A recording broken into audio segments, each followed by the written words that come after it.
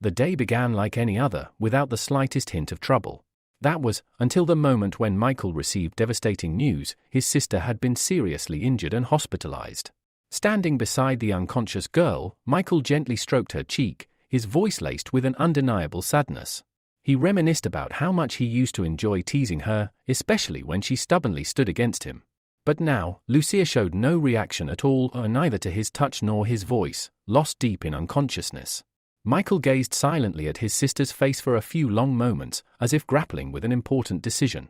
Finally reaching a conclusion, he quietly admitted something he had kept hidden from her all this time. Lucia was not the only one in their family whose abilities had awakened. He had awakened too. Revealing the truth, Michael explained that his ability was called Steal, the power to take the abilities of others.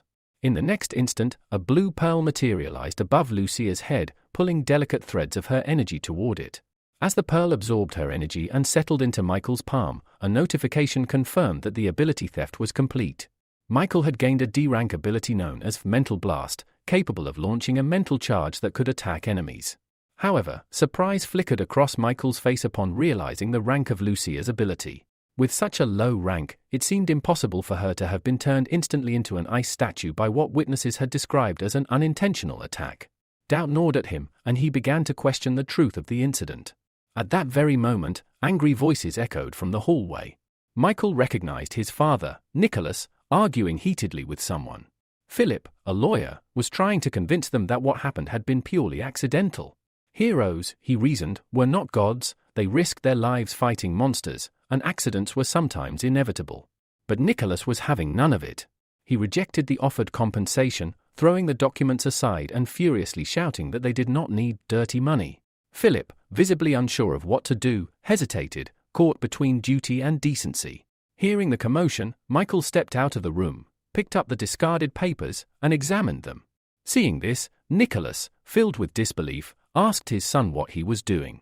Surely they couldn't exchange Lucia's precious life for money?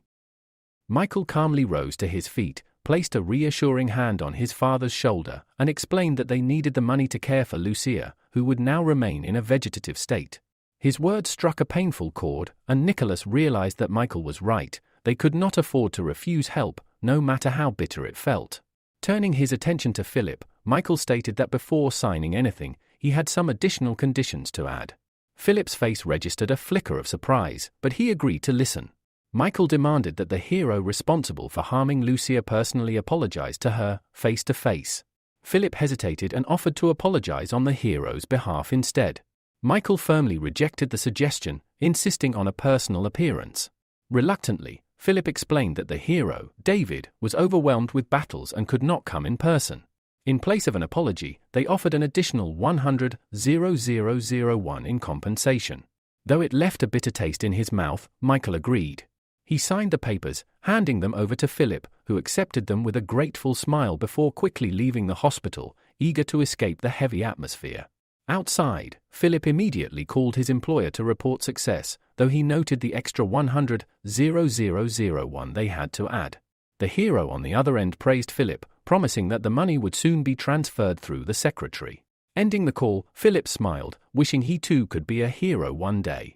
Back in Lucia's hospital room, Michael sat quietly at her bedside. Speaking softly, he asked for her forgiveness for signing the agreement, explaining that the family's situation had left them little choice. He vowed, however, to uncover the truth about what happened. Michael no longer believed in coincidences.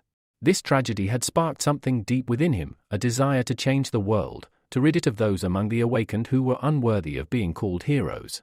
To carry out his plan, Michael moved out of his parents' home and relocated closer to the city center. He quickly found an apartment for a reasonable fee in one of the better neighborhoods. Upon entering the building, he discovered that his new neighbors were already waiting to greet him. A blonde girl introduced herself first, calling herself Diana. She then introduced her friend, Marina, who was sitting beside her, and mentioned that a third girl also lived there but had not yet returned home. Michael was not surprised by their presence. After all, he had signed a cohabitation agreement with them beforehand. Calmly, he introduced himself in return. Diana smiled warmly and suggested celebrating the arrival of their new neighbor. However, Marina declined, explaining that she had planned to spend the evening at the library. As a junior at the university, she was determined not to fall behind in her studies. Diana and the others, she said, could go ahead without her. Michael, noticing the slight disappointment in Diana's expression, reassured her that there was no need for a celebration. He had only just arrived, was quite tired, and preferred to rest. With that, he turned toward his room. Inside, Michael set down his suitcase and immediately collapsed onto the bed. After some time, he pulled his phone from his jacket pocket and began browsing the news. His attention was soon caught by a video that had already gained a significant number of views, showing heroes battling monsters. There were also several videos explaining rare abilities. Around 20 years ago, dark portals had suddenly appeared across the world, allowing monsters to invade. Humanity managed to hold them back thanks to individuals with special powers. Over time, these individuals came to be known as heroes, people admired by both young and old for their strength. To prevent the misuse of their powers, the government had passed the ability law. This law permitted only those who passed official tests and received a hero certificate to use their abilities openly. Watching the footage of the heroes battling monsters, Michael recognized the event where Lucia had been injured. He replayed the video several times but found nothing suspicious. Sighing heavily, he set his phone aside, deciding that tomorrow he would review the footage once more with a clearer mind. When Michael checked his phone again to see the time, he was shocked to realize it was already 2:30 in the morning. Jolting upright, he hurried to wash up and get to bed, knowing he had work early the next day. Gathering his things, Michael stepped out of his room and headed for the bathroom, careful not to turn on the hallway light to avoid disturbing his neighbors. However, after taking only a few steps, he froze. Ahead of him, he spotted a girl barely able to stand, leaning heavily against the wall as she stumbled down the corridor. It was easy to guess that she was the third roommate he had yet to meet. Sensing someone's presence, the girl opened her eyes in a daze, trying to discern who stood before her. Without moving, Michael greeted her politely. Without replying, the girl pushed herself away from the wall and headed straight for the bathroom, mumbling an apology and saying she needed it first. Moments later, she collapsed onto the toilet and vomited, her stomach overwhelmed by alcohol. After a few minutes, the girl, whom he later learned was named Valeria, had fallen asleep right there, leaning against the toilet. Concerned, Michael cautiously entered the bathroom and gently touched her shoulder, asking if she was all right. When he received no response, he paused, contemplating what to do to avoid any misunderstandings later on. Deciding it was best to involve another female resident, he left the bathroom and knocked on Diana's door. After a few moments, he heard soft footsteps, and the door opened to reveal a yawning Diana, her voice thick with sleep as she asked why Michael was awake at such a late hour. Apologizing for disturbing her, Michael quickly explained that Valeria was drunk and needed help. He thought it would be more appropriate if another girl assisted her. Diana sighed, her expression tired. She said it was not the first time Valeria had gotten drunk like this, and told him simply to leave her as she was. She added that she had work early in the morning and immediately closed her door, leaving Michael standing alone in the hallway. Left with no other choice, Michael realized that he was the only one who could help Valeria. Michael returned to the bathroom and once again tried to wake Valeria, hoping to help her get back to her room. However, she did not stir. Her deep sleep seemed undisturbed by his efforts. Not wanting to interrupt her stay in the kingdom of Morpheus, Michael sighed and silently apologized for his next course of action. He carefully lifted the unconscious girl into his arms. As soon as he did, a message appeared before him, revealing a new ability called Brain Overload. This ability allowed a short-term overload of the brain, significantly increasing its computing capabilities. The message also noted that Valeria was unaware of this ability's existence. After reading the message, Michael carefully carried the girl into the living room, where he laid her down on the sofa and covered her with his jacket. With no regrets, he took away her ability, promising that he would repay her once everything was settled. A slight smile tugged at Michael's lips as he wondered what effect the new ability would have on him. The next moment, another message appeared, revealing that brain overload and mental explosion were both related to mental abilities and could be combined. Seizing the opportunity, Michael materialized a blue energy pearl in his free hand and whispered the command to unite them. Instantly, both pearls flew into the air and began to merge. After a few moments, an orange pearl settled in his palm, and with it came another message. Michael had gained the D+ rank Superb Brain ability. This ability automatically sent mental attacks and greatly enhanced his ability to calculate and deduce. Excited by the potential of this new power, Michael considered how it might help him uncover clues in the video of the incident in which his sister had been injured. Several hours later, the bright rays of the sun shone down on the sleeping city. Michael, still deep in the kingdom of Morpheus, continued to dream until persistent knocks on his door interrupted his rest. Sleepily, he climbed out of bed and opened the door, asking who was there. As soon as he saw the figure before him, surprise flashed across his face. Valeria stood in front of him, now awake and dressed simply. Michael noticed she was holding his jacket in her hands. Smiling, she introduced herself and thanked him for his help the previous night. The hero replied that it had been nothing, that he simply couldn't ignore her situation, and that she could call him Michael. Recalling that he had taken her ability the night before, Michael asked if she felt all right or if she was experiencing any discomfort. Valeria assured him that she was fine, having grown used to it, and that he need not worry. At that moment, Alex entered the room, his face lighting up with a joyful smile as he congratulated Michael on his move. When he saw Valeria standing next to him, Alex froze, his expression one of shock. He pointed at her and asked, bewildered, how Michael dared to date someone behind his best friend's back. Michael quickly cleared up the misunderstanding, explaining that Valeria was simply a neighbor. Alex's jaw dropped in surprise, and after a few moments, he straightened up, fixing his hair before clearing his throat. With a sheepish smile, Alex stepped closer to Valeria, extended his hand, and introduced himself as Michael's best friend and colleague. He told her she could call him Alex. Valeria, still a bit confused, shook his hand and introduced herself.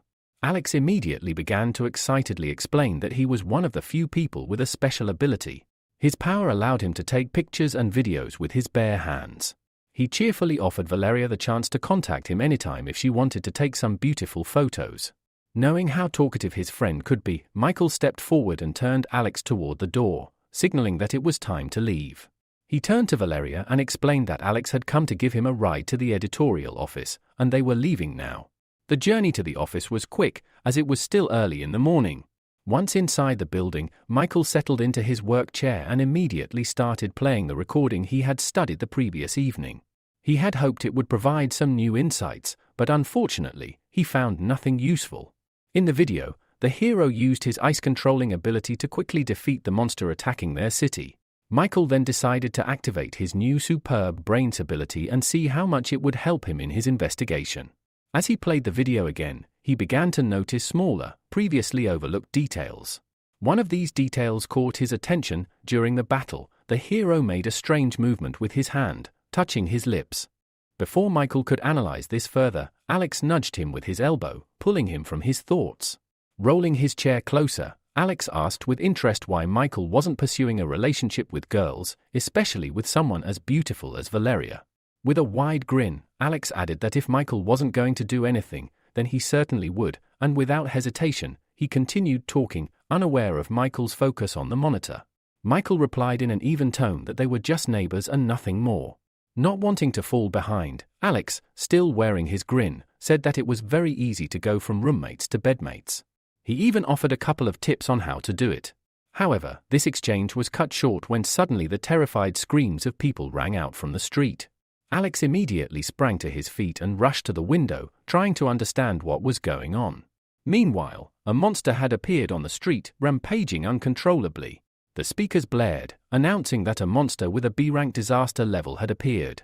People were urged to go to the nearest shelter as soon as possible. The heroes were on their way and would be arriving shortly to ensure their safety. Passers-by followed the advice they had heard and scattered, searching for a safe place to hide. Through the thick columns of dust, a tall figure appeared, walking confidently toward the scene. With a smile on his face, the hero boldly declared that the citizens no longer had anything to fear because the superhero of hot and sour noodles was here. He would not allow anything to happen to their city. When the people saw him, smiles began to spread across their faces. The hero had come to save them. The monster, however, also took notice of its new target. It immediately extended its deadly tentacles toward Adam, who stood bravely before it. Without leaving the window, Alex quickly activated his ability, preparing himself to capture some worthwhile material. He knew that one-eyed killers like this monster not only possessed incredible defense but also had a psychopathic ability for close combat.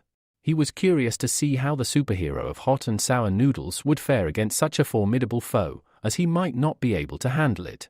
Just as Alex was about to turn to Michael to say something, he was startled to realize that his friend was no longer in the room. Accustomed to Michael's oddities, Alex turned his attention back to the window and raised his hands, activating his ability to take a photo, knowing he could make some extra money from this opportunity.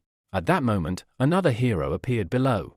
Amelia, known by her nickname Fire Butterfly, flew up to Adam and asked if he needed help. The man didn't even glance her way, keeping his eyes fixed on the monster. He shouted at her that she had arrived just in time and asked her to attack while he held off the creature. Amelia, lacking confidence, replied that the hero of hot and sour noodles could rely on her. Meanwhile, TV channels didn't waste time and began broadcasting the heroic battle live. On the large screen, the dark-haired man, Thomas, criticized the hot and sour noodles hero for being too selfish and narcissistic when he first arrived on the scene. Nathan, sitting next to him, asked why Thomas held such a negative view of the hero. Thomas explained that in order to activate his ability, the hero needed to eat a bowl of hot and sour noodles. As a result, he usually appeared after the other heroes had already exhausted the monster, only to step in and deliver the final blow. A smile spread across the presenter's face as he cheerfully remarked that nothing else was expected from director Thomas. He always had information others didn't know. Clearing his throat, Thomas suggested that they stop the idle chatter and continue watching the live broadcast. Back on the battlefield, the hot and sour noodles hero struck the monster with a powerful attack, knocking it to the ground. As the monster lay motionless, Fire Butterfly, hovering in the air, called for the hero to step aside. The next moment, she extended her hand in front of her, and countless small fire butterflies flew out from her palm, immediately charging toward the monster. Within moments, the monster's massive body was engulfed in her scarlet flames. Adam managed to jump away at the last second to avoid being caught in the fire. Nathan, observing the scene, declared that the monster's life was nearing its end. However, Thomas disagreed. Without taking his eyes off the monitor, he explained that monsters were smarter than people thought. Throughout the entire battle, he had not seen any signs of anxiety from this particular monster. Suddenly, a powerful whirlwind of flames enveloped the monster's body, soaring upwards. The monster, who appeared unscathed, remained standing, its eyes burning with an eerie determination. Adam stood up, his face serious. Looking at the monster, he declared that their enemy had evolved and now possessed a fireproof shield. His words caused a look of horror to spread across Amelia's face, and she asked if the hero of hot and sour noodles could hold out just a little longer until the other heroes arrived. The man hesitated, a recent memory flashing through his mind. His management had told him that if he wanted to become one of the company's most famous stars, he couldn't afford to lose anymore. If he failed, Adam's fame would be significantly diminished, and the company would shift its resources to younger, more promising heroes. The hero realized that if he didn't overcome this challenge now, he might forever lose his place as the senior leader in the company. Meanwhile, Michael had been watching them from a safe distance, his palm raised to his lips. Adam popped a small pill into his mouth. Despite the distance between them, Michael noticed the pill, and a look of surprise crossed his face when he recognized it. He had seen such a pill before. Suddenly, one of the monster's tentacles grabbed Fire Butterfly's body, squeezing it with terrifying force. Amelia screamed in fear, calling out to Adam for help. The tentacle tightened its grip, and more of the monster's limbs rushed toward her at high speed. In a panic, Amelia shut her eyes and screamed that she didn't want to die. Then, one of the monster's tentacles detached from its body. The monster froze, looking at its severed limb, which had just moments ago been holding its captive. The hero of hot and sour noodles had arrived in time, saving Amelia from certain death. Nathan, watching the scene, joyfully slammed his fist on the table. He turned to the rest of the audience and explained that the hot and sour noodles superhero could only maintain his fighting form for 15 minutes. However, this time, he had not only lasted longer but had also become stronger than before. The inspired man jumped to his feet and, raising his clenched fist, shouted that their hero had not yet aged. Thomas, on the other hand, showed restraint, unlike the overly emotional presenter. Though he didn't voice it, it was clear he was pleasantly surprised by this turn of events. However, he was not allowed to finish speaking, as Nathan's expression instantly grew more serious. He sat back down, his eyes glued to the monitor. The one-eyed monster was attacking again. The monster's tentacles sharpened and rose into the air. The next moment, as they rushed toward Adam, a terrible roar echoed, and thick clouds of dust and small fragments of stone surged into the air. The hero, surrounded by blue lightning, managed to withstand the attack, his powers protecting him. Smirking, he declared that it was too weak. Then, with a furious cry, Adam launched himself from beneath the pile of stones. The monster didn't even have time to react before its limbs were severed and its body pierced through in an instant. Adam had put all his strength into this blow, successfully counterattacking his enemy. With a smile on his face, he watched as the monster's body, paralyzed by lightning, remained frozen in the air for a few more moments, while its tentacles rapidly fell to the ground.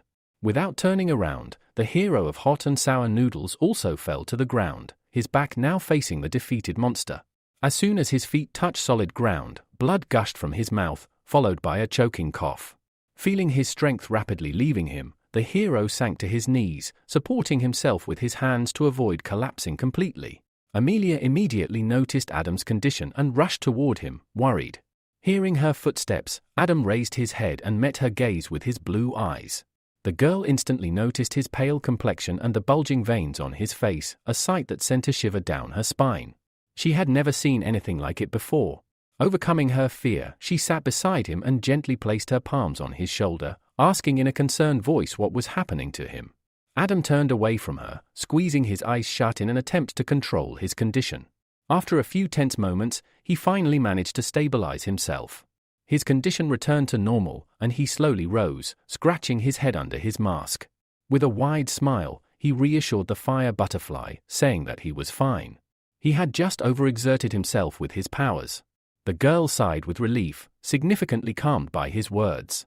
Afterward, the hero of hot and sour noodles helped her to her feet, and together, they accepted the well-deserved praise from the residents whose lives they had saved. Michael, who had been watching from his hideout, finally decided it was time to leave.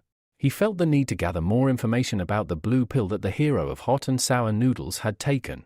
However, just as he prepared to move, something caught his eye, a barely perceptible movement from the slain monster. He paused, frowning, and looked toward the creature. But when nothing appeared out of the ordinary, he shrugged, deciding it must have been his imagination. However, the next moment, a smaller version of the one-eyed monster crawled out from beneath the fallen creature's body. It began to frantically scan the surroundings. Noticing Matt standing nearby, the monster lunged in his direction, its eyes never leaving him. The hero, thinking quickly, reasoned that since the one-eyed killer's physical and elemental defense was too high, the most likely weak point would be its mental defense. As the monster covered the distance between them, it shouted that it would take revenge on the hero of hot and sour noodles once it found a new master and absorbed enough energy. For now, it planned to make the nearby man, who seemed quite nutritious, its new master. All this time, Michael continued to stand relaxed, never taking his eyes off the monster. As the creature got closer, a grin spread across Michael's face. He saw this as an excellent opportunity to conduct an experiment. With that thought, Michael extended both hands in front of him and activated his mental blast ability, directing it at the monster. The one-eyed killer froze in shock and bewilderment. Barely a couple of seconds passed before the small creature fell dead to the ground, never reaching the hero. Amelia, who was about to return, turned around when she felt a surge of power nearby. Realizing someone had used their ability, she quickly registered that Michael was the source of the energy. Meanwhile, Michael approached the fallen monster, grabbing it by its numerous pink tentacles to confirm if it was really dead.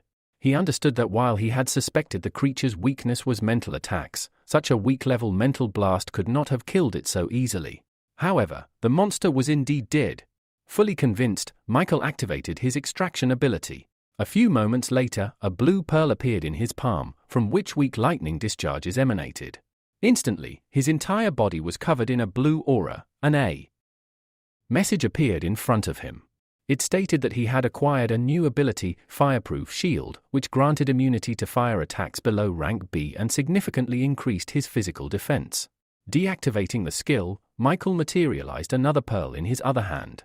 He gazed at the blue and orange pearls in his palms and muttered to himself, the phrase, "No matter how strong an ability is, it will always have a weak spot that doesn't apply to me." Suddenly, a puzzled voice rang from above. It was Amelia, flying over the buildings in search of the source of the recent surge in energy. Michael quickly ducked behind the nearest building, hiding in the shadows. It wasn't yet time for the other heroes to discover his existence. Moments later, Amelia landed nearby, looking around, certain that the energy had originated from this location. During this time, Michael had managed to put on a mask that completely concealed his face, along with a long dark cloak. From his hiding place, he called out loudly, "Who are you looking for?" Amelia immediately turned toward the voice and asked, "Are you the one who just used your ability here?" Michael hesitated for a few moments before stepping out of his hiding spot. He answered, "Yes, it was me." When Michael was only a few meters away from her, Amelia eyed him suspiciously and asked, "Are you a hero?" "I've never seen you before." Michael shook his head and replied, "I'm not a hero. I'm just a passerby who helped clean up." With that, he threw the dead carcass of the monster he had killed in her direction. Amelia's face displayed surprise when she saw a miniature clone of the one-eyed killer land before her. She shifted her uncertain gaze to the stranger, wondering how such a powerful and dangerous monster had been destroyed single-handedly. Despite this, she reasoned that, since he was not a hero, he shouldn't be using his abilities without permission. Michael remained calm throughout their interaction. The silence between them stretched on, and after some time, the hero decided that his work here was done. There was no reason for him to remain, so with purposeful strides, he began heading toward the girl, planning to pass her by. But before he could, Amelia stepped to the side and extended her hand, blocking his path. Overcoming her shyness, she shouted, "You've used your ability illegally. You'll have to come with me to the Hero Association for a checkup." Michael looked down at Amelia, his gaze pointed as he asked her if she truly believed she could stop him. In response, fiery wings materialized behind the girl, and she soared into the air.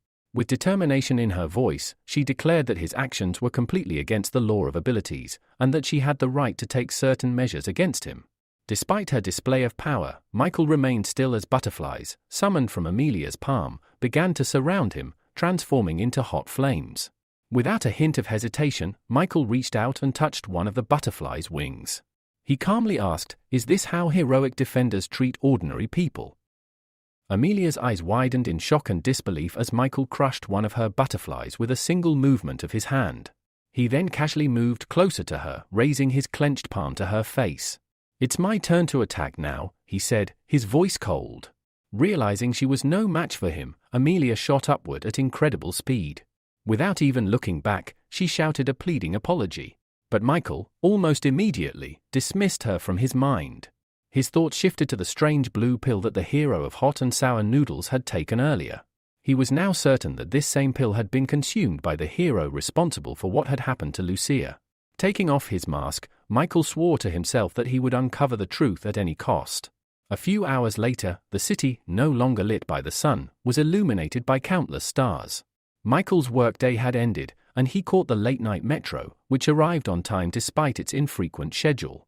Sitting on the bench, Michael reasoned that, in order to avoid drawing unwanted attention to himself, he should stop collecting others' abilities.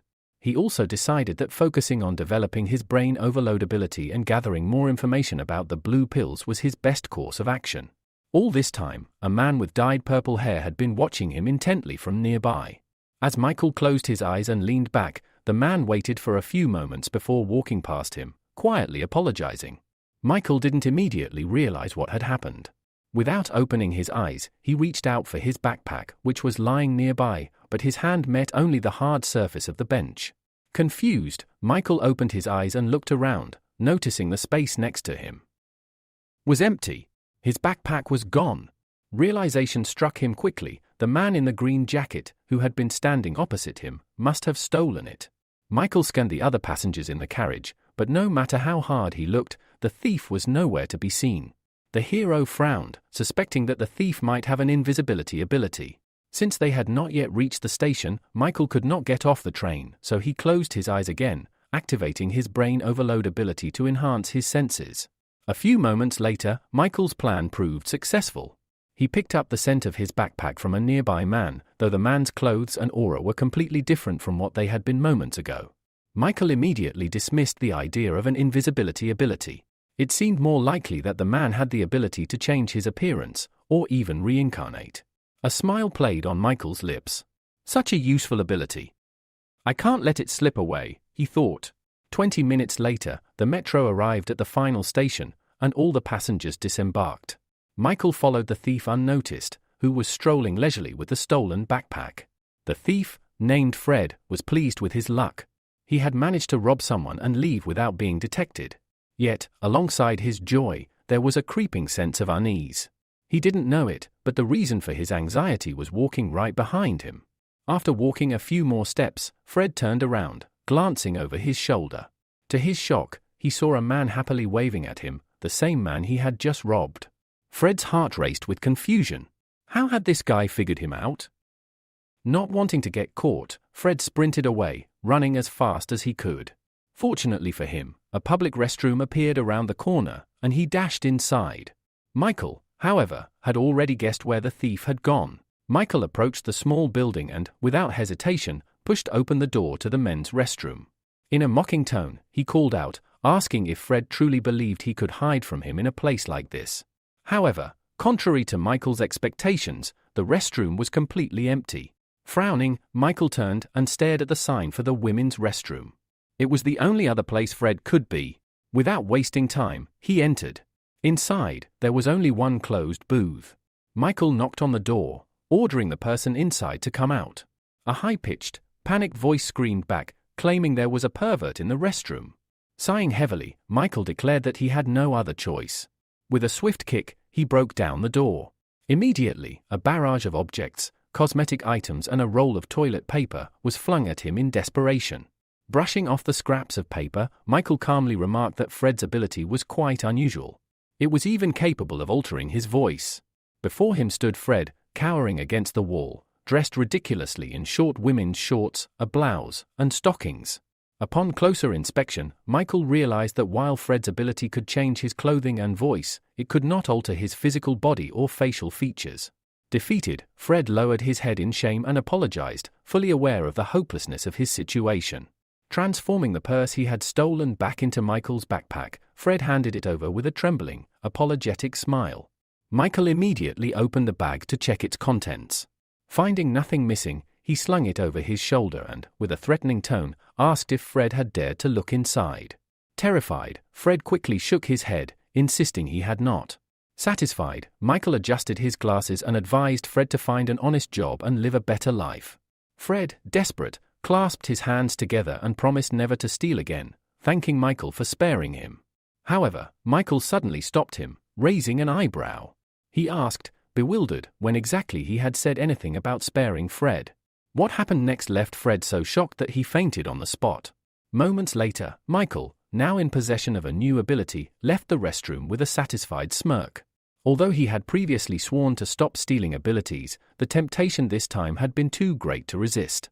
The ability, called changing clothes, allowed him to instantly change his outfit with a simple motion and even provided additional storage space. Eager to test it, Michael activated the ability before stepping outside. Instantly, his appearance transformed. The plain clothes he wore were replaced with a stylish black suit, jacket, shirt, tie, and trousers. His glasses were replaced by sleek contact lenses. Admiring his reflection briefly, Michael thought to himself how incredibly convenient this new skill was. Just then, two police officers approached. They explained they had received a report about someone shouting about a pervert in the women's restroom and asked if Michael had witnessed anything. Calmly, Michael nodded and pointed toward the restroom, claiming he had seen a suspiciously dressed pervert there. A few minutes later, the officers emerged, dragging the unconscious Fred between them. Michael watched the scene without a hint of guilt.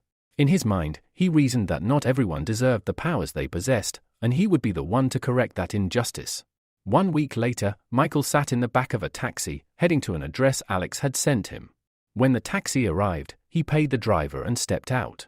There, waiting at the entrance, was Alex, who greeted him enthusiastically, waving and smiling as if he had been waiting for hours. Michael, however, was not in a joyful mood.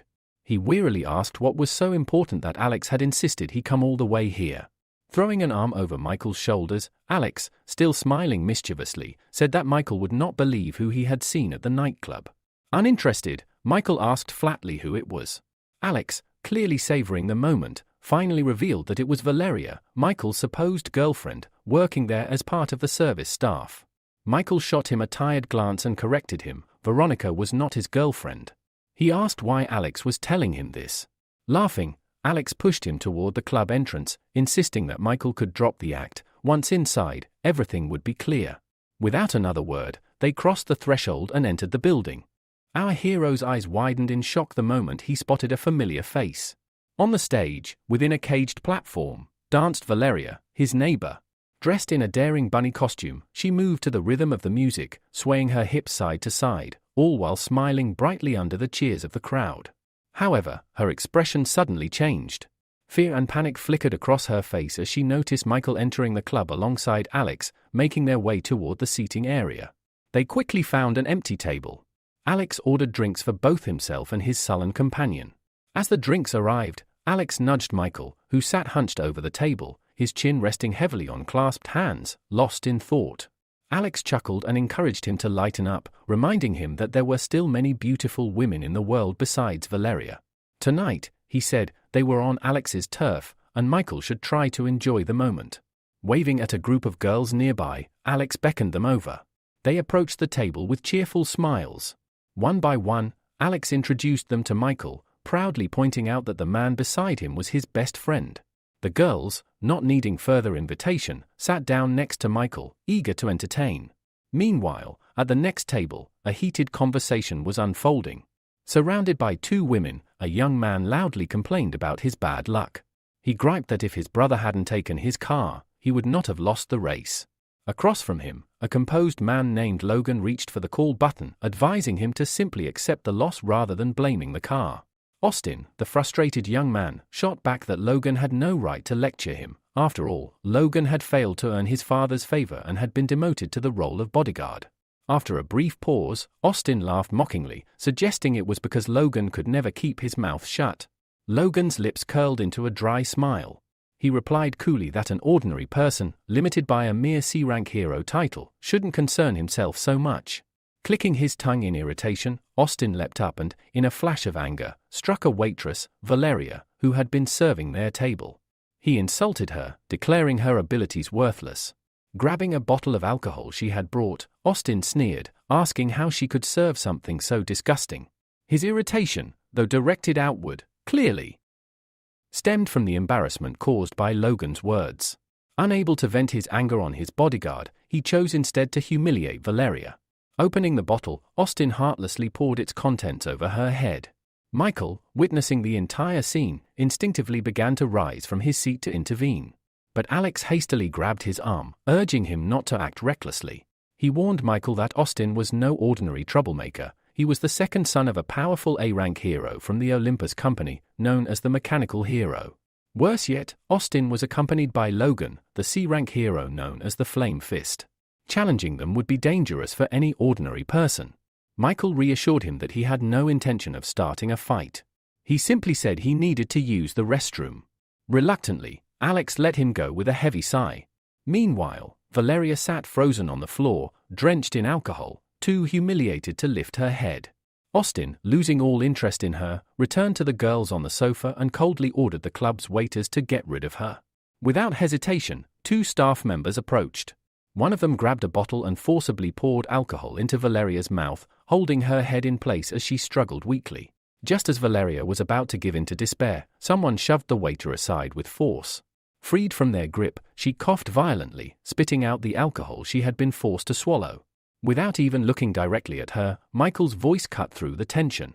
He said calmly that he had heard the son of the mechanical hero was present. Logan immediately stiffened, sensing the seriousness in Michael's tone. He asked sharply who Michael was. Seated casually in a chair opposite them, Michael replied with a cool demeanor that he was simply someone looking to make a deal with young Master Austin. Austin, pouring himself another drink, glanced lazily at Michael and asked what kind of deal he was proposing. Logan, growing increasingly uneasy, leaned in and suggested it was already late, they should leave immediately. Austin bristled at the suggestion. Furious, he hurled his bottle at one of the nearby security guards, shouting that no one should interfere with him. The moment Michael mentioned a deal, Austin's demeanor visibly darkened.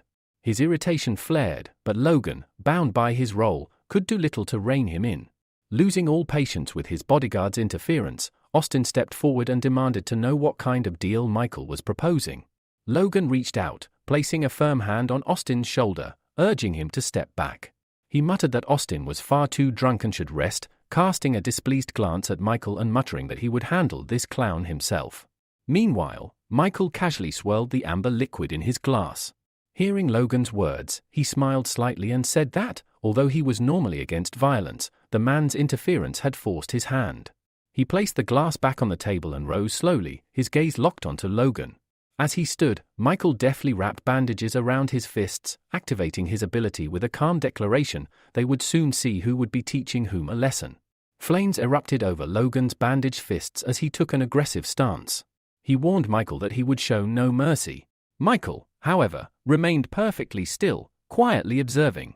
By now, a crowd had gathered, drawn by the prospect of witnessing a live fight between heroes. Amid the growing excitement, Valeria, with the help of a friend, managed to retreat toward the restroom to clean herself up. Without hesitation, Logan launched his attack. As he closed the distance between them, confusion flickered across his face. Michael wasn't moving, nor did he seem prepared to dodge. Just as Logan's flaming fist neared, Michael simply sidestepped effortlessly, asking mockingly if that was the best Logan could do. Logan sneered, declaring that no opponent had ever survived this technique. Waving his hand, he unleashed a massive torrent of flames toward Michael. The clubgoers gasped in terror and scattered, fearful of being caught in the blast. The flames were so intense it seemed the entire place might be reduced to ashes. Yet, from within the inferno, no screams were heard. A moment later, a hand calmly emerged from the swirling flames. The fire dissipated as if snuffed out by an invisible force, revealing Michael standing unharmed, his clothes, even his cloak, perfectly intact. Logan's expression twisted in disbelief. Deciding it was time to end things, Michael extended his palm and launched a mental assault. Logan barely had time to process what was happening before his face paled, his body freezing in place. Approaching swiftly, Michael struck him sharply on the side of the neck. Logan collapsed instantly, unconscious before he hit the ground. A stunned silence fell over the club. Austin, who had been watching from the sofas, suddenly sobered. Fear gripped him as he realized that Fire Fist, his personal bodyguard, had been defeated with a single blow. Ignoring the wide-eyed stares from the crowd, Michael crouched beside Logan and pressed his hand against his chest, extracting his ability without hesitation. It was over within moments. Now, Flame's strike was his to command. Rising calmly, Michael began walking toward Austin. Panic flashed across the young man's face. His remaining guards quietly slipped away, abandoning him to his fate. Frantically glancing around the club for any savior, Austin realized no help was coming. Forcing a shaky smile, he stammered, asking what deal Michael had wanted to discuss earlier. If it was money he needed, Austin promised he could transfer any amount immediately. Michael ignored the desperate offer. Closing the distance, he seized Austin by the throat and effortlessly lifted him into the air. Austin clawed at Michael's hand, trying to break free, but the grip was unrelenting. Choking and gasping, Austin managed to rasp out a question. Did Michael even know who his father was? Michael's gaze remained cold. He answered that he knew very well. Austin was the son of the mechanical hero. Then, he added flatly, and what exactly is that supposed to mean now? Austin, gasping for air, croaked that if Michael killed him now, his father would definitely hunt him down and take revenge. But instead of finishing him off, Michael pulled Austin closer and whispered that he had no intention of killing him, he simply wanted to share something with him. Confused and wary, Austin asked what exactly he meant. Michael responded with a question of his own. Did Austin want to gain an ability? The suggestion stunned him. Still kneeling on the floor, Austin rubbed his sore neck and stared up in disbelief. An ability wasn't something anyone could just hand out, only special circumstances or rare talents allowed such a thing. Scoffing, he accused Michael of thinking himself a god. Michael only sighed heavily. Without arguing, he turned and tossed a small piece of paper toward Austin. Calmly, he told him that if he truly wanted an ability, he should come alone to the address written there in exactly 7 days. Without waiting for a reply, Michael left the stunned young man behind. Outside, he quickly changed back into his casual clothes. As he stepped into the fresh night air, his phone rang. It was Alex, his voice slightly frantic, asking where Michael had gone. Michael simply replied that it was too noisy inside and he had stepped out for some air. When he asked if something serious had happened, Alex relaxed and joked that Michael had missed quite a show. He told Michael to wait outside, he would join him shortly, and they could grab some food together while he filled him in. Ending the call, Michael gazed up at the night sky, a small smile playing on his lips. The first phase of the plan was complete. Now, all he had to do was wait for Austin to take the bait. His real target lay within Olympus, the fastest path toward achieving his greater goal. Hours later, an emergency meeting was called at the headquarters of Olympus. All eyes were fixed on a large screen displaying CCTV footage of the fight between Fire Fist Logan and the masked stranger, Michael. Gilbert, Austin's father, and a prominent figure in Olympus, sat silently, watching every second. When the video ended, he finally spoke, asking the room for their thoughts. The ice adventurer spoke first, pointing out that the masked individual had used his hand like a blade to defeat Logan in an instant. Judging by his ability, the attacker was almost certainly above B rank. Another man sitting nearby disagreed slightly, saying it wasn't simply a knife strike. He emphasized that Logan had fallen the moment the masked man made a mysterious motion with his hand.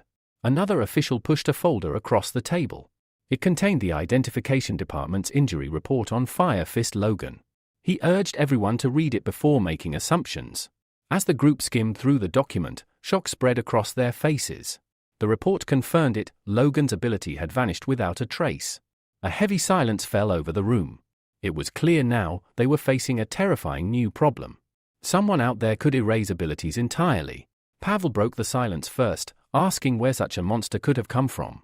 Edgar responded grimly, saying that, to his knowledge, only one person ever possessed such an ability, an S-rank hero. Gilbert turned to him sharply, asking if he meant the hero. Before Edgar could fully respond, Sam leapt up, shouting that it was impossible. The transporter, the hero in question, was already an old man with one foot in the grave. There was no reason for him to reappear now and cause chaos. Edgar sighed heavily. He warned that Olympus wouldn't be able to handle this matter on its own and that they were obligated to report it to the Hero Association. But Pavel, raising an eyebrow, scoffed at the idea. A person with such a terrifying ability would be seen as a living weapon. No organization would willingly expose him. No one would report someone that valuable. Gilbert nodded in agreement. He decided that, for now, Olympus would keep this incident a secret. Another buried truth, hidden within their company. He ordered everyone to leave, needing time alone to think. Meanwhile, Austin had made it home safely. Morning light streamed through his windows as he lay on his bed, the small piece of paper in his hand. He couldn't stop thinking about it. An ability, his very own ability. His mind raced through endless scenarios, wondering what Michael would want in return. It had to be something serious. Michael had emphasized this was a deal after all. But Austin eventually pushed the questions aside. None of it mattered compared to the prize. In just a few days, he would gain the power he had always longed for. At the same time, Michael met with Alex in front of a museum. Alex, looking curious, asked why Michael had called him there. Alex explained that he had dragged Michael to the museum because he wanted to learn more about monsters, so he would know how to better hide when encountering one. Hearing this, Michael couldn't help but fall into thought. Maybe he could even attempt something riskier, like extracting an ability from an S-rank monster. As they walked inside, they accidentally brushed past two girls who were chatting happily near the entrance. Michael shot Alex a displeased look, accusing him of coming here not to study monsters but to flirt with girls. Alex grinned mischievously and admitted it openly, saying, "Everyone knows the prettiest girls hang out here. How could I miss a chance like that?" Rolling his eyes, Michael pointed somewhere deeper into the museum, muttering that unlike Alex, he actually came here for serious business. Soon, they approached one of the grand exhibits, the electric Tyrannosaurus, an S-rank monster that had once terrorized the city. Standing over 7 meters tall, it had unleashed devastating electric blasts, paralyzing the city and causing the deaths of 5 A-rank heroes and 20 B-rank heroes. Even now, the creature's preserved body seemed alive. Tiny discharges of lightning still crackled across its scales. Without warning, a beam of electricity shot from its mouth toward one of the display walls, startling nearby visitors. Alex watched in awe, amazed that even death hadn't stripped the monster of its terrifying power. Meanwhile, Michael remained calm, studying the beast with sharp interest. He slowly extended his palm toward the dragon, imagining how incredible it would be to harness such an ability. But before he could make contact, a security guard barked at him, baton in hand, demanding to know what he was doing. Michael quickly smiled and flashed a journalist's ID, claiming he was here to write an article about monsters. The guard narrowed his eyes, inspecting the card carefully. Eventually, he grunted and said Michael could look, but absolutely no touching was allowed. Michael cast a glance toward Alex. Understanding immediately, Alex nodded with a sly smile and approached the guard, distracting him with idle chatter, especially about where the cutest girls in the museum were. While the bewildered guard was being led away, Michael seized the opportunity. He reached out and placed his palm against the electric Tyrannosaurus, initiating an extraction. At once, he felt resistance. The monster's ability was still there, but extracting it was unusually difficult. Minutes dragged by before he finally succeeded. A small, purple pearl materialized in his palm. Examining it, Michael's heart sank. E rank. The extracted ability was so weak that it could barely be used to charge a phone. He stared up at the electric Tyrannosaurus, baffled. How could an S-rank monster produce such a low-level ability? Thinking it over, he realized the likely reason: the monster had been dead for too long. Back when he fought the one-eyed killer, there had still been life left in the creature, allowing a proper extraction. With a sigh of disappointment, Michael wandered through the rest of the museum, hoping to find something better.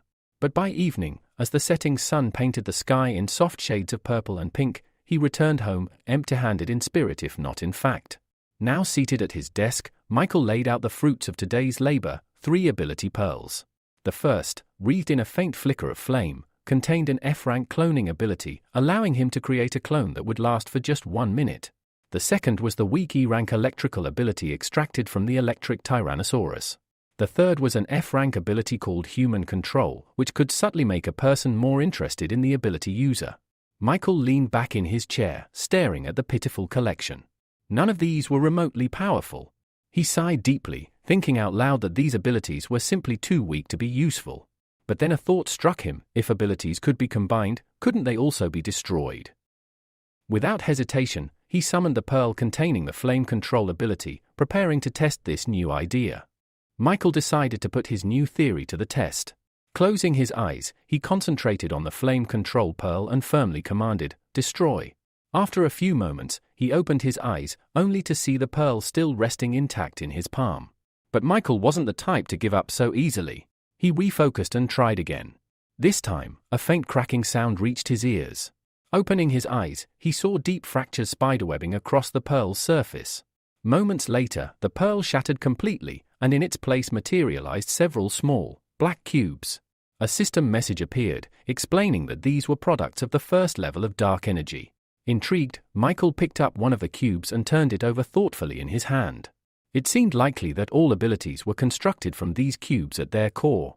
Now, he had confirmation: not only could he extract abilities, but he could destroy them as well.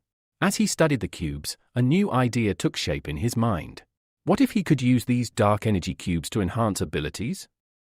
Without hesitation, Michael summoned the human control pearl he had collected at the museum. Bringing it together with one of the black cubes, he watched as the two began to fuse. After a brief process, a new message popped up: ability enhancement successful. The human control ability had advanced from F-rank to E-rank. Now, instead of merely making someone interested in him, he could exert actual mental influence, subtly manipulating thoughts and emotions to carry out scams or sway decisions. Michael stared at the upgraded pearl in amazement. He hadn't truly expected it to work. Laying the enhanced pearl aside, he looked at the remaining black cubes with satisfaction. Possibilities danced through his mind. Maybe, just maybe, he could even create an S-rank ability of his own. Suddenly, loud voices echoed from the hallway outside his room. Among them, he distinctly recognized Valeria's voice, frantic and distressed.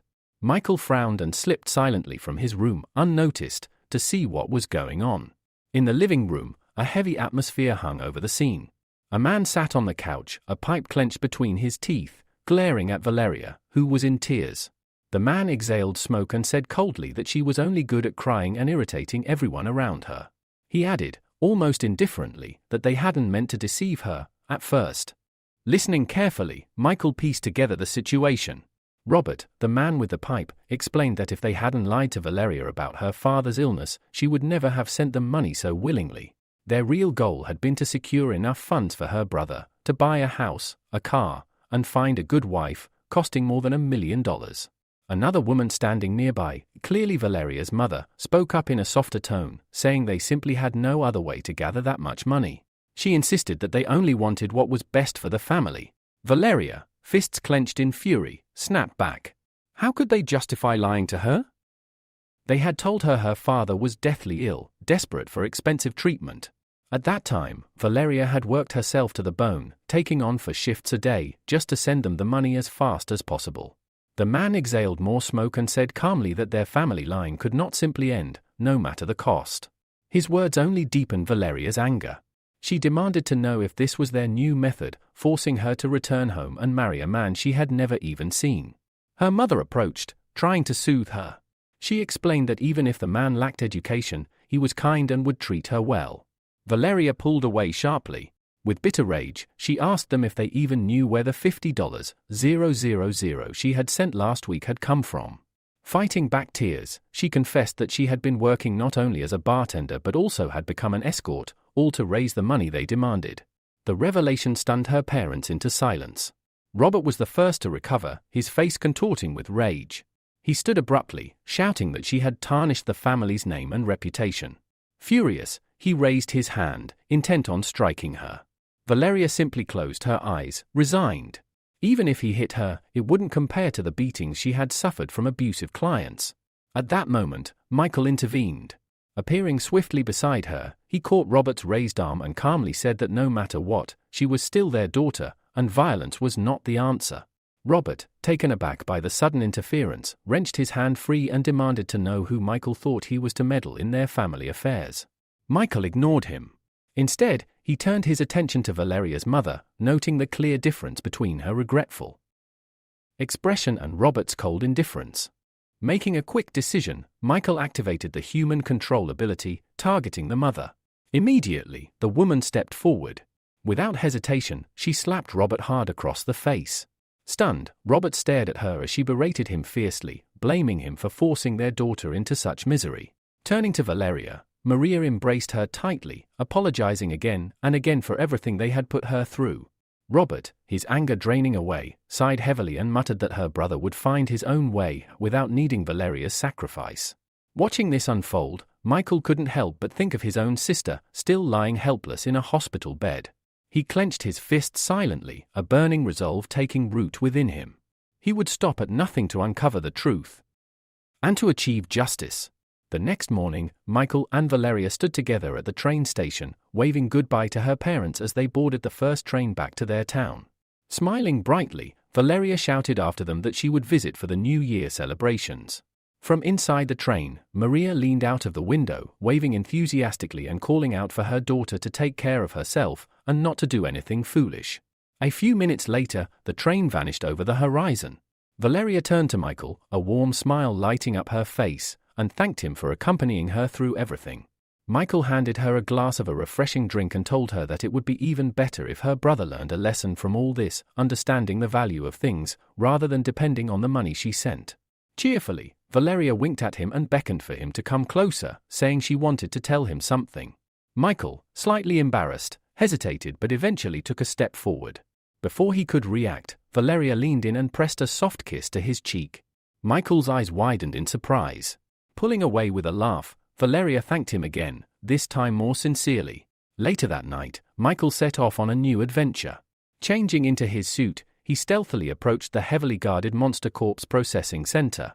Security looked tighter than usual, and he pondered the best way to get inside without alerting anyone. Just then, a truck appeared from around the corner, heading straight toward the facility. Sensing an opportunity, Michael acted quickly, ducking underneath the vehicle and grabbing onto the crossbar, pressing himself flat against the undercarriage to stay hidden. Breathing a cautious sigh of relief, he thought he was in the clear until he realized he wasn't alone.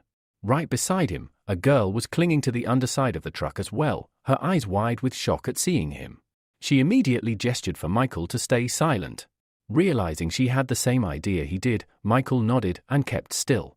However, when the truck hit a bump, they were jolted violently, and he accidentally pressed even closer against her, earning a glare of irritation. Trying to break the tension, Michael whispered an awkward greeting, calling their meeting an incredible coincidence. The girl, clearly unimpressed, snapped that it wasn't a coincidence at all, it was a disaster. She insisted that they should ignore each other completely and act independently, relying solely on their own abilities. Introducing herself formally, she said she was Anna Cott, a representative of the F Chamber of Commerce, and then demanded to know who he was. Michael introduced himself in turn. Anna, looking ahead, informed him that they were close to the unloading zone, but with the way they were tangled together, she wouldn't be able to dismount properly. Before she could finish, Michael cut her off, telling her to hold on tight. Without warning, he jumped off the moving truck, holding her protectively. Twisting midair, he absorbed the impact when they hit the ground. For a moment, they lay stunned. Clearing his throat, Michael tried to get up but found he couldn't. Anna was still pressed against him. Half joking, he asked how much longer she planned on hugging him. Blushing furiously, Anna scrambled to her feet, turning away to hide her embarrassment. She irritably shouted that if the situation hadn't demanded it, she would never have hugged him in the first place. Eventually, they made it inside the processing center. Wandering through the dimly lit halls, they found the monster processing room. Anna, noticing Michael's wide-eyed look at the grotesque surroundings, teased him and asked if he was a rookie. Michael admitted honestly that he was. He said he would gladly follow the guidance of someone more experienced. Smirking, Anna decided to take him under her wing. Since he was being so open, she said she would allow him to tag along. Leading the way, Anna stopped before a huge table where the corpse of a massive werewolf lay. Explaining her mission, she said that her boss needed white chest fur from this particular monster. Drawing a knife, she climbed onto the table and skillfully sliced off a small tuft of fur. Summoning a special bag, an ability called storage bag, Anna carefully tucked the valuable material away, smiling with pride. Looking at Michael, she boasted about her bag's impressive capacity, saying her task here was now complete. While she was distracted by her speech, Michael seized the chance to extract an ability from the werewolf's corpse. A system message appeared, acquired ability, metal transformation. It granted the power to alter the appearance and structure of any metal. Just then, alarms suddenly blared throughout the building. Both Michael and Anna stiffened in horror. Seconds later, a man in a white lab coat burst into the room, terror-stricken and sobbing. He screamed that the monster in the next room wasn't dead after all. Before anyone could react, a grotesque limb whipped out of the adjacent doorway, coiling around him like a serpent. The man cried for help as he was dragged away, disappearing into the shadows. Michael and Anna stood frozen as the lab doors slammed shut behind him. Anna let out a shaky sigh and reached toward her cloak. Anna, still trembling, leaned against Michael and asked him to support her. Her legs had gone weak from the shock and fear. Just as she spoke, she felt a faint touch on her shoulder. Before she could even react, a slimy tentacle wrapped tightly around her waist, yanking her violently toward the exit. Michael lunged after her, but the room was too dark to see anything clearly. Without hesitation, he summoned his ability, calling forth a sphere of flame that burst into existence above the ceiling, casting light across the chaotic scene. Illuminated by the fire, Michael spotted the monster dragging Anna away. Without wasting a second, he sprinted after them. However, the monster was astonishingly fast, slipping away into the darkness ahead. As Michael chased it, he noticed the rows of metal lockers lining the walls. An idea sparked. He immediately activated his newly acquired ability, metal transformation. In an instant, the metal lockers began to ripple and reshape under his will, transforming into long, bladed tentacles. With a mental command, Michael launched them toward the fleeing creature. In just a few strikes, the sharp iron limbs managed to slice through the monster's grasping tentacle, severing it and freeing Anna. Michael rushed to her side as she collapsed onto the floor, pale and shaken. Breathing heavily, he asked if she was all right. Anna pushed herself up and kicked away the severed limb with a grimace, noting with disgust that the hooks along its surface were brutally sharp. As she turned her head, Michael's floating fireball drifted deeper into the corridor, illuminating the nightmare that awaited them. There, standing before them, was the monster in full. Its grotesque body was composed entirely of countless writhing tentacles, coiling and slithering as if with a mind of their own. The creature wore a horrifying bone mask, and from behind it, the tentacles twitched and shivered. Scattered around the monster were other victims, captives entangled in its limbs, desperately crying out for help. Anna's face paled further, a look of pure confusion and terror overtaking her. She had never encountered anything like this. The monster, sensing their presence, let out a low, guttural noise. Then, with terrifying speed, its tentacles sharpened into deadly points and lunged straight toward them. Reacting instinctively, Michael swept his arms outward and again transformed the nearby metal lockers, pulling them together into a massive shield. The creature's tentacles struck relentlessly, pounding against the metal barrier. Michael gritted his teeth and held firm, using the makeshift shield to block each violent attack. Blow after blow rained down, the force behind each one immense. Suddenly, one especially powerful strike crashed against the shield, tearing a chunk of it away. Anna screamed, seeing the shield visibly weaken. Terror in her voice, she shouted to Michael that the shield wouldn't last much longer, and he had to come up with something else, fast. As the monster's tentacles surged toward them, the girl panicked once more. She collapsed onto the floor, covering her head with her hands, and screamed that they were doomed to die there, eaten alive by the creature. Still holding his shield, the hero silently agreed with Anna. He realized he would not be able to withstand the monster's assault for much longer and frantically began searching for a way to escape. Then, a flash of memory struck him. He remembered spotting several canisters of gasoline nearby. Without wasting time, he called out to his partner. Michael told Anna to calm down, assuring her that he had thought of a way they might escape. Anna looked up at him with hope shining in her eyes and immediately asked what his plan was. But instead of explaining, Michael moved into action. He separated one of the metal rods from his shield and, with a wave of his hand, hurled it toward the side. The metal, yielding easily to his will, bent like a ribbon under his control. The rod struck the gasoline canisters, flinging them high into the air. Then, still under Michael's guidance, the rod continued its movement, this time aimed directly at the monster's body. Simultaneously, Michael divided the floating fireball he had conjured into several smaller ones, maneuvering them dangerously close to the airborne canisters. Without hesitation, he grabbed Anna by the hand and sprinted away from the scene. Moments later, a tremendous explosion erupted behind them, a wave of intense heat lashing at their backs. The other prisoners, who had also been held captive by the monster, seized the moment and broke free. They, too, ran toward the exit with all the strength they could muster, leaving the monster trapped within a raging inferno. However, Michael's plan did not succeed as perfectly as he had hoped. The explosion had failed to kill the creature. One of the monster's massive tentacles shot out, pursuing them relentlessly. Anna was once again teetering on the brink of death, until, out of nowhere, a figure appeared. With a swift strike, the newcomer severed the tentacle and then positioned himself directly in Michael's path, blocking further escape. The man glared at them with a cold, commanding look and, in a voice filled with menace, demanded to know if they were the thieves responsible for reviving the monster and unleashing it upon the area. Anna, bristling with irritation, stepped defiantly out from behind Michael. She demanded to know who he was and why he was spouting such nonsense. The stranger, glaring at her from beneath heavy brows, replied sharply that she was far too disrespectful for someone of her age. Anna fired back with even greater irritation, accusing him of being the one disrespectful toward young people, despite being nothing more than an old man himself. Throughout their argument, Michael remained silent, scrutinizing the man closely. There was something familiar about him. Searching his memory, Michael suddenly recalled, this was Simon Kurd, the hero who had defeated King Kong Berserker 10 years ago. Stepping forward, Michael placed himself protectively in front of Anna and offered Simon a respectful apology for his partner's behavior. Simon let out a low chuckle and turned his gaze back to the monster, commenting that Michael was certainly more polite than the girl. Yet, he added, he had no time to waste, the monster needed to be dealt with first. Without another word, Simon leapt into action. He drew the sword slung across his back and shouted, "Polar Star Attack, Style 1, Greedy Wolf Strike." A torrent of energy burst from his blade, manifesting as a massive wolf. With just a few swift slashes of its claws, the spectral wolf severed several of the monster's tentacles before disappearing as quickly as it had appeared. Michael and Anna watched in stunned silence. Michael, almost in awe, muttered that if this truly was the legendary Polar Star Attack, then inherited power, then even warriors with S-rank abilities would be forced to retreat.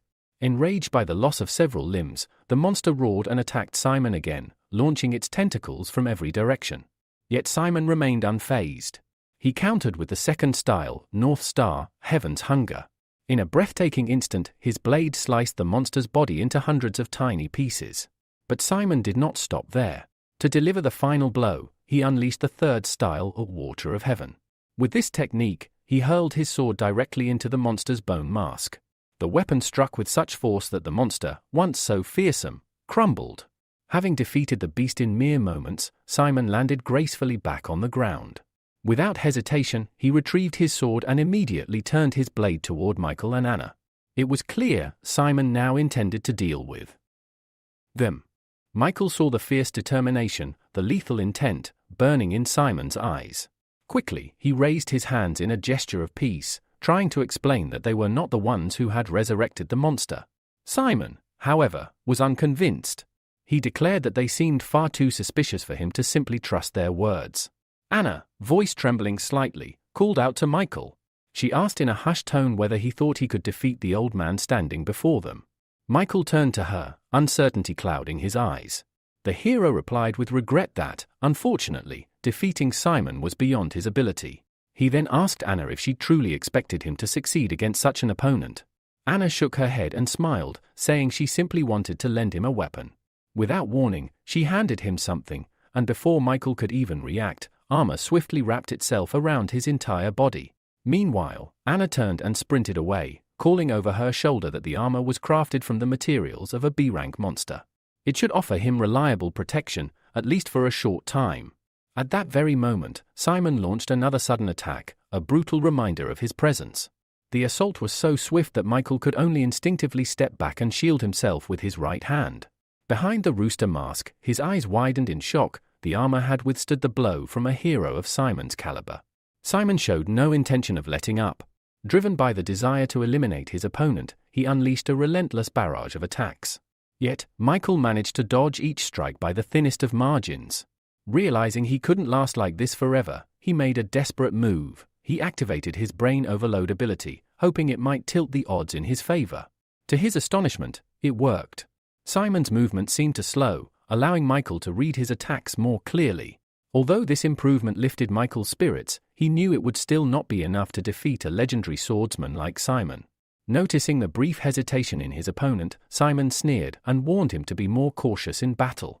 Without giving Michael a chance to recover, he targeted an open spot and lunged forward. Michael stood frozen in horror. There was no way to dodge in time. His only chance was to maximize his human control ability.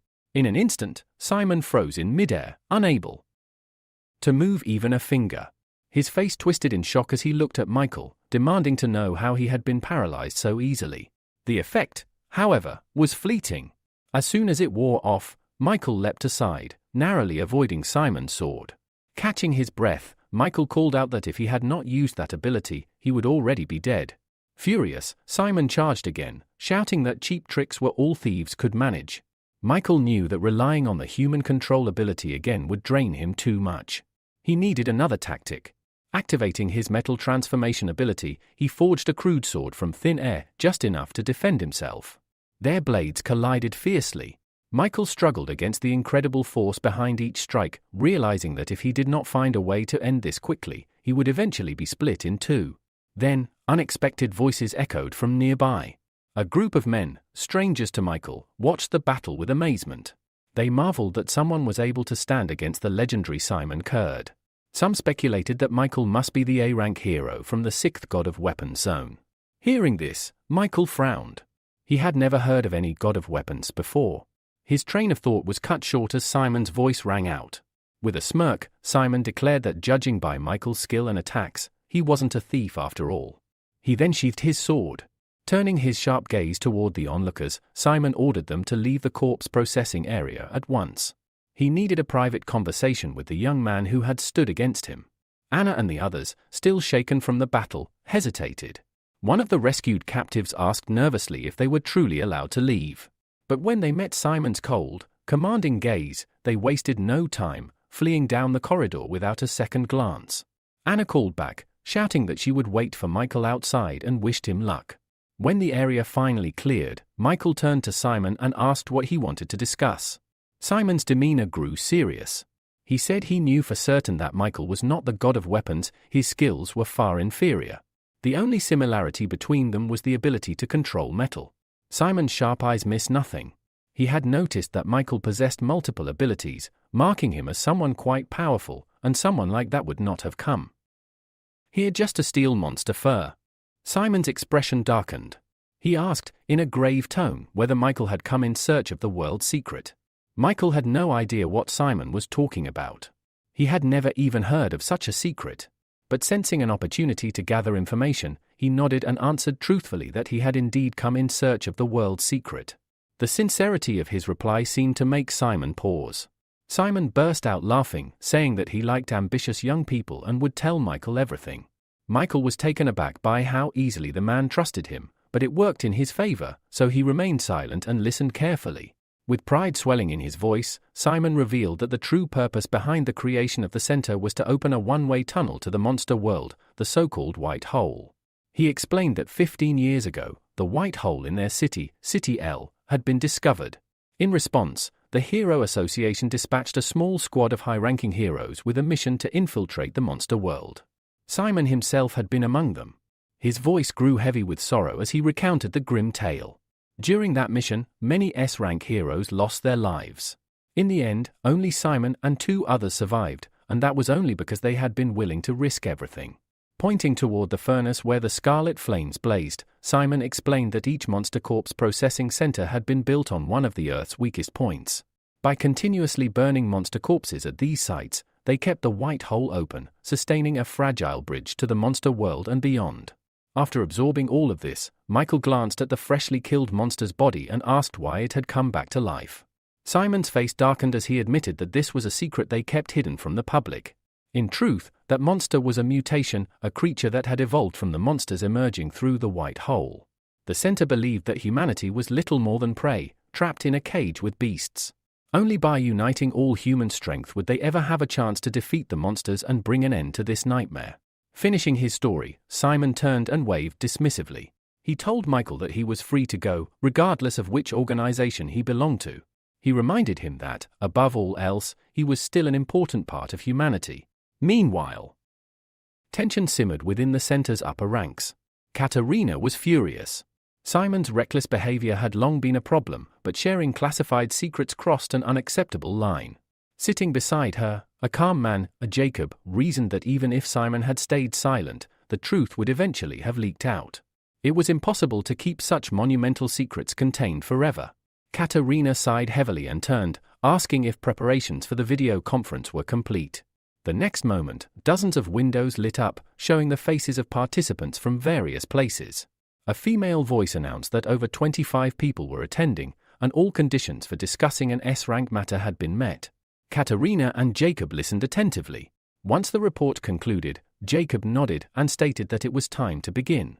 They would finally reveal the truth to the associations representing the highest-level heroes, those exceeding even A rank. At his words, a flash of fear crossed Katerina's face. She wasn't sure if humanity was ready to hear what was coming. Meanwhile, Michael visited his sister in the hospital. Sitting beside her bed, he quietly shared that he had learned a terrible secret that day. His mind drifted back to the memory of walking out of the corridor into the common area, where workers had already gathered. They stared at him, whispering in confusion, unable to understand why only he had emerged from inside. Anna rushed up to him, visibly worried. She hesitated before asking if he was all right. Michael froze, realizing he could not afford to reveal his abilities. Taking a cautious step closer to her, he asked her to look him in the eyes. Anna blinked in confusion but did as he asked. That moment was all Michael needed. Activating his human control ability, he cast her into a trance. Mentally, he ordered her to forget seeing him use any fire or metal-related powers. He also made her forget that he had brought her the armor, and added that he owed her 10,000,001. With a snap of his fingers, he released her. Anna jolted back, blinking in confusion. Smiling awkwardly, she said she was relieved he was okay, then hastily made an excuse about curfew and ran off. Michael smiled fondly at the memory, remarking to his sleeping sister that Anna reminded him so much of Lucia, sweet, caring, and just as obsessed with money. Gently stroking Lucia's cheek, Michael whispered with hope that once he achieved his revenge, he would find a way to wake her up. He stayed with his sister until late into the night, until the nurses announced that visiting hours were over. Reluctantly, Michael left and returned home.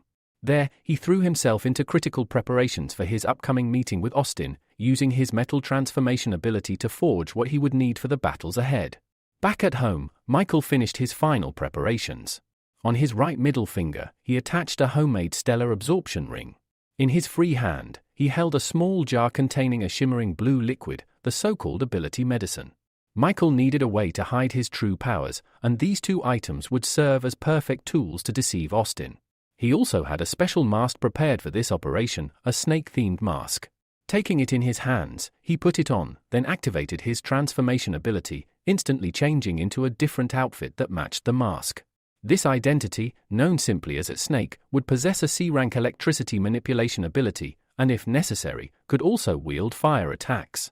Michael had a grander vision in mind. He intended to create an entirely new organization, a group composed of his many alternate personas. It would be called Judges, and its mission would be to pass judgment on fallen heroes. With Austin providing funding, Michael was confident there would be no obstacles to establishing this secretive organization. The next morning, Michael headed to the meeting place. Austin had been waiting there since dawn and, exhausted, had fallen asleep right on the ground. As Michael approached, he nudged Austin's side with his foot, waking him up. The boy jolted upright, blurting out threats, but as soon as he recognized the mask and cloak, his anger vanished, replaced with a sheepish, guilty look. Michael simply sighed and thanked him for coming. In response, Austin threw himself at Michael's legs, clinging to them desperately. With pleading eyes, he promised that if Michael could grant him an ability, he would repay him with anything he desired: money, women, status, whatever he wanted. Michael frowned in disgust and shook him off, stating coldly that he had no interest in any of those things. He then told Austin that obtaining an ability was simple, all he had to do was look him in the eyes. As their gazes met, Michael immediately activated his human control ability, expecting Austin to fall under his influence. He quickly ordered Austin to reveal everything he knew about the blue pill. But to Michael's surprise, Austin remained silent. Frowning, Michael tested it again, commanding Austin to slap himself. Yet again, there was no reaction. A suspicion formed in Michael's mind: this boy must possess an ability of his own, and it was strong enough to block human control. Moving quickly, Michael raised his palm and lightly tapped Austin's forehead, unleashing a mental attack. Austin collapsed instantly, unconscious. Staring down at him, Michael recalled that when they first met in the bar, Austin had appeared weak and unremarkable. He hadn't imagined the boy could have any ability at all. Yet now, it was clear there was more to him.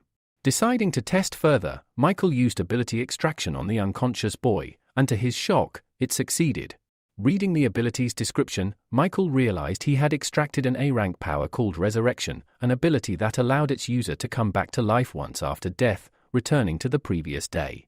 Smiling to himself, Michael pressed the green pearl to his chest, absorbing the new ability. He knew that Resurrection would prove invaluable in the battles ahead, potentially changing the course of his entire plan. After securing the ability for himself, Michael took out another ability pearl, one he had acquired at the corpse processing center. He carefully fed it to the unconscious Austin. When the pill had been fully absorbed, Michael commanded him to wake up. Austin shot upright, dazed and confused, asking how he had fallen asleep without even realizing it. Michael waved it off, saying that he was simply exhausted and needed the rest. Next, Michael showed him the ring he was wearing. Seeing Austin's puzzled expression, he explained that it was a stellar absorption ring, crafted by their organization. With it, Austin would be able to steal ability factors from other people. Austin's eyes widened in shock. Michael continued, pulling out the small bottle of blue liquid from his pocket. He explained that their organization had developed special methods to transform ability factors into liquid ability medicine, a way for ordinary people to awaken powers. Tossing the bottle to him, Michael told him he could test it himself. Austin hesitated. It could be poison, he thought. But logically, if they had wanted him dead, they wouldn't have waited until today. Steeling himself, Austin chose to take the risk. He drank the contents of the bottle in one long gulp. The empty bottle slipped from his fingers and shattered on the ground. Almost immediately, Austin clutched his head, writhing in agony as searing pain tore through his entire body. As Austin writhed from the burning sensation coursing through his body, he looked up at Michael in confusion and demanded to know what he had done to him. Behind the snake mask, Michael hid a satisfied smile. He calmly told Austin that soon, he would experience the true power of abilities.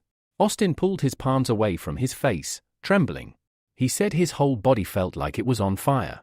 Michael silently watched as the transformation unfolded, even though the truth was, the blue medicine had nothing to do with it. It was Michael who was remotely controlling the pearl of ability he had implanted into Austin. Suddenly, the changes became visible. Austin's ears grew pointed and became covered in fur. His hands morphed into animal-like paws. Before Michael now stood a towering werewolf, much larger than an average human. Furious and terrified, Austin demanded to know what was happening to him. Michael explained that he had granted him the ability to transform. He was now a werewolf. Staring at his clawed paw in disbelief, Austin hesitantly asked, his brother could transform into a dragon, who was stronger now? Michael responded bluntly. His brother's dragon transformation was an A-rank ability, while Austin's werewolf form was merely E-rank. At this, Austin exploded with anger, shouting about the massive 3-rank difference. But Michael quickly soothed him, explaining that Austin had only just joined the organization, and for now, they could only grant him F-rank medicine. Michael had, in fact, upgraded it slightly for him to E-rank. Hearing this, Austin's anger melted away into admiration. Looking at Michael with sparkling eyes, he seemed utterly devoted. Michael sighed internally. Even though Austin now looked like a fearsome werewolf, his behavior was closer to that of a clumsy, oversized husky. Seeing an opportunity, Michael continued, explaining that since they would be working together, he had made a special exception for him. Hearing this, Austin's mind raced with dreams of one day becoming stronger, stronger even than his father. Overwhelmed, Austin suddenly knelt down and hugged Michael tightly, calling him father and begging if he could receive A-rank medicine too. Startled, Michael tried to pry himself free and asked why Austin was calling him father. Tearfully, Austin replied that he would call him Godfather because he had never met anyone who treated him so kindly. Commanding Austin to release him, Michael then took a few steps back and explained firmly, regardless of what Austin called him, A-rank medicine was only given to those who completed enough missions according to the organization's rules. Once Austin nodded in understanding, Michael began explaining the structure of their secret group. Their organization was called Judges, created by a mysterious and powerful leader. Beneath the boss were 12 Zodiac-themed leaders, and Michael, under the identity of Rooster, was one of them. Eagerly, Austin asked just how powerful the boss must be if someone as strong as Michael was only a subordinate.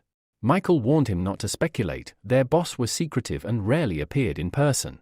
Still buzzing with excitement, Austin asked how he could quickly rise through the ranks. Michael assured him that he had already prepared Austin's first mission. Pointing directly at the transformed werewolf, Michael explained, using his identity as the young master of the Olympus Company, Austin would need to investigate the mysterious blue pill. Austin, puzzled, asked what was so special about this pill. Michael explained that it supposedly could drastically enhance a person's strength, which was why he had come to this city to uncover the forces behind it. Hearing this, Austin's eyes lit up with wonder. A pill that could increase strength sounded like a miracle.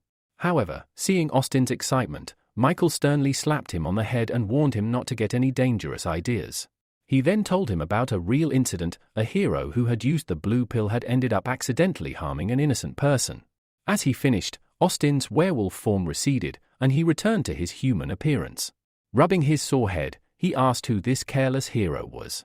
Michael calmly answered, it was the A-rank hero known as the Ice Adventurer, from none other than the Olympus Company.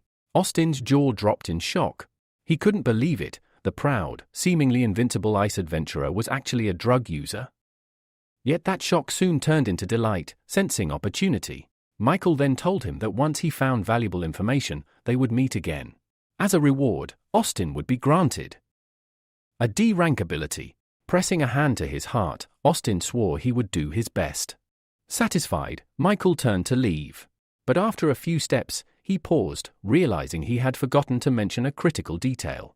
Turning back, he warned Austin the effect of the medicine he had taken would only last for 1 week. He had to complete his mission before the week ran out. Hearing this, Austin's confident expression froze. The ticking clock shook him deeply as Michael disappeared into the distance, leaving the boy alone, the weight of the task pressing heavily on his shoulders. After leaving Austin behind, Michael found an empty alleyway where he changed out of his disguise and into his everyday clothes. Today was his day off, and he decided to take it easy. Grabbing a cold cola from a nearby vendor, he wandered through the busy city streets, enjoying the simple pleasure. As he passed a newspaper stand, something caught his eye, an advertisement posted on the side. Curious, Michael stopped to take a closer look. His eyes widened in shock. The poster announced that Anacott was searching for a young man dressed in a black cloak and wearing a white rooster mask. A phone number was listed below for anyone with information.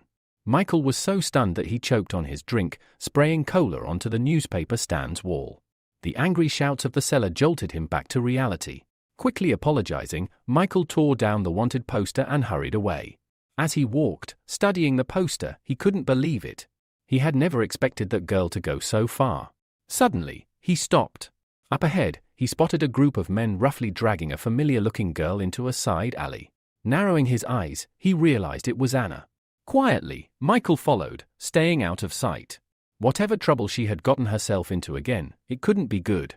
In the dead end of the alley, Anna pulled away from the men and a stern-looking woman accompanying them. With clear irritation, Anna demanded to know who they were and what they wanted. One of the men, Edward, snapped at her to cut the act and return their young master's blade while they were still asking nicely. Anna blinked innocently and claimed she had no idea what they were talking about. She insisted she didn't even know how to wield a weapon, let alone steal one. But Edward's patience was wearing thin. He accused her of playing their naive young master all along, tricking him and stealing the precious Muramasa blade. Michael's eyes darkened. The Muramasa blade was rumored to be an S-rank legendary weapon. If Anna really had it, she would be in far more danger than she realized, and it would be almost impossible for her to get rid of it. Anna, realizing from Edward's words that the blade she stole was more valuable than she thought, tried to play dumb. She claimed she didn't even know the young master they were talking about and suggested they had the wrong person. Michael almost groaned aloud at how poor her acting was. Any bystander could tell immediately that she was guilty. The stern woman with the group, Vieta, spoke coldly, saying there was no point wasting time. It was time for more decisive measures.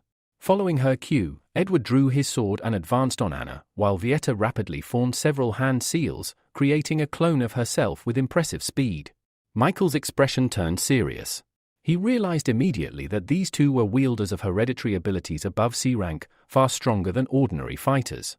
Seeing no way to talk her way out, Anna summoned her storage bag and pulled out a B-rank fan.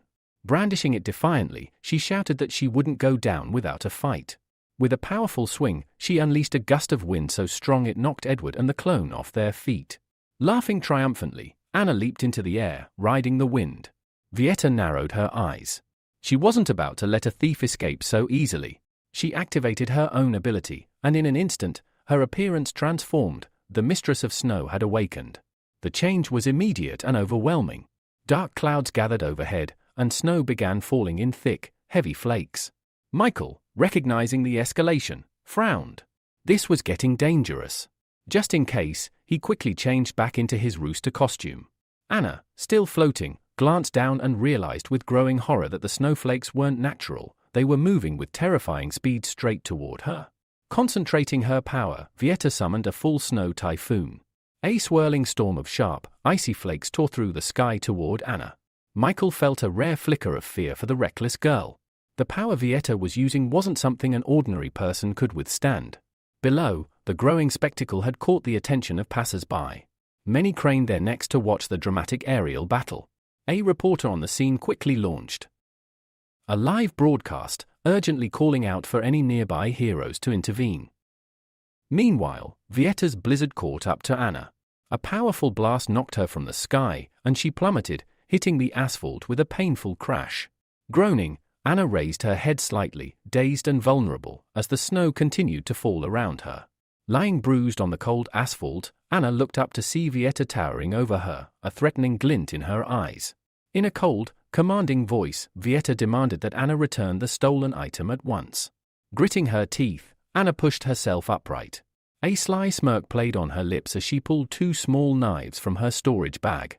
Mockingly, she asked whether they had lost the gold blade or the silver one, promising, with false sweetness, to return whichever they had misplaced. Vieta had no patience left for games. With a flick of her fingers, she froze Anna's feet in solid blocks of ice, rooting her in place. Her tone dropped even lower, warning that if Anna didn't start answering honestly, she might find her frozen legs shattering into tiny pieces. But Anna's defiance didn't waver. With confidence flashing in her eyes, she declared that she would never fall for such cheap tricks. Reaching back into her bag, she pulled out a long blade, claiming she had won it fair and square and wouldn't give it up so easily. Then, in one swift motion, Anna hurled the blade over Vieta's shoulder toward the watching figure behind her. Laughing, Anna shouted that she was gifting the weapon to Michael, completely free of charge. Michael, still disguised as the rooster, casually caught the blade midair. He chuckled and praised Anna's clever thinking. But when he examined the weapon, his smile quickly turned into a scowl. With a sharp bark of irritation, he said that nobody would want such a worn-out, flimsy piece of junk, even if Anna paid them to take it. Anna pouted and protested that was exactly why she had stolen it. She never imagined a worthless blade would cause this much trouble. Realizing that Anna's partner, Michael, had been hiding among the crowd this whole time, Vietta's eyes flared with fury. She ordered her men to attack. In an instant, the air filled with shurikens as numerous clones lunged at Michael from all sides.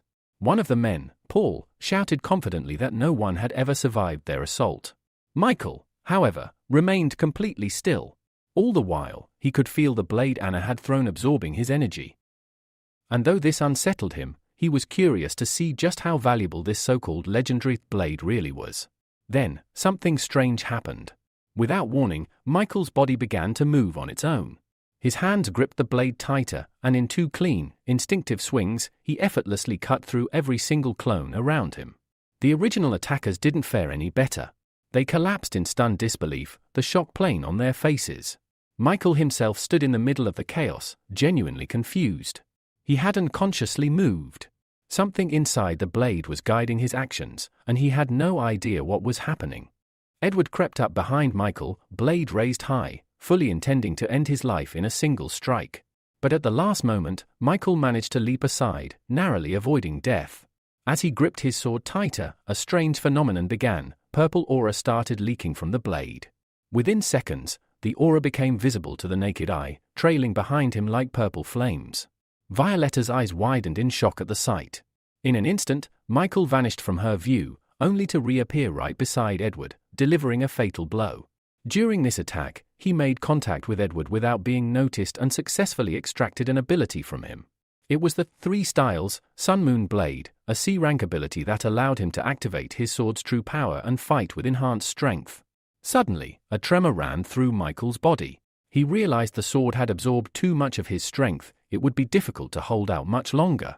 Before he could recover, a barrage of Violetta's ice needles hurtled toward him. Turning around, he saw no path of escape.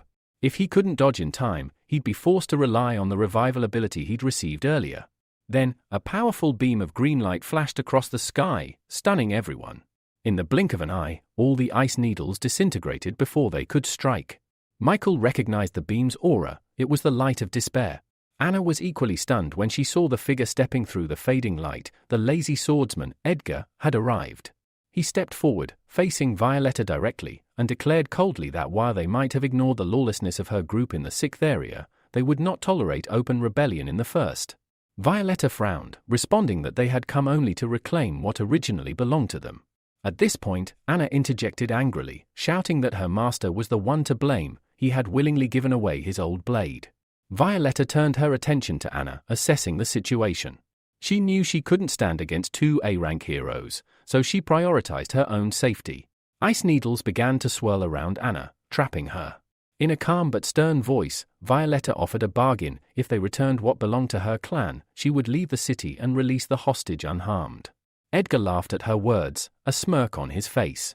He said no one had promised her safe passage. This was the 1st region, a place one did not enter or exit so freely. Turning to his partner, Edgar asked him to handle Violetta while he checked the abilities of their masked intruder, Michael. The lazy swordsman moved forward, cautioning Edgar not to go too far, reminding him that the company had plans for the boy. Edgar brushed off the warning, claiming he understood perfectly. Then, with his fist raised, he charged at Michael. All Michael could do was raise his sword in defense. Edgar's punch was devastating, sending Michael flying several meters back. Anna screamed his name in panic. Violetta, seizing the opportunity, launched a sneak attack at Edgar, sending a storm of ice needles at his back. But his partner reacted instantly, summoning a blade of wind that neutralized all the needles in one sweeping strike. Violetta looked on in disbelief as a retaliatory beam surged toward her. She couldn't react in time. The blast hit her, and her body shattered into countless shards of ice. The swordsman clicked his tongue in mild irritation, muttering that he had missed. Anna, shocked, asked what he meant. Violetta had just been destroyed before their eyes. Pavel explained calmly, it had been an illusion. Violetta had escaped, but she couldn't have gone far. Looking around, Anna suddenly realized something else. Michael was gone. While everyone was distracted, he had slipped away, vanishing around the nearest corner. Now out of danger, Michael dropped the blade from his hand. It had drained all his strength, and he was left wondering how to deal with the current situation. Then, a sudden idea struck him. If this blade had come from a monster, maybe, just maybe, he could extract an ability from it. Determined, Michael placed his hand on the sword once more and activated his ability, Extraction. Moments after activating his ability, black cubes began pouring out of Michael's blade. A message appeared before him: "You have received 250 units of dark matter." Setting the sword aside, Michael stared at the cubes of dark energy, realizing that while he had failed to extract a new ability, he had instead acquired a significant amount of rare material. He examined the dark cubes thoughtfully. Based on their presence, he surmised that the blade's material must have been no lower than S rank. Holding one of the cubes in his hand, Michael pondered which of his abilities he could enhance in order to stand a chance against the dragon. After weighing several options, he chose the one that felt most strategic. Summoning a pearl containing the D-rank ability Metal Transformation, he brought it closer to the dark matter. The ability, in his estimation, offered the best potential in the current situation. In just a few seconds, the dark energy was fully absorbed into the pearl. Its color shifted from blue to emerald. A new notification flashed before him: Metal Transformation upgraded to A rank. Grants control over all metals within a 1,000 meter radius. Maximum controllable mass, 1,000 tons. Wasting no time, Michael pressed the pearl to his chest and absorbed the enhanced ability. Elsewhere, Violetta, still nearby, felt an unusual fluctuation in the energy surrounding the place she had just escaped from. Meanwhile, as the new ability surged through Michael's body, he lifted his head. He could now sense every metallic and concrete object in the area. Clenching his fist with satisfaction, he muttered, "Finally! I can fight on equal terms." Suddenly, a fierce barrage of ice needles flew toward him from behind. Without turning around, Michael raised his right hand. Above him, a swirling mass of scarlet flame began to form. The fiery vortex expanded and spun rapidly, intercepting the ice needles and instantly melting them into water. The backlash of heat and force even threw Violetta backward. Despite being knocked aside, she refused to surrender. Rising to her feet, she extended her palm, preparing another attack. But Michael calmly advanced, the fiery vortex still spinning protectively at his back. No matter what she threw at him, nothing reached him. Her expression twisted into confusion. She couldn't understand why her attacks weren't landing. Seizing the moment, Michael dissolved the fiery shield and launched several firebolts in her direction. The flames twisted mid-air, transforming into burning chains that wrapped around her body and lifted her into the air. Suspended, Violetta shouted in anger, demanding to be released. But Michael ignored her protest. "I'll be gentle," he said dryly, "since you're a girl." With that, he placed his hand against her chest and activated Extraction. An emerald-colored pearl emerged from her body. Michael examined it. The ability, Ice Mistress, A rank, granted the power to summon a snow woman for combat support. Even more surprisingly, the user could choose to merge with a divine entity, temporarily fusing with a god. Michael raised an eyebrow. He had hoped for a raw elemental ability, but a summoning power like this was exceedingly rare. Deprived of her core power, Violetta lost consciousness. The fire chains evaporated, and her body began to fall, but Michael caught her by the shoulder before she hit the ground. At that moment, Pavel and Edgar arrived. A strange grin crossed Pavel's face. "Not the best place to flirt with a girl," he remarked, clearly amused. Behind him, Edgar frowned, his body tensing. He noticed something strange: the masked man's aura had changed. Michael calmly set Violetta down. "She was the Mistress of Ice," he said. "But she's been dealt with." Edgar stared at him in disbelief. "You? How could trash like you take down someone that strong?" Michael took a few steps forward, meeting their eyes. "You're welcome to find out for yourselves," he replied. Stopping just a few meters away, he asked with quiet intensity, "So, who wants to go first? Or are you coming together?" Meanwhile, the entire battle was being streamed live by Tim, a reporter broadcasting from the scene. His voice rang out with awe. "Ladies and gentlemen, we are witnessing something unbelievable. An unknown hero, wearing a rooster mask, is preparing to take on two A-rank heroes, alone." Throwing his fist into the air, Tim shouted, "This will be one of the most exciting battles yet." And Edgar heard every word. With a smirk tugging at his lips, Edgar addressed the audience, saying that no matter how much they tried to hype up the moment, he had no intention of teaming up with a lazy swordsman just to defeat Michael. Doing so would only damage the pride of A-rank heroes. Hearing that, Michael exhaled, clearly disappointed. "A one-on-two battle would have been more fun," he muttered. Edgar leaned toward his companion and whispered, "To defeat an enemy, you have to understand him first." The lazy swordsman gave a small nod. "I'm well aware." Then, Edgar pointed out something strange, the ring on Michael's finger. It didn't look ordinary, and Edgar suspected it might be the key behind his opponents mysteriously losing their abilities. They needed to be extremely cautious and watch his every move. Without hesitation, Pavel stepped forward, brandishing his blade. "Don't worry," he told Edgar. "I just want to see how this boy defeated the Snow Mistress." He raised his voice for all to hear. "If you can beat me, then the Black Dragon will face you next." Michael gave a nod and gestured for him to come forward. "Go ahead. Let's see what you've got." Pavel didn't need any more encouragement. He lunged forward, swinging his sword and unleashing a powerful stream of energy. Michael didn't move. Instead, he summoned a blazing wall of fire to block the attack. As the flames erupted, blinding his opponent's view, Michael darted behind Pavel and struck. But Pavel sensed him in time. He turned quickly, parried Michael's strike, and their blades clashed.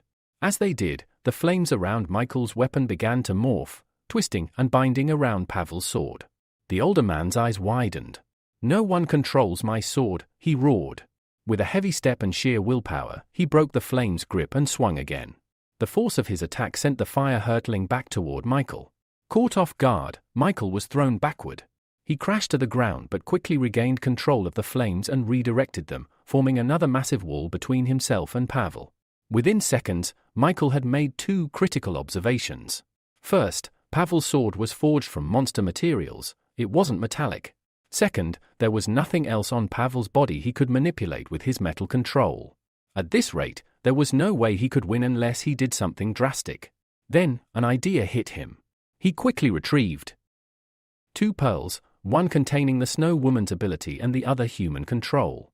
He hesitated, considering his options, and ultimately crushed the Snow Woman's pearl, feeding its fragments into the other one. As the shards merged into the second pearl, its glow intensified. A notification appeared: Human Control Ability, Rank A, allows illusionary manipulation of A-rank targets. Can brainwash targets below A rank and borrow their powers for up to 10 years. Grants temporary control over a target's body for up to 2 hours. Michael studied the purple pearl in his hand. This could actually turn the tide. Meanwhile, behind the wall of fire, Pavel's voice rang out impatiently. "What are you doing over there?" "Our fight's not over." Michael opened a small window in the wall and smiled. "Don't be so impatient." Then, without warning, he activated his newly enhanced ability, Human Control, and sent his consciousness into Pavel's mind. The effect was immediate. Pavel staggered, his legs barely holding him up. Confusion spread across his face as a strange weakness crept through his body. Then came the illusion. In his mind, Pavel saw a young girl standing before him, her face strikingly similar to his own. She wore a delicate yukata and looked at him with sorrow. "Brother," she asked softly, "are you really going to raise your sword against me?" His eyes widened in disbelief. Regret flashed across his face. Slowly, she stepped forward and reached out, her hand brushing his cheek. At that moment, the illusion cracked. With a growl, Pavel broke free from the manipulation. He slashed through the mental fog and struck, cutting through a blade Michael had conjured from his palm. The illusion shattered. The swordsman smirked. "I suspected it. You're using more than one ability, aren't you?" Taking a step forward, he attacked again. Michael barely avoided the strike, jumping back. "Too bad you realized it too late," Michael replied. "Though I'll admit, I didn't expect someone who mastered the Storm's Word technique to have such a glaring weakness." But the truth was, Pavel couldn't replicate that same precise strike again. The mental attack had left its mark. He was clearly weakened. Completely drained from the mental attack, Pavel collapsed to the ground, leaning on his sword for support. Gasping, he confessed in a trembling voice, "That was my sister. I won't let anyone mock her memory." Gasps spread through the audience. Their once proud champion now looked utterly defeated. For many, hope wavered. Doubt crept in. Could even the lazy swordsman lose? But not all had given up. There were still loyal fans who believed in him to the end, cheering as loudly as they could. Back in the commentary booth, the stunned reporter raised the microphone to his lips. "Ladies and gentlemen, the lazy swordsman, he's fallen. He looks completely drained. It must have been a powerful mental attack. There's no other explanation for how someone so strong could collapse like this." Without blinking, the reporter continued his analysis. It's clear now. All this time, he was afraid of the enemy's metal-based ability. But he never could have predicted that Michael would have two abilities. If we're being realistic, this fight may already be over. Just as he finished speaking, Anna jumped up in her seat, overjoyed. Yes, Michael! Keep it up, she cheered, bouncing on the spot. In the short time since the fight began, she had genuinely started worrying about her new ally, the same ally who owed her 10,000,001. Michael could clearly hear her, and a sarcastic thought crept into his mind: she doesn't care about me. She only cares about getting paid. At that moment, the black dragon stepped up beside the fallen swordsman. Without taking his eyes off Michael, Pavel muttered, "I did my job." He was forced to use his trump card. Then he looked up at his partner and warned, "Don't look him in the eye. If you do, you'll see the person you love most. That's the illusion trap." The dragon gave a solemn nod and stepped forward. Purple flames erupted from his body, wrapping him in a fiery aura as he approached Michael. His transformation was already beginning. As he stopped a few feet from Michael, our hero greeted him with a confident smirk. "I've been waiting for you," Michael said, voice calm. The man didn't respond, he simply studied Michael carefully, his amber eyes scanning every detail. Then his body began to shift. His features sharpened, his pupils narrowed into dangerous slits, claws extended from his fingers, and a powerful tail uncoiled behind him. His dragon form was awakening. Finally! He spoke. "This fight, it means something. Let's raise the stakes. A bet." Michael raised an eyebrow. "I'm listening. What are you putting on the table?" Edgar's eyes narrowed. "If you lose, you'll hand over your ring and tell me its secrets." Michael extended his hand, showing the ring on his finger with a grin. "If you want it that bad, come and take it." But inside, he was pleased. Perfect, he thought. Everything I've done so far was to draw attention to this ring. I needed them to notice it. Edgar accepted the challenge without hesitation. In a flash, he was airborne, his knee already flying toward Michael's chest. The surprise attack left no time for reaction. Michael managed to throw up a metallic shield just in time. Edgar's knee slammed into it, denting it with raw force, but the dragon wasn't done. He vanished and reappeared behind Michael, landing a heavy blow to his back. Michael winced from the sudden pain, but before he could recover, Edgar struck again, this time sending Michael flying through the air. The audience was stunned. The reporter's voice cracked with disbelief. "Did you see that? The black dragon's speed, it's too much. The metal around him can't keep up." Michael crashed into the ground with a thud. Edgar stood tall, a triumphant grin spreading across his face. "Is that it? I expected more from someone with two abilities." Michael groaned, rising to his feet slowly, one hand pressed to his stomach. His mask was cracked, deeply. His breathing was heavy.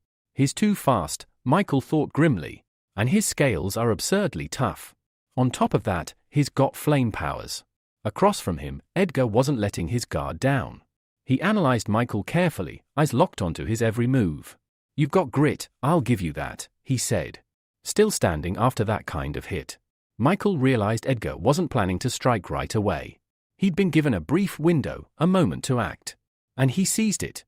He raised his hand and activated his upgraded human control ability once more.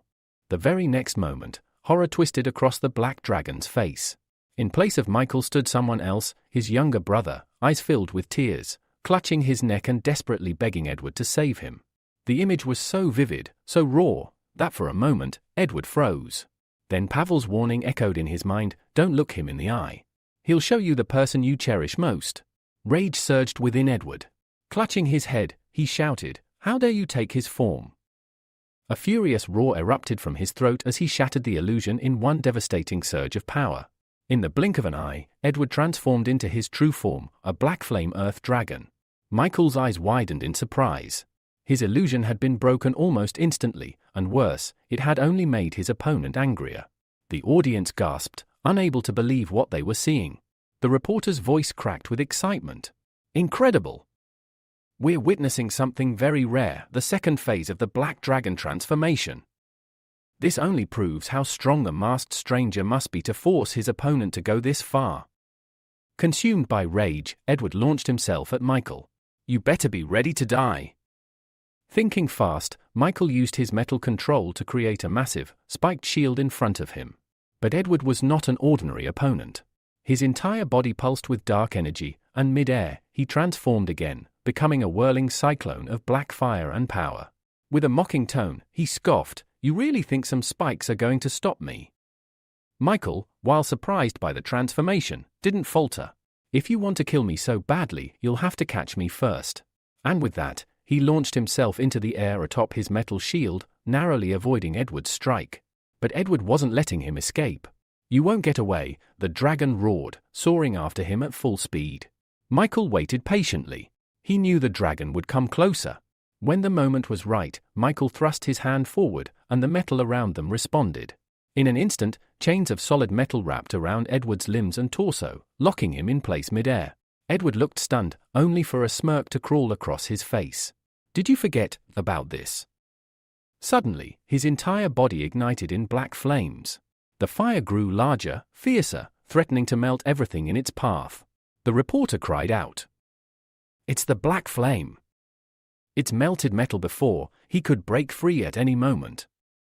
Anna, furious, slapped the man beside her on the back of the head. "Don't doubt my brother. He's not just strong, his tactics are brilliant. He doesn't waste moves." Several minutes passed. The black flames finally began to die out. When the smoke cleared, the metal bindings were still intact. The audience stared in disbelief. Michael smiled to himself. So the B-rank fireproof shield was worth it after all. Even the mighty black flame dragon hadn't been able to burn through it. But Michael wasn't done yet. It was time to move to the final phase of his plan. Suddenly, all around the battlefield, anything metal, cars, trash bins, lampposts, began to rise into the air. High above them all, a massive block of metal took shape. Edgar looked up, eyes wide with dread as he realized what was coming. Michael slowly lowered his hand. "Let's end this." The enormous metal boulder echoed his gesture and began its descent, falling faster and faster toward the frozen dragon. All across the arena, people leapt to their feet and ran for cover. The sheer size of the falling metal sent shockwaves of panic through the crowd. The black dragon stared death in the face, unmoving, knowing he could not escape. So this is how it ends. With a deafening crash, the metal cube slammed into the earth, sending giant clouds of dust billowing into the air. Even Anna and the reporter had to retreat to a safe distance as chaos erupted. When the dust began to settle, the reporter finally dared to raise his microphone. "And now that the dust has cleared, let's find out whether the black dragon has survived that blow, or not." Everyone stared at the colossal block of metal. The silence was thick. "There's no way anyone could have survived that," whispered a thought shared by many. Suddenly, a small flame flitted into the arena. It was the fire butterfly, trembling as it searched desperately for the black dragon. Her eyes glistened with tears. Then, another figure appeared behind her. A voice rang out. "Fly away! Now!" Startled, she immediately obeyed, fluttering off into the sky, leaving the battlefield behind. The mechanical hero narrowed his eyes and focused on the enormous metal cube. A moment later, twin blue laser beams shot out from his eyes, striking the surface of the cube with incredible precision. Deep cracks spread across the structure like spiderwebs. The crowd watching from a distance gasped, then broke into relieved smiles. If he was here, the legendary mechanical hero, then there was nothing left to fear. A few tense minutes passed. Finally, Gilbert managed to pull both the lazy swordsman and the unconscious black dragon out from beneath the rubble. Though bruised and battered, they were alive. Pavel, voice tinged with guilt, said he'd only managed to survive thanks to a protective wall of air. He expressed sincere regret that their company had been forced to lose face in such a dramatic fashion. Gilbert placed a reassuring hand on his shoulder. "It's fine," he said. "As long as we're alive, the rest doesn't matter." From behind him, Amelia peeked out and asked hesitantly, "Do you guys need help?" The lazy swordsman, still catching his breath, gave her a tired smile. "I'm fine." Then he glanced down at the unconscious dragon beside him. "But he's going to need it." Meanwhile, Michael had already returned home. On the way, he stopped by a pharmacy and picked up supplies. Now he sat alone, treating his cuts, bruises, and aching muscles. The pain was sharp and unrelenting. After about half an hour, he exhaled deeply and leaned back. Meeting the Snow Mistress and the Black Dragon, that was definitely not how I expected today to go. Shaking his head, he forced himself to focus on his main objective, the mysterious blue pill. He already had two solid leads. The first was the ice adventurer, whose case he'd passed along to Austin. The second was the B-rank hero known as Hot and Sour Noodles, who was set to hold a fan meeting soon. I'll have to attend that, he thought. Looking down at the dozens of painkiller bottles on the table, Michael came to a hard conclusion. This kind of danger, it's not something I can share with others anymore. If he kept living with roommates, they'd eventually get dragged into his mess. Suddenly, a familiar voice cut through the silence. Why does it smell like medicine in here? Michael flinched and barely stopped himself from yelling in surprise. Valeria stood nearby, frowning. Her eyes scanned the room and locked onto the medical supplies. He forced a nervous smile. I bumped my foot on the corner of the table. Had to rub some ointment on it. She raised an eyebrow, clearly not buying it. Michael quickly looked away, and just then, Diana and Marina entered the room. Seeing them all together, he decided it was time. Since you're all here, I wanted to let you know that I'm moving out. The word stunned the girls. Valeria blinked in disbelief. What? Resting his elbows on his knees, Michael explained, when I first moved in, I didn't have the money for anything else. But now that I've been promoted and my salary's gone up, I figured it was time. I just don't feel comfortable living with a bunch of girls. Marina's expression changed. Pointing at Valeria, she asked, then what about her? What's going to happen to her? Michael scratched the back of his head. We don't really have anything in common. Why would you ask that? Valeria's lips tightened. Without saying a word, she turned and walked silently to her room, closing the door behind her. The silence she left behind was heavy. Marina sighed. Well, if that's your choice, we can't stop you. We all have each other's contact numbers, so call us when you're free. Michael nodded. Of course. I'll treat you all to a good meal before I go. Think of it as a farewell dinner. Suddenly, slam.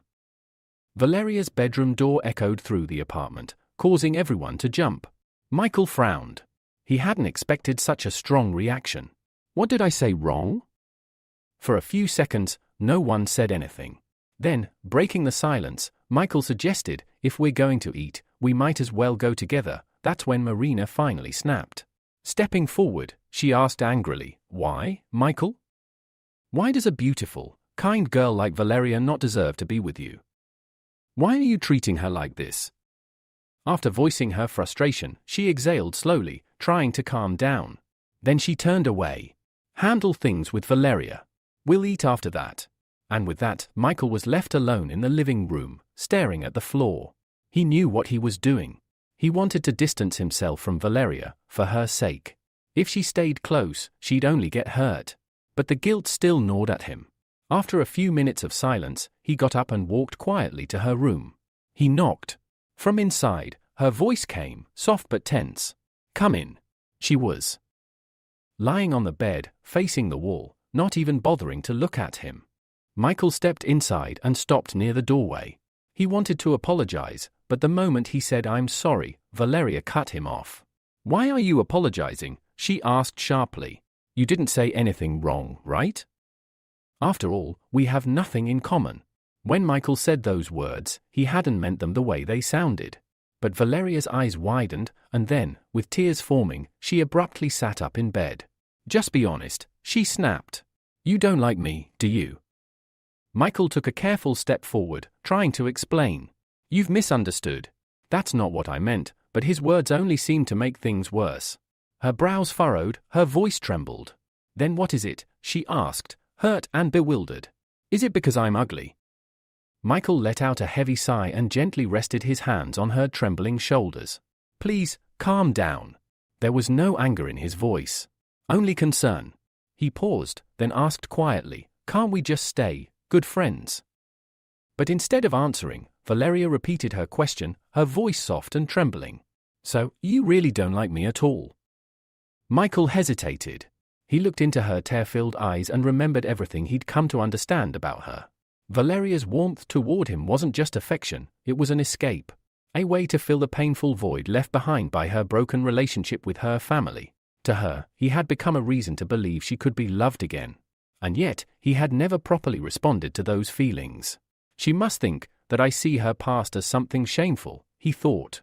The image before him of Valeria sitting there, eyes downcast and vulnerable, reminded him of a porcelain doll. Beautiful, but so fragile that the smallest mistake could shatter her completely. He couldn't do that to her. Not now. Michael opened his mouth to speak, but Valeria beat him to it. Maybe you're right, she said quietly, looking away. Michael blinked in surprise. What do you mean? Turning back to him, she explained, maybe I was rushing things. I thought, after the kiss, that we had already found each other in our hearts. She stood up and slowly approached him, her voice trembling with hope. I know maybe now's not the right time. But I don't want us to become strangers, Michael. So, can you be my first real boyfriend? Her words weren't confident, they were pleading. There was desperation in her eyes, like this was her last chance to hold on to something real. And seeing that, Michael couldn't say no. While Michael was confronting emotional turmoil, Austin was already deep in the field, executing his mission. His brilliant plan? Lure David, the ice adventurer, into a nightclub and get him drunk. Simple, but effective. He watched the hero like a hawk all night, internally grumbling that if it weren't for his new godfather backing the investigation, he wouldn't have to blow so much cash just to get intel. Hours passed.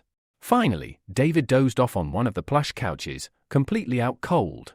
Austin didn't waste a second. Moving with precision, he crept closer and began rifling through David's pockets, searching for anything that looked like the infamous blue pill. That's when he found a small, strange case. He was just about to open it, when David's eyes snapped open. What the hell are you doing? He asked sharply. Austin's heart practically stopped. But his instincts kicked in. Keeping a straight face, he quickly pulled out a cigarette. Looking for a light. Lost mine, he lied with a strained smile. David stared at him for a beat, then wordlessly handed over a lighter. Where'd the girls go? He asked. Austin, now lighting the cigarette with shaky hands, forced a casual grin. They're in the next room. I can even ask the one you like to join you in the bath. That seemed to please the adventurer. He smirked and got up, heading toward the bathroom. An hour later, with muffled voices and laughter echoing from behind the closed door, Austin slipped back into the room. He got straight to work, tearing through their belongings until he found the strange case again. Opening it, he carefully pulled out a small blue cube. It was smooth and faintly aromatic. Is it candy? He wondered. Gum? But the scent, though pleasant, wasn't sweet. It was something unnatural. Something dangerous. For a split second, he felt a strong urge to eat it. Just a tiny bite. But he stopped himself. Focus, Austin. This is the pill. As he examined the cube more closely, he noticed something, a broken edge. His eyes widened. This is it. The actual blue pill. Suddenly, a scream echoed from the bathroom. A girl's voice. Sharp, frightened, then abruptly cut off. Austin froze. For several long seconds, he didn't dare move. Finally, he slammed the case shut, shoved the cube into his pocket, and quietly put everything back in place. Then, with measured steps, he approached the bathroom door. David, he called out, knocking softly. Everything okay in there? The door opened. David stood in the doorway, face pale, lips tight. The tension in the air was unmistakable. Austin's eyes flicked past him, toward the bathroom. Something felt off. Peering over David's shoulder, his blood ran cold at the sight beyond the door. Tell me this isn't what I think it is, Austin whispered, a sliver of hope in his voice. David stepped into the room, began grabbing his clothes in a rush, and muttered, "You're not wrong. She's dead." Austin stared at him in shock. "Then you need to leave. Now," he said. "I'll handle things from here. I'll get someone from the company." David gave a brief nod, finished dressing, and without another word, stormed out of the room, completely ignoring Austin. Now alone, Austin collapsed onto the sofa, exhaling sharply. Relief washed over him, not because of what had happened, but because David hadn't realized what else he'd done. If he had? Austin was certain his own corpse would be lying next to that girl's. Meanwhile, David had already made it down to the parking lot and gotten into his car. But the moment he closed the door behind him, the fury he had been holding in finally erupted. With a guttural growl, he yanked the strange pill case from his pocket and hurled it at the windshield. The latch burst open on impact, and the contents scattered wildly across the car interior, blue cubes, glinting under the dashboard lights. David gripped the steering wheel tightly, chest heaving. This wasn't the first time. Every time I take these pills, I lose more control. His strength, the very thing that made him powerful, was slipping further and further from his command. He shut his eyes tightly and tried to slow his breathing. He needed to calm down. If he didn't, something else, something worse, could happen. Then, his eyes flicked to the scattered cubes. He started counting them. 1, 2, 3. His heart skipped. One's missing. Frowning, he frantically patted down his jacket, searched his pockets, checked the seat crevices. Nothing. After a minute, he leaned back in the seat, exhaled hard, and shook his head. Forget it. There were only a couple of days left before the next game. It's not worth spiraling over. The next day, Michael reached out to Alex and asked for help moving. Now, the two of them were riding in a car together, Michael driving, while Alex chattered non-stop in the passenger seat. But why the sudden move? Alex asked, clearly fishing. You had such great neighbors. Michael sighed, clearly annoyed. I was delusional, that's all. Living next to girls isn't as amazing as people think, it's just inconvenient. Alex chuckled. That inconvenience is exactly what makes it interesting. Michael gave him a deadpan glare. You seriously need to stop filling your head with pervy nonsense. But Alex just grinned wider, entirely unbothered.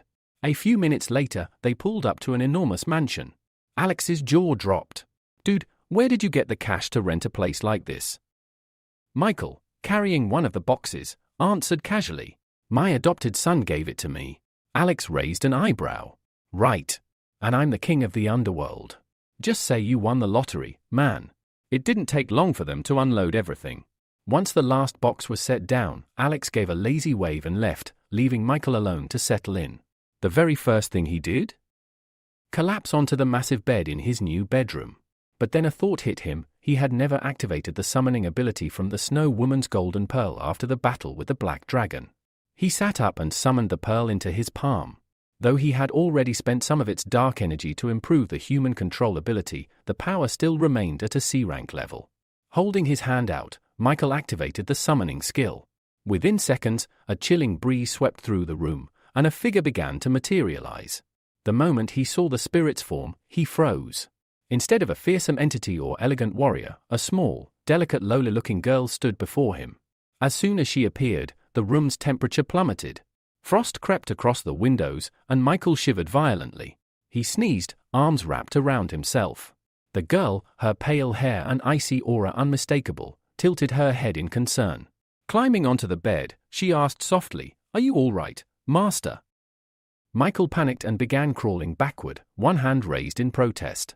"Stay back," he said firmly. But the girl simply smiled. "There's no need to be afraid. I won't hurt you, the temperature is just a little low, that's all." Michael stared at her with chattering teeth. A little is an understatement. Then, an idea struck him. He extended his hand and conjured a small tongue of flame above his palm. The snow spirit's eyes immediately lit up. "Fire, may I come closer, Master?" she asked, hope in her voice.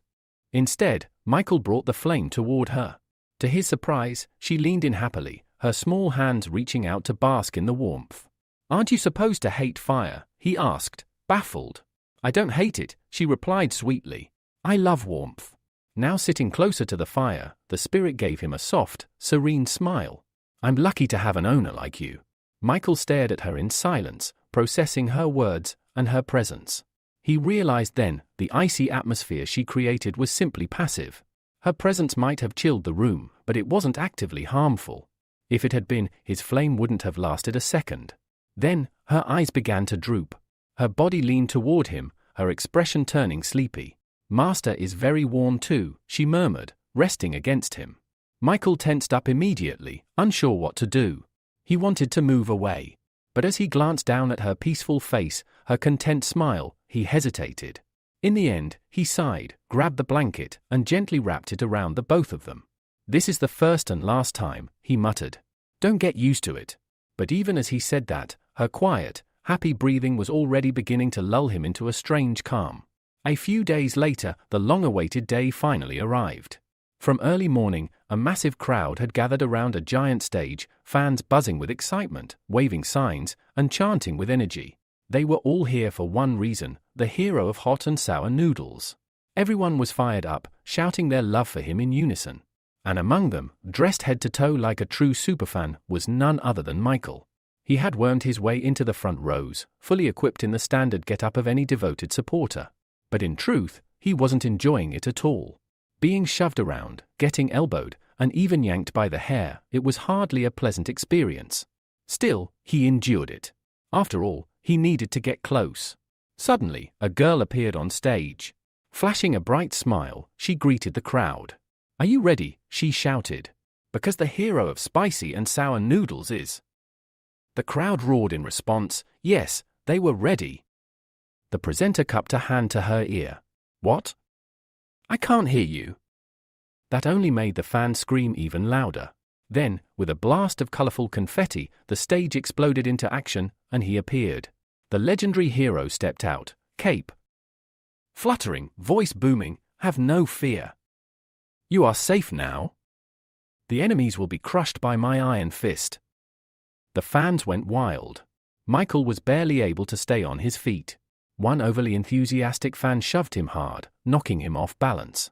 He teetered, arms flailing, about to fall onto the stage itself. His eyes widened in horror. But then he felt a strong pair of arms catch him mid-fall. Looking up, Michael found himself face to face with the very man he had come to see, Adam, the hero of hot and sour noodles. With a charming grin, the hero said, "You should be more careful, buddy." Michael's eyes sparkled. It was a mix of awe, gratitude, and disbelief. Scrambling to his feet, he bowed slightly. "Thank you. I'm Michael." Adam shook his hand. "Pleasure's mine." But as their hands clasped, Michael subtly channeled energy. He had transferred something. A smile tugged at his lips. "I'm your biggest fan." The event went on for another 2 hours, with fans cheering, taking pictures, and waving goodbye as the show wrapped up. Later, in the dressing room, Adam had changed back into casual clothes and was walking to his car with Olga beside him. "That was a success," she said with satisfaction. Adam nodded.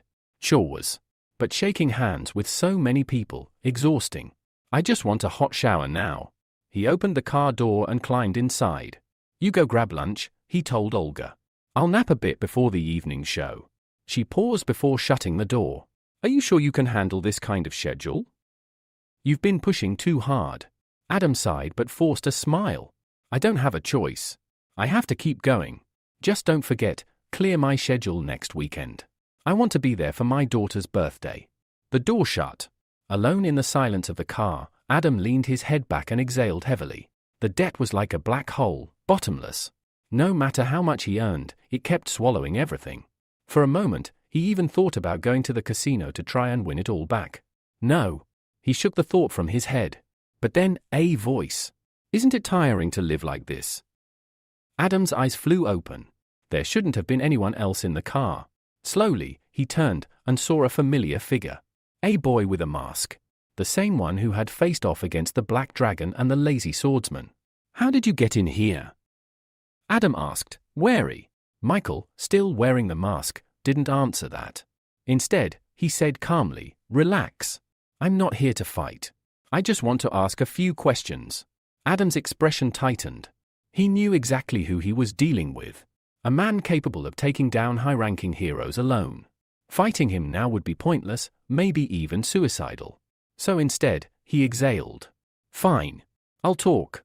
Just understand, me, the Black Dragon, the others, yeah, we're in the same company. But we're not equals. I've got nothing to do with what happened back then. So don't take it out on me." Michael's voice was calm. "You've misunderstood." His gaze sharpened.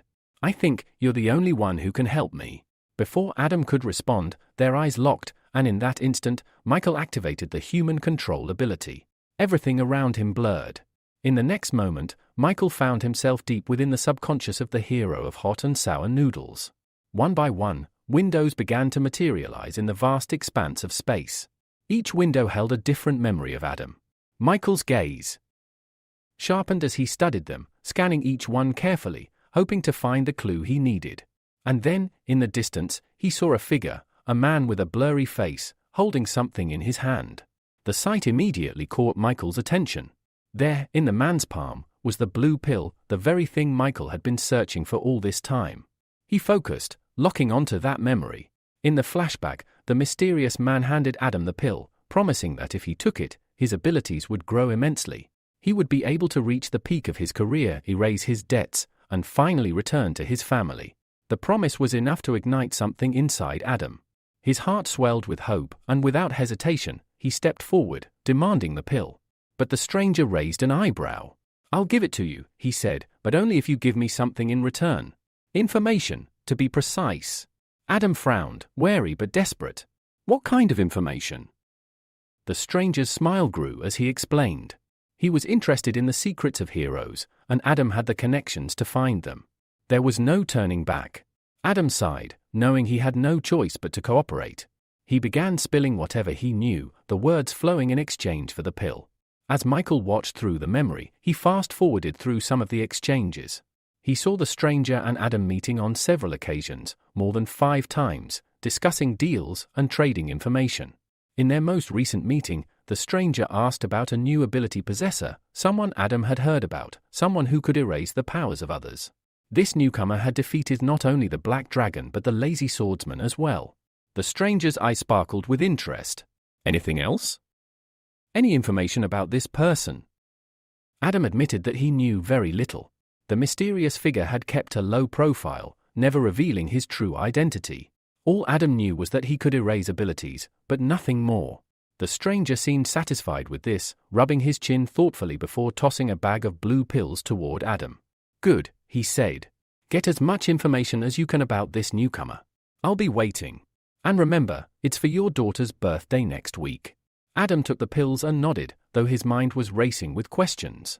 Michael, however, wasn't interested in lingering any longer in this memory.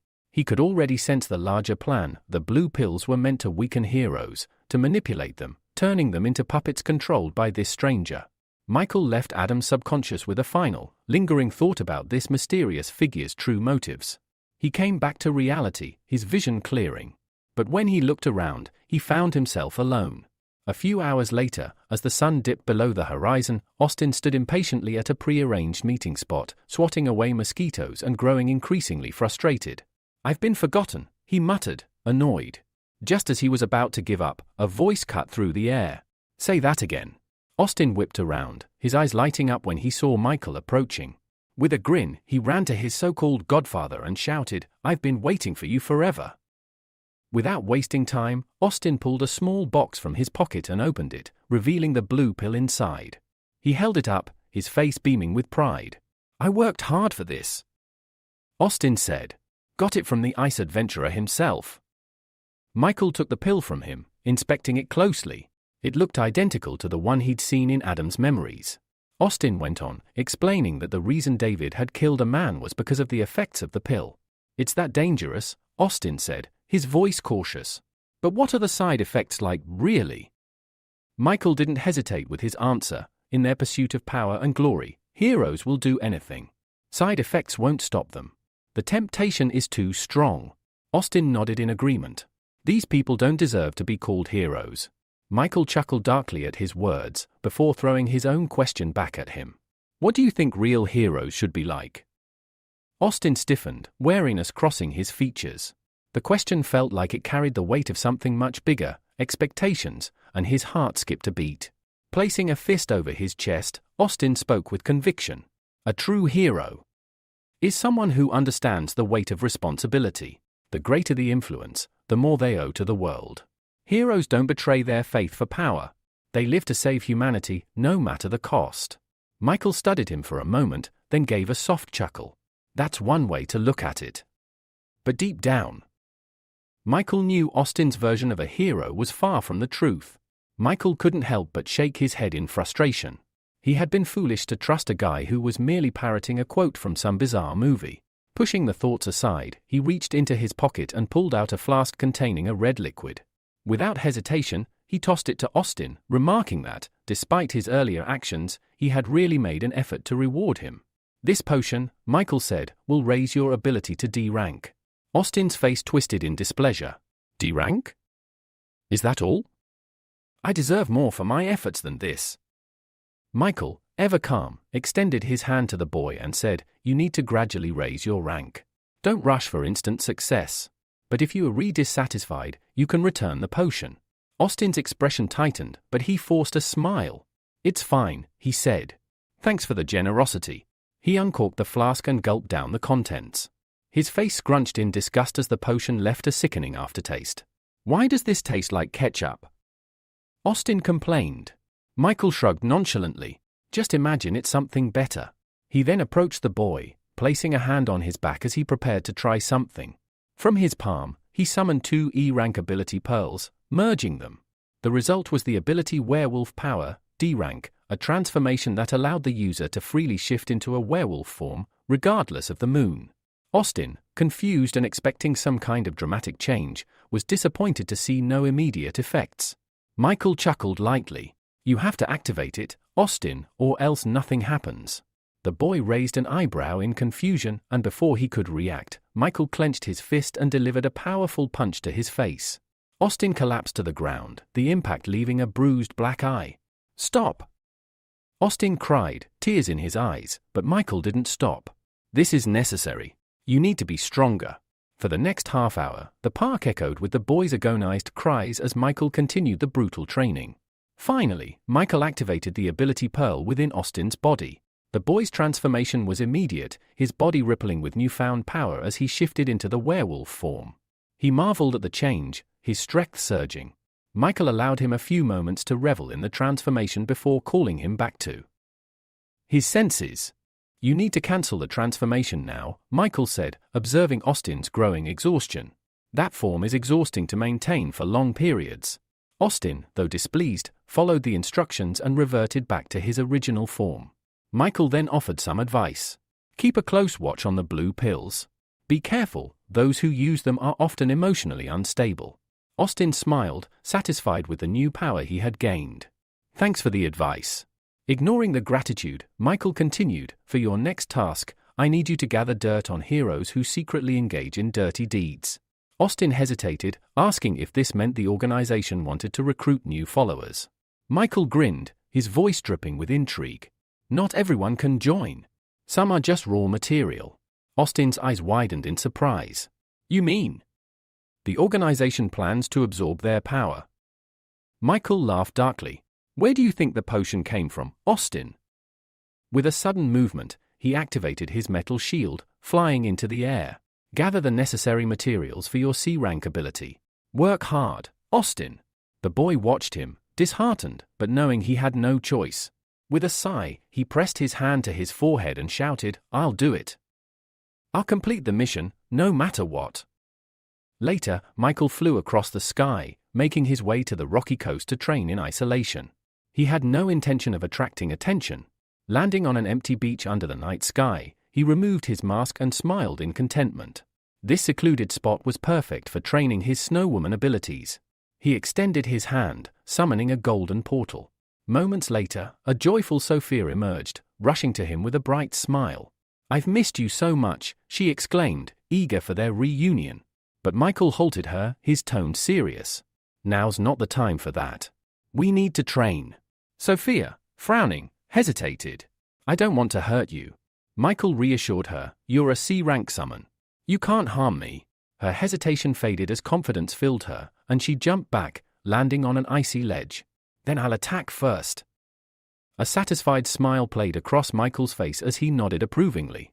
Exactly what I expected from you, Sophia, he observed as she concentrated deeply. In response, Sophia unleashed all of her power, and the surrounding sea was quickly covered in a thick layer of ice, extending for kilometers. Snowflakes began to fall from the sky, adding an eerie chill to the air. However, Michael's focus shifted when he noticed a small rift in the space before them. A frown creased his face as he immediately suspected something was wrong. The rift grew wider, and soon, a massive paw from a monster emerged, followed by the creature itself, an enormous frog, crawling out of the rift. A message appeared before Michael, confirming that it was a B-rank humanoid monster. His relief was fleeting, as he realized that this was only a D-rank invasion, but still, it was a dangerous situation. Just as he was processing this, another creature, a unicorn, also leaped out of the rift. Both monsters immediately locked their sights on Sophia, who had no idea what was about to happen. It wasn't until Michael shouted a warning that she turned to face them. Upon seeing the creatures, Sophia froze in shock. Before she could react, the frog closed the distance between them and struck her with a powerful blow, sending her flying through the air. Realizing the danger, Michael knew he couldn't afford to do nothing any longer. He rose into the air, but before he could act, a blinding flash of light enveloped him. As the light faded, he removed his hand from his face and looked around in confusion. The first thing he saw was a huge block of ice, now hovering above the water. Cracks began to form along the block, and as the walls shattered, Sophia emerged from the ice, fully grown. She hovered above the ground, her gaze fixed on the monsters. Her voice, cold and menacing, echoed as she threatened the creatures, "Are you really that desperate to die?" With her words, the snowstorm intensified, and the temperature dropped further. The frog, struck by a fragment of the ice block, staggered out of the hole it had created. It stared at Sophia, croaking loudly as if to communicate. Sophia cursed under her breath, clearly irritated. At that moment, Michael cautiously approached, noting how much Sophia had changed. She explained, "This is my combat form." Michael blinked, clearly a little embarrassed, and turned his gaze away. Before they could speak further, Sophia wasted no time. She turned her attention back to the frog monster, unleashing a barrage of ice needles. The creature was instantly frozen into an ice statue, but Michael's question about its fate was met with a quick response. "It's not that simple." As if on cue, the frog broke free from its icy prison, and smaller fragments of ice flew in every direction. Michael, seeing an opening, activated his flame control ability. A bolt of blue fire shot toward the frog, but the creature managed to dodge. Undeterred, Michael launched several more fire attacks, each one narrowly avoided by the frog. Turning to Sophia, he urged, "Try to stop it." Sophia nodded and created more ice needles, this time pinning the frog to the ground, restricting its movements. Taking advantage of the moment, Michael used his fire ability once again, creating several fireballs that engulfed the frog. The creature let out a painful roar, but moments later, it was over. With the battle won, Michael landed gracefully on the ground. He approached the now-dead frog and knelt, activating his extraction ability. A message appeared, indicating that he had acquired the physical training ability, D rank, which allowed him to enhance his physical stamina through training. Sophia, sitting down beside him, remarked, "We lost one." Michael rose from his knees, scanning the area for any sign of the unicorn. Sophia, pointing towards the distant city, noted that there was a high probability the creature was heading there. Michael agreed, and they prepared to pursue. However, just as they were about to set off, Sophia suddenly clutched her head, shouting in frustration, "It's not fair. I've only just broken free, and now part of me wants to take control again." Michael, concerned but focused, watched as Sophia struggled with her internal conflict. What had seemed like a routine training session had quickly escalated into something much more dangerous, and the situation with the unicorn was far from over. Michael's curiosity got the best of him as he excitedly asked Sophia what was happening. But the response he received wasn't from Sophia at all, it was from a completely different entity inside her. Miranda, as she revealed herself to be, desperately tried to resist taking control of Sophia's body. She shouted, "My name is Miranda, not the Snow Maiden." Before Michael could react, Miranda grabbed him by the cloak, her grip tight as she whispered that she wouldn't let anyone take this opportunity away from her. In a move that left Michael in a state of shock, Miranda closed her eyes and leaned in for a kiss. His face turned a mix of surprise and embarrassment.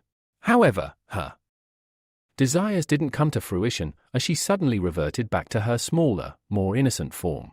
Michael quickly reacted, catching Sophia in mid-air and gently lowering her to the ground. Sophia, now back to her usual self, looked confused and asked, "What just happened?" Michael, surprised by her question, stroked her head softly, asking if she truly didn't remember anything. She responded with confidence, saying she had no recollection of what had just occurred, only that they were about to begin training. This moment left Michael with a chilling realization: Sophia seemed to have two personalities, and they didn't share a common memory. His thoughts were interrupted when Sophia suddenly smiled brightly and joyfully exclaimed, "Finally, you stroked my head." With a childlike innocence, she stretched out her arms, asking him for a hug. Michael was stunned by her request. After a brief pause, he sighed, realizing that dealing with her dual personalities would certainly cause problems in the future. Standing up, he offered her his hand to help her up, but Sophia shook her head and said she was too tired and wanted to sleep. He agreed and told her she could return and rest. With his permission, she activated a portal, covering her mouth with her hand and waving to him as she said goodbye. "I'll miss you," she called out before disappearing through the portal. Left alone on the deserted shore, Michael glanced towards the city. He knew he had to hurry, but at that moment, a joyful Austin was making his way back, passing by the same shore. He noticed something unusual in the distance and slowed down, trying to understand what was going on. As he peered into the distance, he soon saw a huge unicorn charging toward the shore. A wave of horror gripped Austin, and he immediately slammed on the brakes. He spotted a group of young people relaxing on the beach and quickly ran out of the car, waving his arms and shouting at them, "A dangerous monster is coming. Get out of here!" The group, initially skeptical, turned their attention to him. A dark-haired girl glanced at Austin and told the others to pay attention to the strange man. Albert, irritated by Austin's behavior, dismissed him as someone trying to draw attention. However, another girl listened closely and caught his words, realizing he was warning them about a monster. At that moment, the group turned toward the water and saw the unicorn, its massive form now mere meters away from them. Austin, frozen in place, didn't know what to do. Should he risk his life to help these people or retreat to safety? Weighing his options, he decided to rush toward the shore, thinking back to when he had failed to act before. He wasn't going to make that mistake again. Before he could make it far, the situation became even more dire. Pina, one of the beachgoers, was swept into the sea by a powerful wave. Frantically, she reached out for help, and Kevin, another boy, appeared beside her, pushing a log toward her. "Grab onto this," he told her. However, just as Pina reached out for him, a huge unicorn emerged from the water, its jaws snapping around Kevin's hand. The unicorn lifted him high into the air, and in the blink of an eye, Kevin lost his arm to the beast's powerful bite. With a final scream, Kevin was dropped back into the water, and the unicorn dove after him, creating another massive wave. By now, Austin had reached the water and dove in, swimming desperately toward Pina, who was clinging to the log. He shouted at her to hold on, assuring her that he would help her to safety. As she cried, the scene around them grew even more chaotic. As Kevin was dragged into the sea, he cried out for Austin to save him first. But Austin, without hesitation, stretched out his hands to Pina, telling her he would save her first. He urged her to swim to him as quickly as possible before the monster returned. Pina, terrified of the unicorn, closed her eyes and jumped toward Austin, shouting that she was scared. Within minutes, Austin had Pina safely ashore, all the while wondering how someone so slender could weigh so much.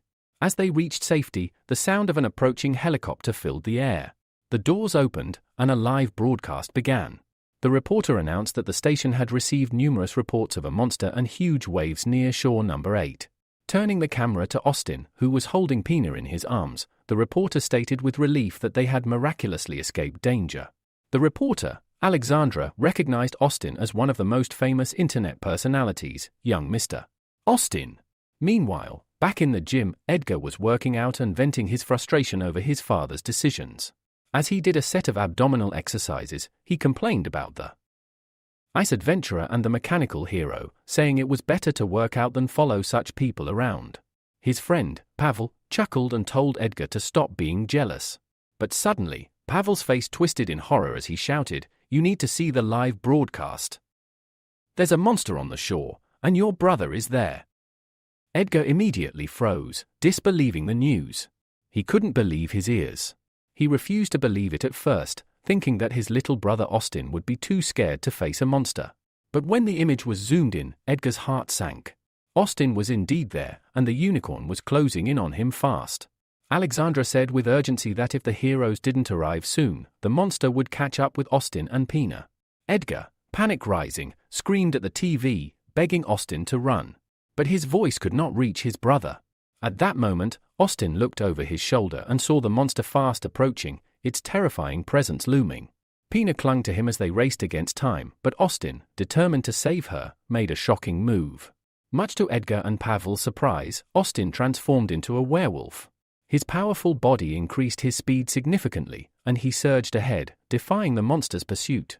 Edgar watched in disbelief, stepping back as the realization dawned on him. His brother wasn't just a regular human, he had the power to transform into a monster. Austin's transformation gave him the upper hand. In an instant, he was at a safe distance with Pina in his arms. He set her down gently and told her with a reassuring smile that she no longer had to worry about her safety. Before Pina could fully process this, Austin turned and rushed toward the unicorn. He moved with speed and confidence, fully aware of his new powers. Meanwhile, Michael had also arrived at the shore, pulling a drowning man from the sea. He turned his attention to the battle between Austin and the unicorn.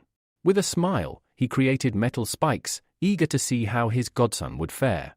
Austin, now fully in his element, chased after the unicorn with a smirk. He grabbed the unicorn's leg and, with a flash of determination in his eyes, said, "Today's a great opportunity to test my new technique." The unicorn attempted to dive under the water to shake him off, but Austin held on tightly, refusing to let go. In a move that stunned everyone watching, Austin began to spin at high speed, dragging the unicorn along with him. He released the unicorn at the right moment, sending it flying high into the air. Austin watched with a confident grin as the unicorn soared away, and he proudly declared, "I've long stopped being the kind of person who runs away or hides until the rescuers arrive." Moments after Austin launched the unicorn into the air, the beast crashed lifelessly into the water just meters from where he stood. Believing he had claimed victory, Austin threw his hands up triumphantly and shouted that he was now just one step away from surpassing his father and older brother to become an S-rank hero. Michael, who had been quietly watching from the sidelines with his metal spikes ready, smiled and acknowledged that Austin had done well. He noted that the young hero had truly changed public opinion for the better. Meanwhile, Pina's terrified friends ran up to her, frantically asking about Kevin. Still shaken, Pina explained that Kevin had been dragged into the sea by the monster while trying to save her. Albert and Vicky looked at her in disbelief. But Pina pointed at Austin, saying this brave hero had promised to help her save Kevin. Suddenly, the calm was shattered. The water below began to swirl unnaturally. Austin froze in confusion. Hadn't the monster already been defeated? Without warning, the water surged up and wrapped around his legs, lifting him high into the air in a vortex. From behind came the chilling neigh of the unicorn. The monster, still alive, drove its sharp horn into Austin's back. A scream of pain escaped from Austin's throat as the unicorn struck and hurled him downward with its hoof. Despite the injury, Austin managed to land on the shore, barely conscious. In the helicopter above, Alexandra watched in horror but continued to narrate the events live for the public. Far away, Edgar, Austin's older brother, couldn't bear to watch his brother be killed. He immediately donned his combat gear and stormed out of the Olympus office building. As he left, Pavel reminded him to leave the rest in his hands. Edgar took flight toward the battlefield. Back at the scene, Austin struggled to his feet, trembling with pain. The unicorn, refusing to relent, charged at him with renewed ferocity. As it transformed into another giant water vortex, Austin stood stunned, unable to counter the sudden burst of power. Alexandra reported that the monster had entered a berserk state, escalating the danger dramatically. The whirlwind engulfed Austin, submerging him once again and stealing his breath. Gasping, he caught sight of a familiar figure, his godfather, standing calmly on a distant rock. Desperate, Austin shouted for help. But the water held him tight, dragging him under. On the shore, the gathered crowd watched in helpless horror. Pina's eyes filled with tears. She clasped her hands tightly, praying for someone, anyone, to save him. And then, like a flash, someone dashed past them, fast as lightning. It was Michael. Alexandra, shocked, identified him as the mysterious masked figure seen recently on TV during the battle against the Black Dragon and the Lazy Swordsman. Michael reached the vortex and thanked Austin for distracting the unicorn long enough. Raising his hand, he activated his metal manipulation ability. A metal pole twisted from the sand, sending nearby onlookers scrambling. From this, Michael formed a fresh batch of deadly metal arrows. The unicorn didn't see him coming. Locking eyes with the beast, Austin declared that this would be its end. With a flick of Michael's hand, the arrows shot forward like missiles. 3 of them struck true, piercing the unicorn in the neck and stomach. Instantly, the raging vortex dissipated. Austin dropped to the sea below, unconscious. But before he could hit the water, Michael caught him, laying him safely on a floating metal platform. As soon as he touched the shield, Austin's body reverted to human form. Hovering over the fallen monster, Michael activated his extraction ability. He retrieved a glowing core, an A-rank power called Surfing Master, which granted waterwalking and hydrokinesis. Though the reward was his, he quietly said he would let Austin take the credit for today's victory. On the ground, Pina looked up and gasped as Michael descended with Austin. He gently handed the wounded hero to her. She quickly tended to his injuries, and to Kevin, who had been rescued in the chaos. Some time later, Austin stirred awake. He sat up slowly, only to be immediately embraced by Pina. She threw her arms around his neck and thanked him through tears. Embarrassed, Austin asked her to be gentle. Her embrace was pressing hard against his wound. Soon, a crowd surrounded them. Everyone had watched the battle unfold, and questions rained down. When had Austin awakened his power? How long had he been hiding it? Michael, satisfied that things were under control, quietly left the scene. But just as things began to settle, a man none of them recognized forced his way through the crowd. Austin turned and immediately knew who it was. The man, stern and stone-faced, told Austin that he had broken the law by using his powers. In a public place without official permission, he ordered Austin to come with him to the Hero Association. Murmurs and whispers spread through the crowd as disapproving glances turned toward the official. But the man, I nicknamed Grumpy, was unfazed. Austin tried to defend himself, saying he was only trying to save people, but Grumpy cut him off. "Doesn't matter. You still broke protocol," he said flatly. Just then, a commanding voice echoed through the crowd. "That decision doesn't belong to the association anymore," it said. Everyone turned and gasped. Standing there was none other than the Black Dragon, Edward. Admiring murmurs filled the air. The atmosphere shifted completely. Even Grumpy flinched at the sight of Edward, the mighty S-rank hero and Austin's older brother. He'd come not just to protect his sibling, but to face down anyone who dared threaten him. Austin's eyes widened with surprise as he saw his brother Edgar approaching. He stepped forward, asking what Edgar was doing there. But Edgar ignored the question. Instead, he examined Austin closely. After a moment of silence, he remarked that Austin's regenerative powers were impressive, his wounds were nearly healed.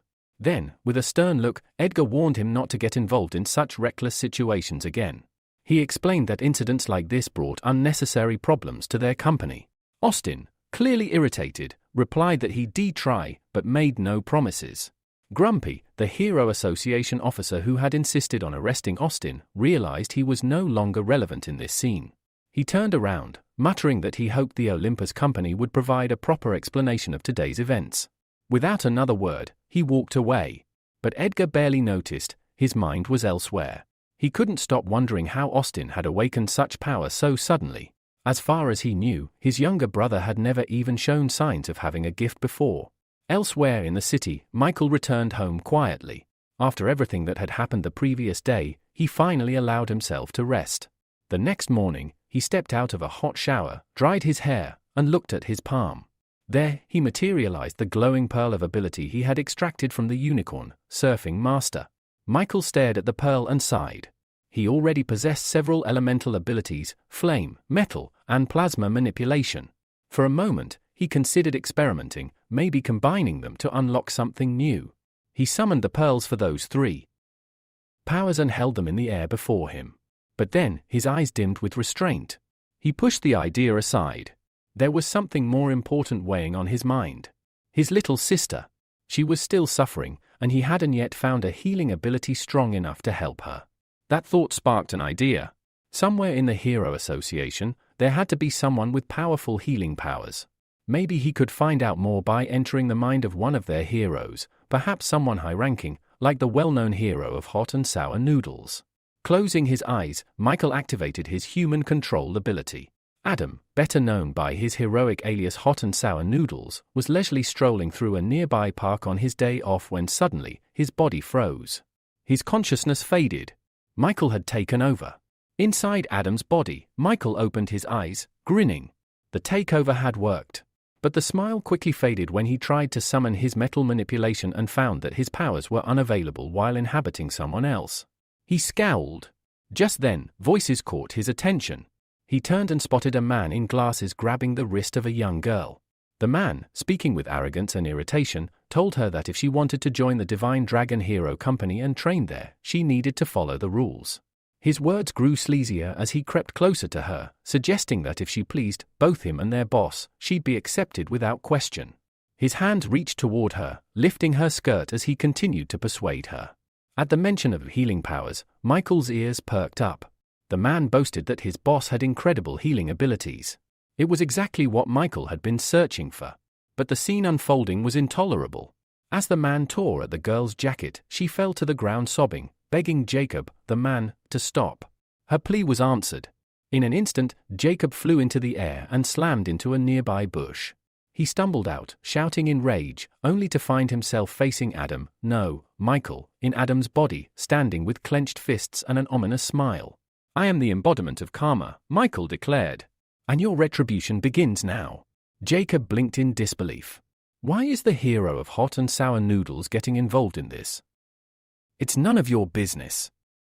Michael ignored the question and helped the girl, whose name was Via, to her feet. "If someone tried to blackmail your sister or daughter like this," he said coldly, "you'd do the same." Jacob's expression twisted. That wasn't harassment. "She's been interning with us for months. She's been waiting for this." Via couldn't take it anymore. She turned and shouted, "I never wanted this, you liar." Michael gently told her that if she truly wanted to be a hero, she needed to stay focused and never let people like Jacob break her spirit. A tearful smile crossed her face. "I'll remember that," she said, then turned and marched away with a final insult hurled at Jacob. Now alone, Jacob's temper flared. He glared at Michael and stepped forward, raising his fist. "You let her ruin everything I worked for. I'll break you for this." Michael didn't flinch. He popped an orange pill into his mouth. In the blink of an eye, his appearance changed. He'd triggered Adam's transformation into the actual hot and sour noodles. Power surged through him. Jacob charged. Michael didn't hesitate. He threw a devastating punch directly into Jacob's stomach. The force of the blow folded the man in half. The impact of Michael's punch had launched Jacob several meters through the air, sending him crashing back into the bushes. Michael stood still, expecting his opponent to reappear, but the surroundings remained eerily quiet. His brow furrowed as he called out, demanding Jacob to come out. Hidden among the leaves, Jacob's voice responded, dripping with resentment. He taunted that even if Michael had used an oversalted capsule to transform, the power of the hot and sour noodles hero would still vanish after just 15 minutes. That short duration startled Michael. He had already realized that while abilities didn't transfer between bodies, their internal strength did, because it was tied to the soul. And since Michael had amassed a terrifying amount of inner power by collecting abilities, the full potential of a transformation could be greatly amplified if harnessed correctly.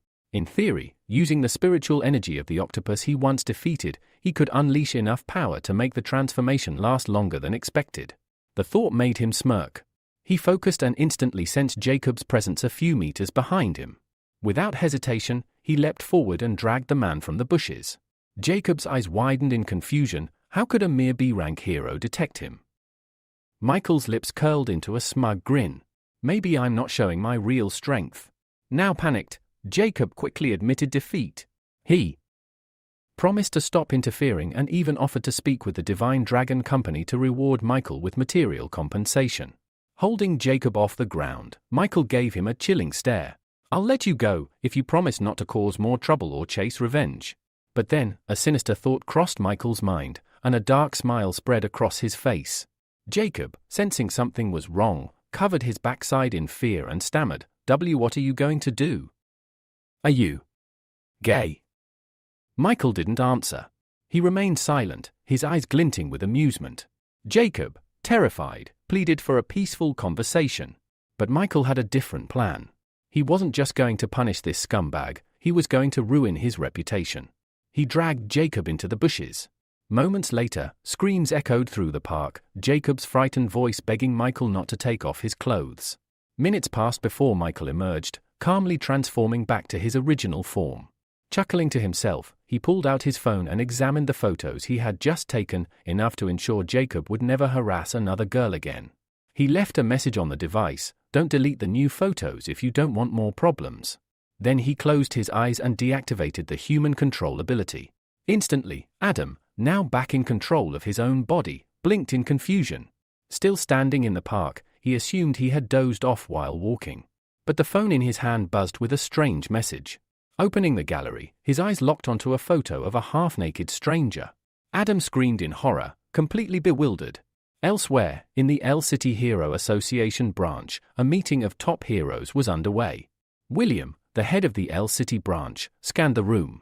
Tension crackled in the air. The co-head beside him looked just as tense as they addressed the gathered heroes.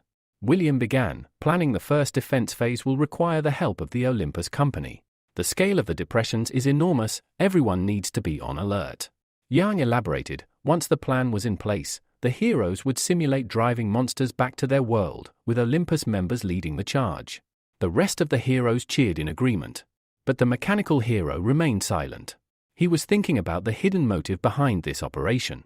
The association planned to allow one A-rank hero from each company into the core deviation zone to monitor and suppress the depression phenomenon. But there was another reason. Rumors that the monster world could enhance weapons and equipment. That opportunity was the real bait. The ice adventurer also understood what was at stake. The possibility of upgrading his own ability thrilled him. As night fell, Michael was back at work. He summoned a clone using the Pearl of Ability and began experimenting. First, he broke down a low-tier metal manipulation pearl. Then, he enhanced the plasma pearl to A-rank and used a B-rank support ability to bind them. The result was a brand new B-rank ability, Shadow Substitution. This allowed the clone to shift positions during combat and forge shadow weapons on the spot. Once the process was done, he embedded the two ability pearls into the clone's body. He imprinted one final message in the clone's mind: "You're powerful. Stay cool. Stay sharp."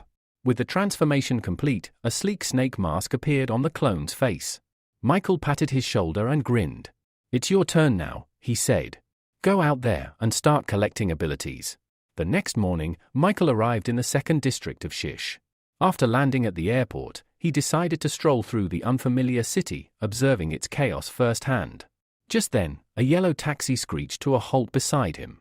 The window rolled down to reveal a smiling blonde driver who asked where Michael was headed. Without thinking much, Michael climbed in and gave his destination. Almost immediately, his phone buzzed.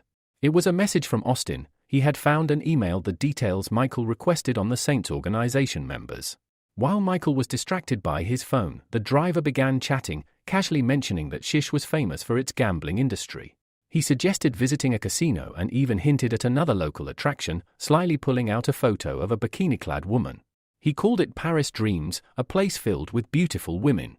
Michael gave a faint smile. This city certainly lived up to its name, the City of Chaos. A few minutes later, the taxi pulled up in front of the Heaton Hotel. When Michael reached for his wallet, the driver demanded 500 Azure coins. Michael's brow furrowed. The meter clearly displayed 98 coins. He asked the man to explain the inflated fare, only for the driver to grin and claim the extra was for the valuable local knowledge he had provided, a lesson for any newcomer. Then, he pulled out a gun and aimed it directly at Michael, threatening that if he couldn't pay with money, he'd have to pay with his life. Unfazed, Michael stared back coldly and said, "You chose the wrong victim." In an instant, he activated his human control ability. Moments later, the two of them were inside the hotel. Michael checked in and thanked the receptionist politely. As he walked away, the hotel staff whispered among themselves, puzzled at how a man like that cab driver was now obediently helping carry someone else's luggage.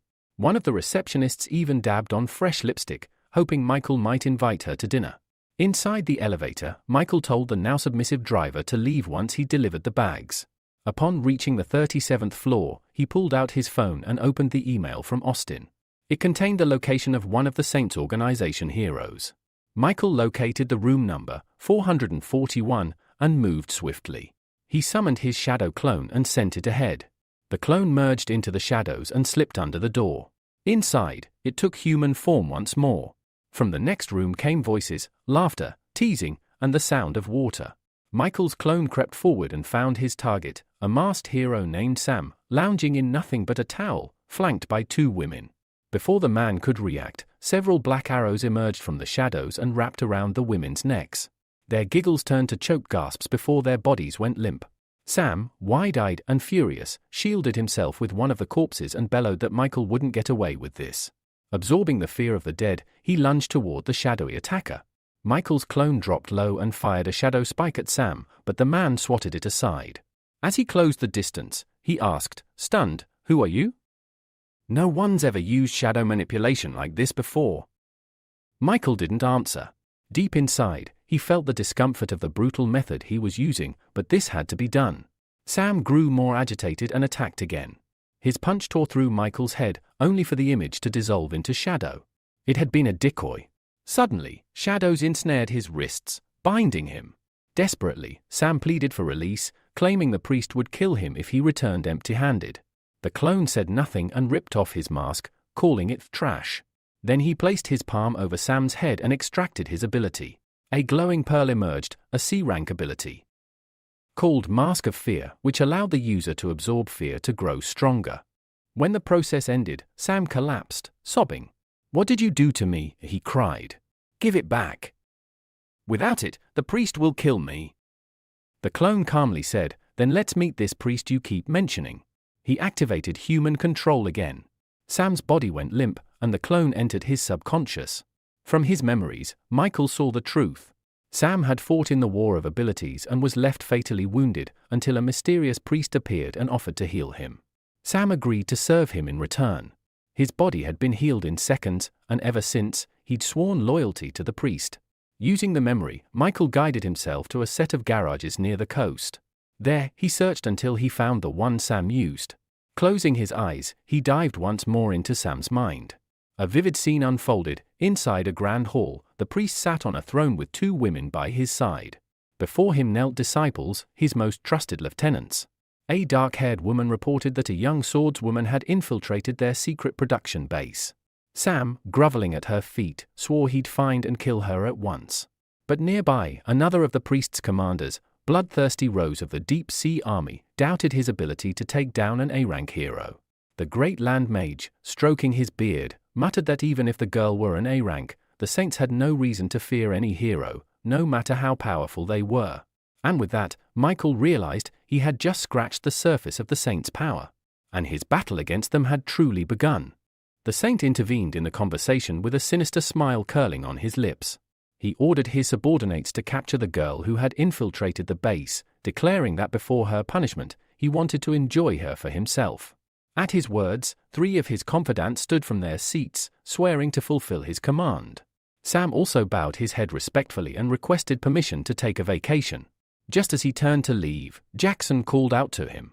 Sam knelt before him again, awaiting instructions.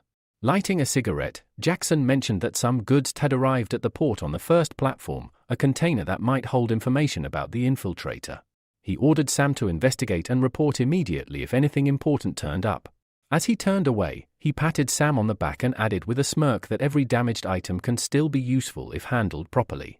Back in the present, Michael came out of the memory trance and stood in front of the garage. He scanned the area and spotted a fingerprint reader on the door. Holding out his hand, he was relieved when it accepted the print and unlocked the entrance. Without delay, he activated his plasma manipulation ability, opening the heavy door and slipping inside. A few steps in, he discovered a staircase leading underground. The garage, it seemed, was merely a front. As he descended, the metallic tang of blood grew stronger. On reaching the basement floor, Michael saw a man seated at a table, Clark, the one managing the storage. Clark stood up immediately and saluted the masked visitor, unaware of who he truly was. Michael approached with authority and asked if anything unusual had happened that day. Clark casually mentioned that some valuable new goods had arrived, though the creatures had started to get on his nerves. Michael, tense at the word goods, demanded to see them. The two walked deeper into the corridor. As they passed a row of barred cells, Michael's stomach turned. Inside were children, silent, bruised, and broken. Clark barked a threat at them, warning that if they dared to make a sound, they'd face worse than a beating. Michael clenched his fists, struggling to contain the fury rising within him. He knew now what Jackson had meant by product. Suddenly, cries of agony echoed through the corridor. Behind one of the walls, a boy was being brutally whipped. Blood streamed from his ear. Freshly bitten off. The enraged warden raised his whip again, but Michael stopped him cold, his voice like steel. When he demanded an explanation, the warden sputtered, trying to cover up the incident. Then a blue-haired man, known as Mantis, one of the preachers of the organization, stepped in with a vile smirk. He casually revealed the truth. Marcus had tried to have fun with the boy's sister. That was all the boy had needed to retaliate. The word struck Michael like a dagger. He glanced at the small, trembling girl nearby, barely clothed and no older than 11. Mantis laughed and remarked that Michael should have been off enjoying his vacation instead of visiting the dungeons. Michael, forcing himself to stay in character, said the girls were fine, but today he came to check the condition of the goods for the Deep Sea Army commander. Pointing to the blooded boy, he ordered him to be released, claiming he could fetch a high price. Lucian approached and sneered, saying that even without teeth, the kid could still be sold. Then he stepped aside. The battered boy, teeth missing, growled in his native tongue that he would kill them all. Michael gave him a hard look and said quietly, "Just wait a little longer. I'll grant your wish." Then, in one fluid motion, he struck. A beam of energy pierced Lucian's chest, his face twisting in shock. "Why?" the man gasped as he fell. Michael stood tall and said with cold fury, "Because we're the same. You just don't realize it yet." And with one final movement, he severed Lucian's head. Panic spread. The other guards froze in disbelief. Michael summoned strands of shadow infused with blue flames. "All of you will die here," he declared. One of the blonde guards lunged at him, but Michael's shadows engulfed his body mid-air, flames consuming him. An electric pulse shot through the shadows, paralyzing the man with pain. Clark tried to flee, trembling, but a shadow strand shot after him and dragged him back. A wide trail of blood followed in its wake. From his corner, Lucas watched it all unfold with wide eyes. Suddenly, he saw two glowing pearls appear in Michael's hand. The boy looked up with determination and asked, "Who are you?" Michael turned to him and replied, "I'm the one who came to save you." Lucas didn't buy it. "I heard how you laughed at us," he said grimly. Michael sighed. A blue flame flared in his palm as he stepped back and sliced through the boy's chains. "Sit here a little longer. I've still got work to do," he said. Lucas stood, silent, and walked toward his little sister, kneeling beside her protectively. He pulled his sister closer, her small frame trembling as she buried her face into his chest. Lucas hugged her tightly, as if trying to shield her from everything they had just witnessed. Watching this silent moment of reunion, Michael couldn't help but think of his own sister, still unconscious, still unreachable. His heart clenched with sorrow. But that moment was short-lived. Suddenly, guards swarmed in from both ends of the corridor, weapons drawn and eyes wide with panic. Without hesitation, Michael raised his hand, shouting, "Shadow bombs!" And with a ripple of dark energy, the shadowy tendrils burst forth, dancing like serpents wreathed in blue flame. In a matter of seconds, the corridor was cleared, each enemy falling to pieces, cut down by a single swing. Just as the dust settled, a new figure emerged. A long-haired man stepped around the corner, his pale face calm and almost bored, holding a strange disc in the air. "Impressive," he murmured, then looked behind Michael. "You're surrounded now. You won't escape." Another man appeared, his expression cruel and pleased. "I'll go first," he said with a nod, and the long-haired one, known as the Lord of Music, grinned wickedly. "Then let the music begin." He raised the disc and twisted it. A horrific sound tore through the air like broken glass scraping metal. Instantly, the children screamed in agony, clutching their heads. Michael staggered, the frequency burning his mind, but he quickly realized the music wasn't physical. It was attacking their consciousness. If he didn't act fast, they could go mad. So he acted. Michael dropped his hands and slouched forward, laughing to himself like a man possessed. His strange behavior made the Lord of Music grin triumphantly. Thinking the hero had fallen to the sound, he tossed the spinning disc straight at Michael, but it passed through empty air. He had disappeared. A breath later, Michael reappeared behind him, and with a brutal kick to the back, he sent the man sprawling. The Lord of Music choked on blood, reaching out in desperation to his partner. "Help me!" The spearman didn't hesitate. With a roar, he hurled his flaming spear at Michael. The weapon found its mark, piercing clean through the hero's shoulder. Michael didn't even cry out. He just looked down at the wound for a moment, clenched his fist, and then smashed it into the Lord of Music's skull with everything he had. The man's eyes went lifeless instantly. The spearman froze. "Why?" he whispered. "Why betray the organization?" Michael stood slowly, blood trailing from his arm. "You really don't know," he asked bitterly, then swept his hand toward the cages. "For them. For justice." The word confused the spearman. He scoffed, masking his fear with a sneer. "You call this justice? You're no better than us. And you still won't leave alive. The commander of the Deep Sea Army is already on his way." Michael's eyes narrowed. "Then I'll kill everyone who comes." Sensing danger, the spearman gripped his weapons tightly. A thin thread of heat energy extended from his forehead, connecting to Michael. In that moment, Michael absorbed his ability. The energy rushed through him like fire in his veins. Panicked, the spearman launched both flaming spears. Michael crossed his arms, letting the weapon sink into his skin. Then, with a surge of strength, he flung them back. The spearman didn't even move. He just stared, mouth agape, before his own spears tore through his chest. Silence returned. Michael sighed, feeling the ache spread across his body. "That hurt more than I expected," he muttered. From behind one of the cages, a boy peeked out. "Are you okay?" he asked timidly. Michael turned, managing a small smile. "It's nothing." He then unlocked all the cages, setting the children free. One by one, they stepped out, scared, cautious, but alive. Lucas came last, his sister asleep on his back. Standing before Michael, he looked him straight in the eye. "I don't want to be weak anymore," he said firmly. "Make me strong. Like you." Michael nodded. "Then swear loyalty to me. Eternal loyalty." Without hesitation, Lucas responded, "I'm ready. I'll be your most devoted student." Satisfied, Michael handed him a glowing pearl, the same one he had taken from Mantis. "This is an ability pearl," he explained. "It will let you turn your hands into blades. With this, you can protect yourself and her." Lucas accepted it with a glowing smile and a nod of gratitude. Then, carrying his sister, he followed the other children toward the exit, glancing back once at the masked man who had saved them. Michael turned back to the corpses. There was one last task. He stretched out his hand, activating his extraction ability. One by one, he pulled the pearls from the dead bodies, harvesting their powers. A pleased smile crept across his face. "Last time, it took me forever to get 2 pearls from the frog and unicorn," he muttered. "This time, I hit the jackpot." He first upgraded his shadow exchange to A rank. Now, he could summon 5 clones, and during battle, switch places with any shadow, including an enemy's. Task complete, Michael stepped out of the garage. But then, he stopped. He felt danger. Behind him stood a girl with sharp eyes and a sword aimed at his back. "Who are you?" she demanded. "And where did these children come from?" Michael slowly turned his head.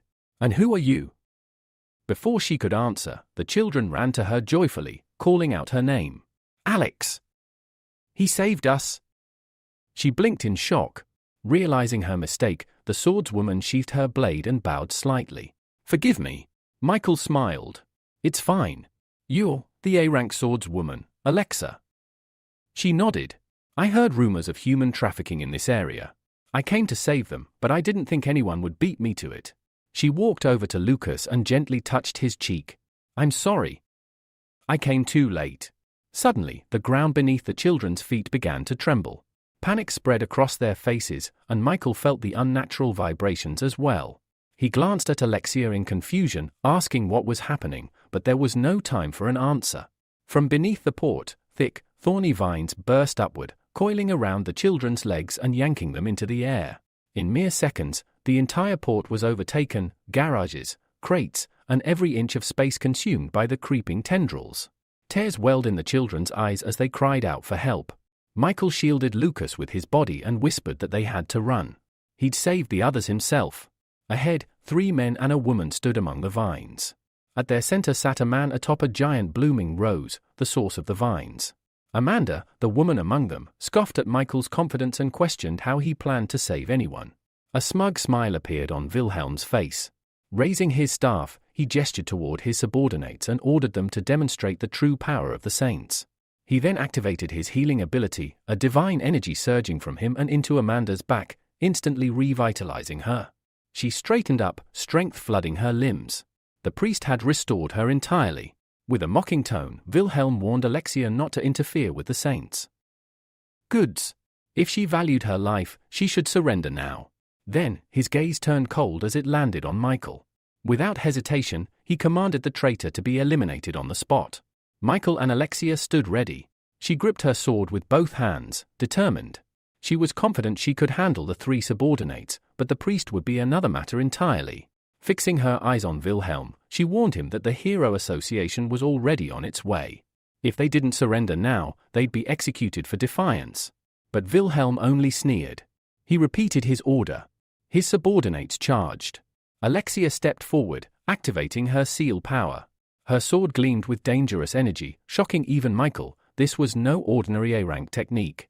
She dashed forward, determined to stop them. The Earth Mage, Jackson, conjured a sand-based magic circle, and a massive wall of earth erupted in her path. But Alexia didn't falter. With one mighty swing, she shattered the barrier and pressed on. Jackson didn't stop. He began casting again. Nearby, 3 spheres of water materialized. Alexia moved first, unleashing a searing wave of fire from her sword. But as she looked down at her attack's path, her eyes widened in horror. Amanda stood ahead, holding a captured child in front of her like a shield. With a twisted smile, Amanda declared that this child would be her first victim. The flames engulfed the boy before Alexia could react, leaving no trace behind. Trembling, Alexia screamed, asking how she could stoop so low. Amanda's smile only deepened. Kindness, she said, was weakness. And she still had more hostages. Behind them, Jackson smirked. His body dissolved into water, and in an instant, he reappeared behind Alexia, blade raised.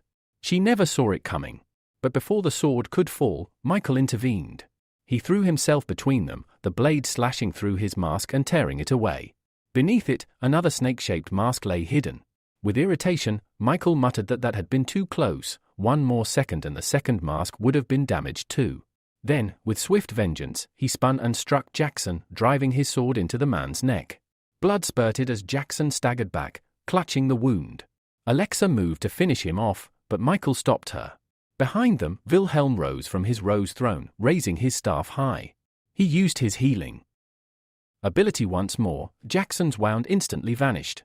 The man let out a relieved laugh. With the high priest nearby, they were practically immortal. Wilhelm then activated his enhancement skill. A glowing blue light engulfed his subordinates, amplifying their powers even further. Michael frowned. At this rate, their combat strength could rival A rank or more. Jackson dropped to one knee, concentrating. Energy surged around him. Alexa cried out in warning. The Earth Mage's next spell would rival the power of A rank destruction. Michael understood instantly. If that spell landed, the hostages would be caught in the blast. He had to stop it, no matter what. He looked at Alexa and said, "I'll handle him. You take the others." The girl hesitated. "But even if you stop him, what about the children?" Michael didn't answer. He simply told her to trust him. For some reason, she did. With a deep breath, she gripped her sword tightly and whispered that she'd clear the path. Then she leapt forward and clashed with Justin, Amanda's ally. Their blades met with explosive force. Justin called for backup, and Amanda, annoyed, responded by summoning more vines. A sweet, cloying aroma filled the air as red rose petals rained down. Alexa paused, suddenly dizzy. Her strength was fading rapidly. Amanda explained with glee that her body secreted a scent that aroused desire, weakening opponents by seducing their minds. Justin created water clones, approaching Alexa from behind. He leaned in, taunting her. But at that moment, Alexa unleashed her trump card, the Mind Seal. A pillar of blinding light burst from her, knocking Justin and his clones away. Amanda's eyes widened. This swordswoman had accessed something rare, something powerful. Before Amanda could react, Alexa vanished. Her sword cut Amanda in two before the woman even understood what happened. Standing behind her, Alexa whispered that she had only recently mastered this rebirth technique, allowing her to resurrect her strength in moments of crisis. Meanwhile, Jackson completed his incantation. A colossal earthen dragon materialized and roared, charging toward the children. Screams erupted across the port. But before the dragon could reach them, a dark shadow crawled along the vine stems. Lightning crackled. Michael appeared. His hand sparked with electric energy. With precision, he launched a bolt straight into the dragon's open mouth, paralyzing it. He clenched his fists, and a massive explosion rocked the port. From above, a rescue helicopter neared. The explosion below sent dust and smoke billowing into the sky. The dragon fell. Jackson, barely alive, reverted to his human form and fell to one knee. He looked at Wilhelm and thanked him. "If not for you, I'd be dead." But Wilhelm scowled. His voice was laced with contempt. "You're all useless," he muttered. "I've already lost 2 B-rank followers for this." Even though the Saints had suffered defeat, the old man remained calm. He assured Wilhelm that the organization could be rebuilt. After all, the high priest was still alive. Restoring everything wouldn't be difficult. Wilhelm slowly turned his gaze toward the battlefield, nodding in agreement. Amid the thick dust still swirling through the air, his eyes locked onto a single figure, Michael, carrying an unconscious Alexa on his shoulder. The priest narrowed his eyes.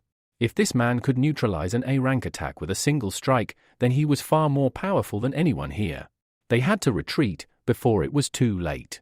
Just then, a new pillar of blinding light burst from the ground, not from Michael, but from Wilhelm himself. It was a reverse summoning.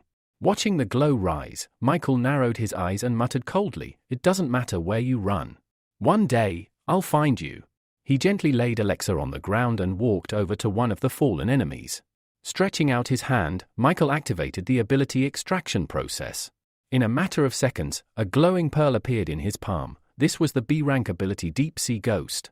It granted the user control over the water in a human body, allowed them to create water clones, and summon massive waves, so long as there was moisture nearby. Without wasting time, Michael approached the Rose-controlling girl. Repeating the same process, he extracted her power too, another B-rank ability known as Bloodthirsty Rose. It gave the user the power to summon thorny rose vines using their own blood. These vines emitted a scent that could boost attributes but came with a dark side. The user risked losing control over them entirely. Now holding two B-rank abilities, Michael had no intention of keeping them as they were. Instead, he broke them down into F-rank abilities and combined them with the skill he had previously acquired. A few minutes later, a bright emerald pearl pulsed in his hand. It was the newly synthesized A-rank ability, Superb Brain. As he absorbed it, a rush of sensations overwhelmed him. His vision, hearing, smell, touch, and even his sixth sense became razor sharp. Not only that, it allowed him to release a wave capable of paralyzing an enemy's nervous system. Right then, Alexa stirred. She opened her eyes slowly, blinking at the ruined port around her. Michael noticed and approached. The girl stood, took a few hesitant steps, and then turned to him. What rank are your abilities?" she asked, bewildered. "And who are you?" Michael replied calmly, "I'm from the judges' organization." Alexa frowned, confused. "I've never heard of that. Not once in all my time in the Hero Association," but then her eyes caught something that froze her blood. The vines, the ones that had imprisoned the children, were now empty. With dread in her voice, she asked, "Where are the kids?" Michael didn't answer immediately. He simply nodded behind her and said, "Turn around." When she did, Alexa's eyes filled with tears. All the children were safe and running toward her. The protective dome had fallen, and they were free. They clung to her, excitedly telling her how Michael's shadow had cut the vines and taken them to safety. One child explained how, even after the explosion, his shadow formed a dome that shielded them from harm. She was stunned. This man had saved them all. Alexa turned to thank him, but the mysterious stranger had already vanished. As the dust began to settle, a helicopter hovered above the scene, loudspeakers echoing across the ruined port. From this moment on, the Hero Association has taken control of this area. Please refrain from any further action. The chopper landed near the garages, and several association members poured out. Among them was a young reporter named Valeria. Nervously adjusting her microphone, she turned to her assistant and asked where to begin. He pointed to Alexa. "Start with the Seal Swordswoman." Valeria approached the still-shaken girl, introduced herself, and politely asked for an interview. Alexa nodded in approval. According to the Hero Association's report, Valeria began, "You sent the emergency signal. The entire port is now destroyed. Can you tell us what happened here?" Without hesitation, Alexa told her everything. She had come to rescue the kidnapped children from the Saints organization, which had been planning to sell them illegally. The story immediately stirred a powerful reaction from the broadcast's viewers. Valeria frowned. "We've heard rumors about this criminal group before. From what we know, they operated out of Sioux City, involved in all sorts of illegal activities. Do you think the government will investigate now?" Alexa shook her head grimly. "They've been doing this for a long time. I had to infiltrate their ranks just to get this far. And even then, I could only save these kids." The crowd that had gathered nearby listened closely. Some wept. Others shouted in anger that the criminals must be punished. Then, Alexa continued. "I wouldn't have made it out alive if I had fought the high priest alone, but someone came to help me." Valeria's eyes widened. "A masked man?" "Yes," Alexa replied. "His skills were far beyond mine. He broke through the priest's enhancement spell, a power normally only usable by A-rank heroes." She pointed to a scorched crater still smoldering with smoke. "He did that. All I know is, he wore a mask with a snake emblem. And he said he was from the judges' organization." Valeria glanced around, trying to find the mysterious savior, but saw nothing. "He ran off toward the garages," Alexa added. "He was chasing the high priest." By that time, Wilhelm and the Earth Mage had already escaped to a hidden location. By this time, Wilhelm and the Earth Mage had already taken cover in a safe location.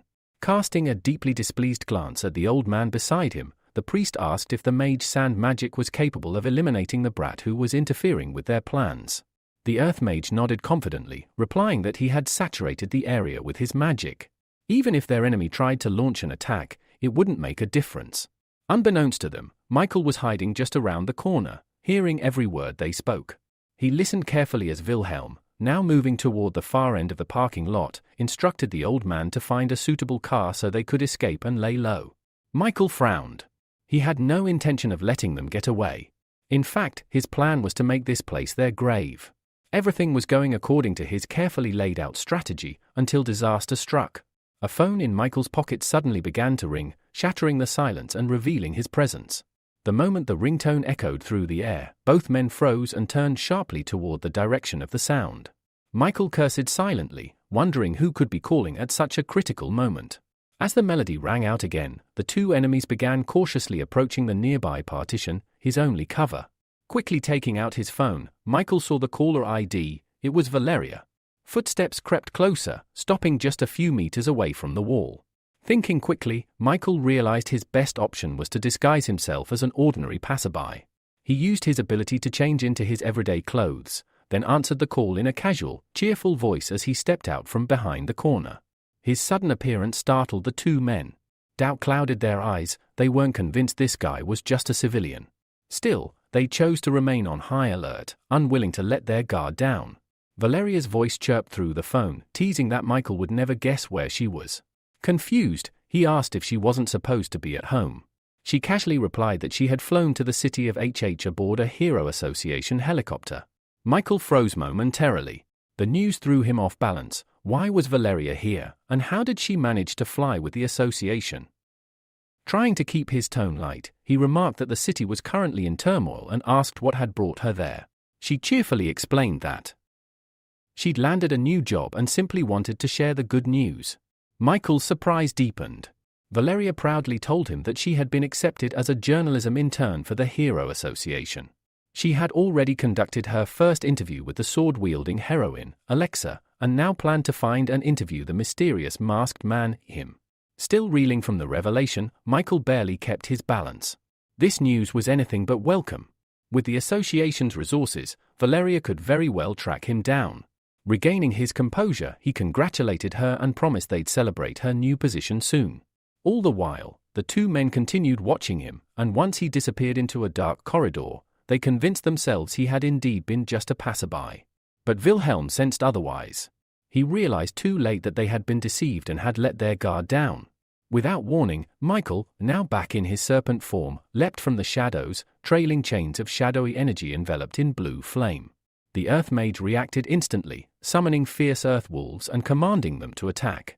One of the wolves lunged at Michael, but his body vanished into thin air upon impact. Wilhelm, amused by the illusion, remarked with a grin that they needed more wolves to deal with this guy. The Earth Mage reassured him that each of his wolves was strong enough to defeat an A-rank hero, so there was no need for concern. But before they could act, shadowy tendrils sliced through the air. With only a few swift and powerful swings, Michael tore through the wolves.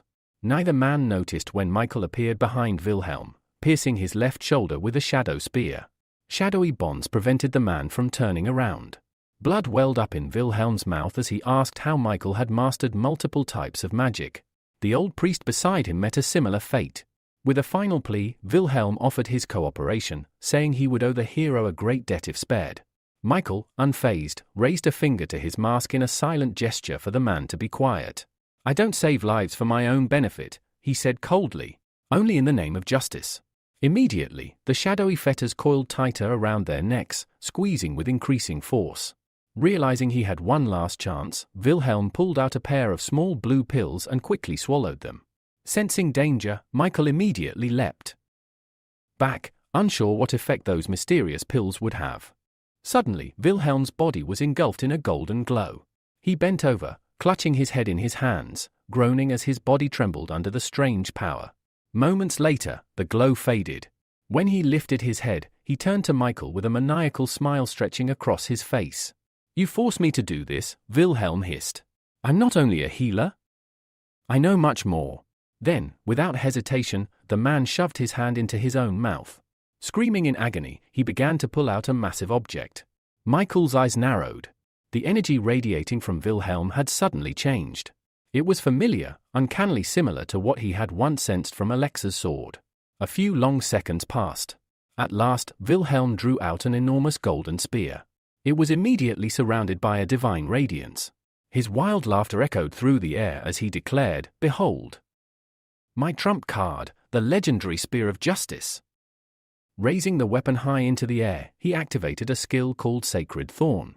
The moment the skill triggered, numerous golden portals appeared in midair. From each one emerged identical replicas of Wilhelm's spear. With fury in his voice, Wilhelm roared, "Justice will be done!" Obeying his command, the glowing spears all launched toward Michael at once. Michael narrowly dodged the first wave, leaping aside just before they could pierce him. But the attack didn't stop. More and more spears poured from the portals, chasing him relentlessly. No matter where he turned, they followed. Suddenly, one of the spears grazed his left leg. A sharp, deep wound was left in its wake. Wilhelm, watching from a distance, burst into gleeful laughter. "You can dodge all you want," he taunted. "But your end has already been decided." Michael dropped to one knee, pain shooting through his leg. He gritted his teeth, frustrated that such a seemingly light strike had wounded him so severely. As he looked up at the ceiling, he realized something troubling. The golden glow from the spears had lit up the entire area, making it impossible for him to remain hidden. Once again, the spears descended. But this time, Michael was ready. Determined, he whispered, "Let's see which of us is faster." Wilhelm only laughed harder. "Faster than light? Don't make me laugh." Yet at that very moment, Michael's eyes glinted sharply. He had activated his superbrain ability. Time seemed to slow. The movements of the spears decelerated noticeably. Then, near the stunned Wilhelm, several massive shadows emerged. Without needing to move, Michael summoned multiple shadow clones, each one armed with bladed weapons. In perfect sync, the clones surged past Wilhelm, slashing as they moved. Only after the ambush did Michael release his grip over Wilhelm's movements. "You should surrender," Michael said coldly. Wilhelm's expression shifted from triumph to confusion. He couldn't move a muscle, no matter how hard he tried. Just then, 5 shadow-infused spears, mimicking the trajectories of the earlier clones, shot toward him with terrifying speed. All 5 pierced him simultaneously. A guttural scream tore from Wilhelm's throat. Struggling to breathe, he managed to gasp, no one man should have this many powers." Michael, seeing the man's attempt to heal, stepped forward. "Don't bother," he warned. "You'll keep experiencing death again and again until you stop trying." He extended his hand and activated his extraction ability. A golden light glowed around Wilhelm's chest, and Michael absorbed it. The ability was called Heart of Light, an A-rank power with multiple functions. Recovery heals physical wounds. Enhancement boosts the user's abilities.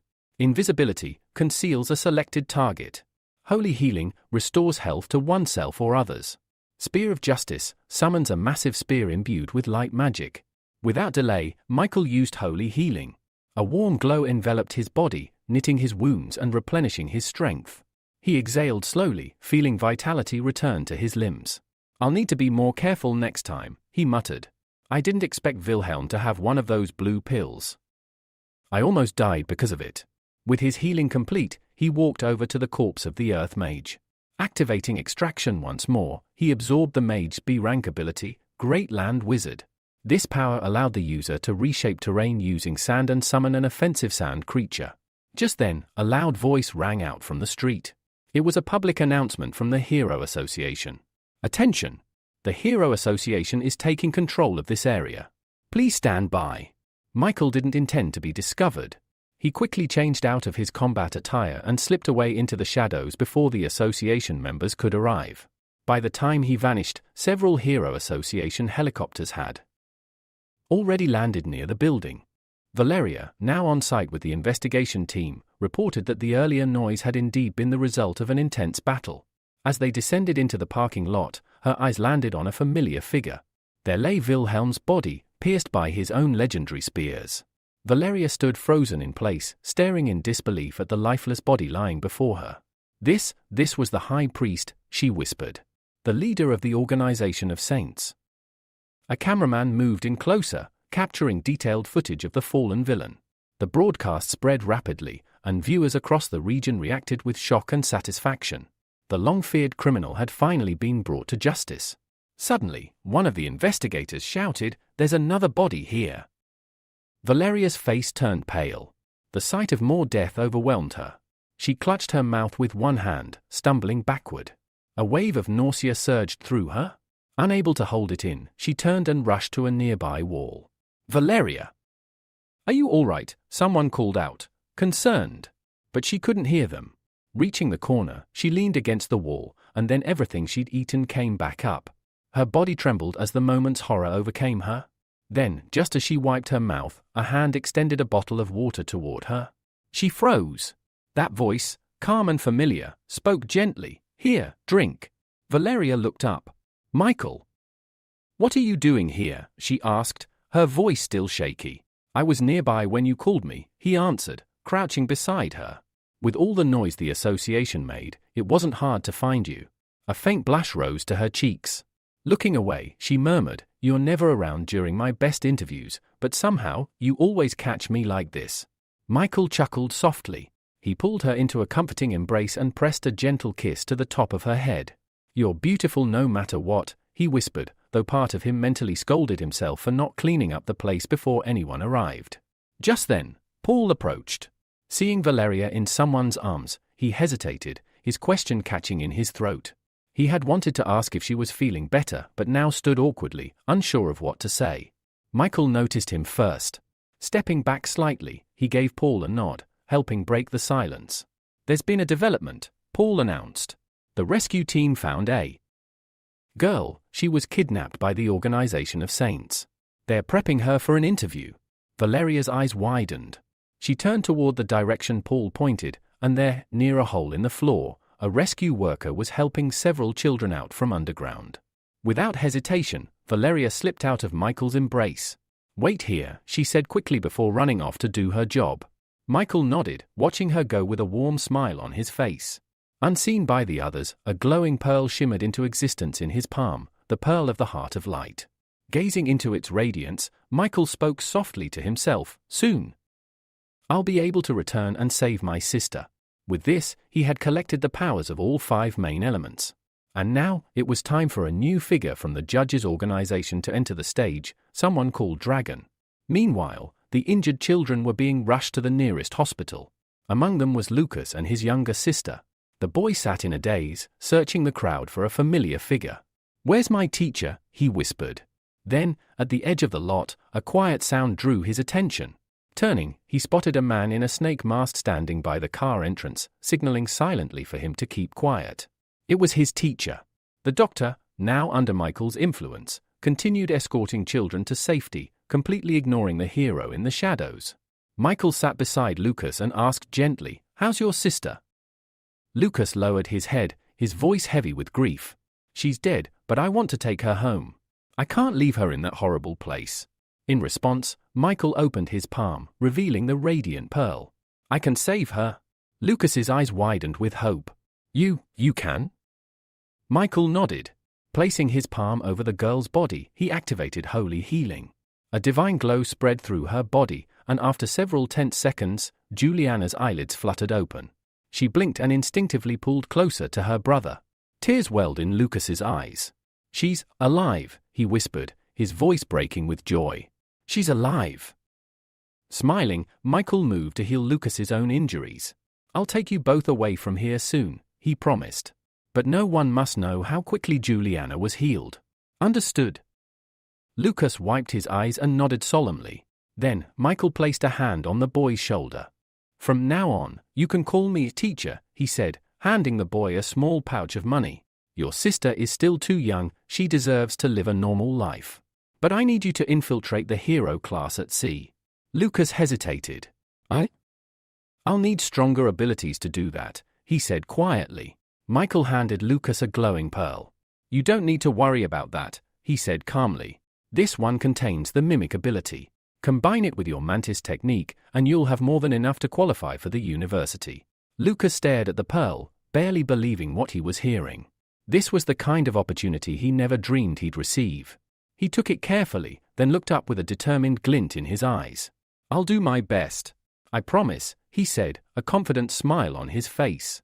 Michael rose from where he was sitting. "Live a good life," he said softly. "Don't look for me.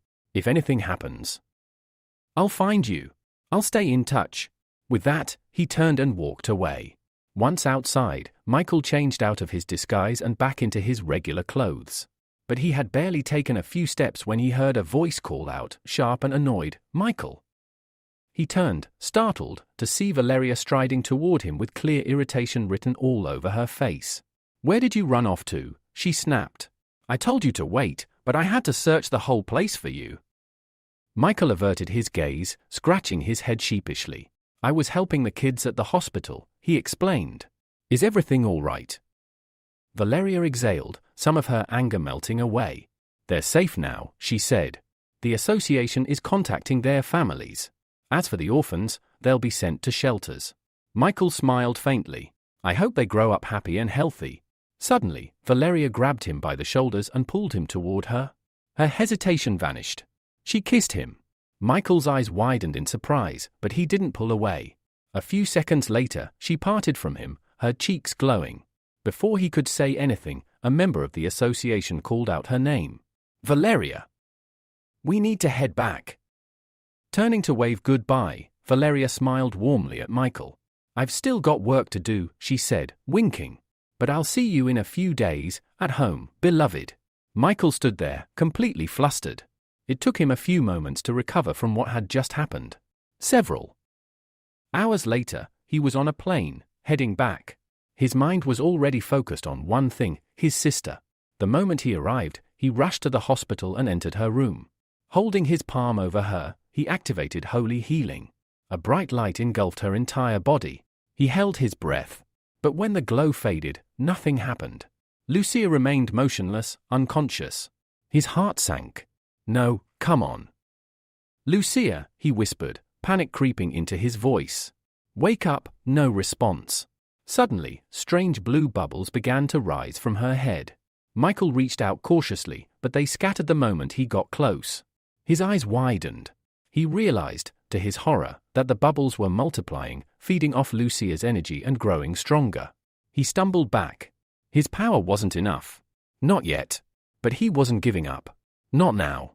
Michael clenched his fists and steeled his resolve. It was time to take the next step and confront the mysterious figure behind the blue pill, the one who had supplied it to the hero of hot and sour noodles. He summoned 3 pearls into his palm: transformation, clone, and metal manipulation.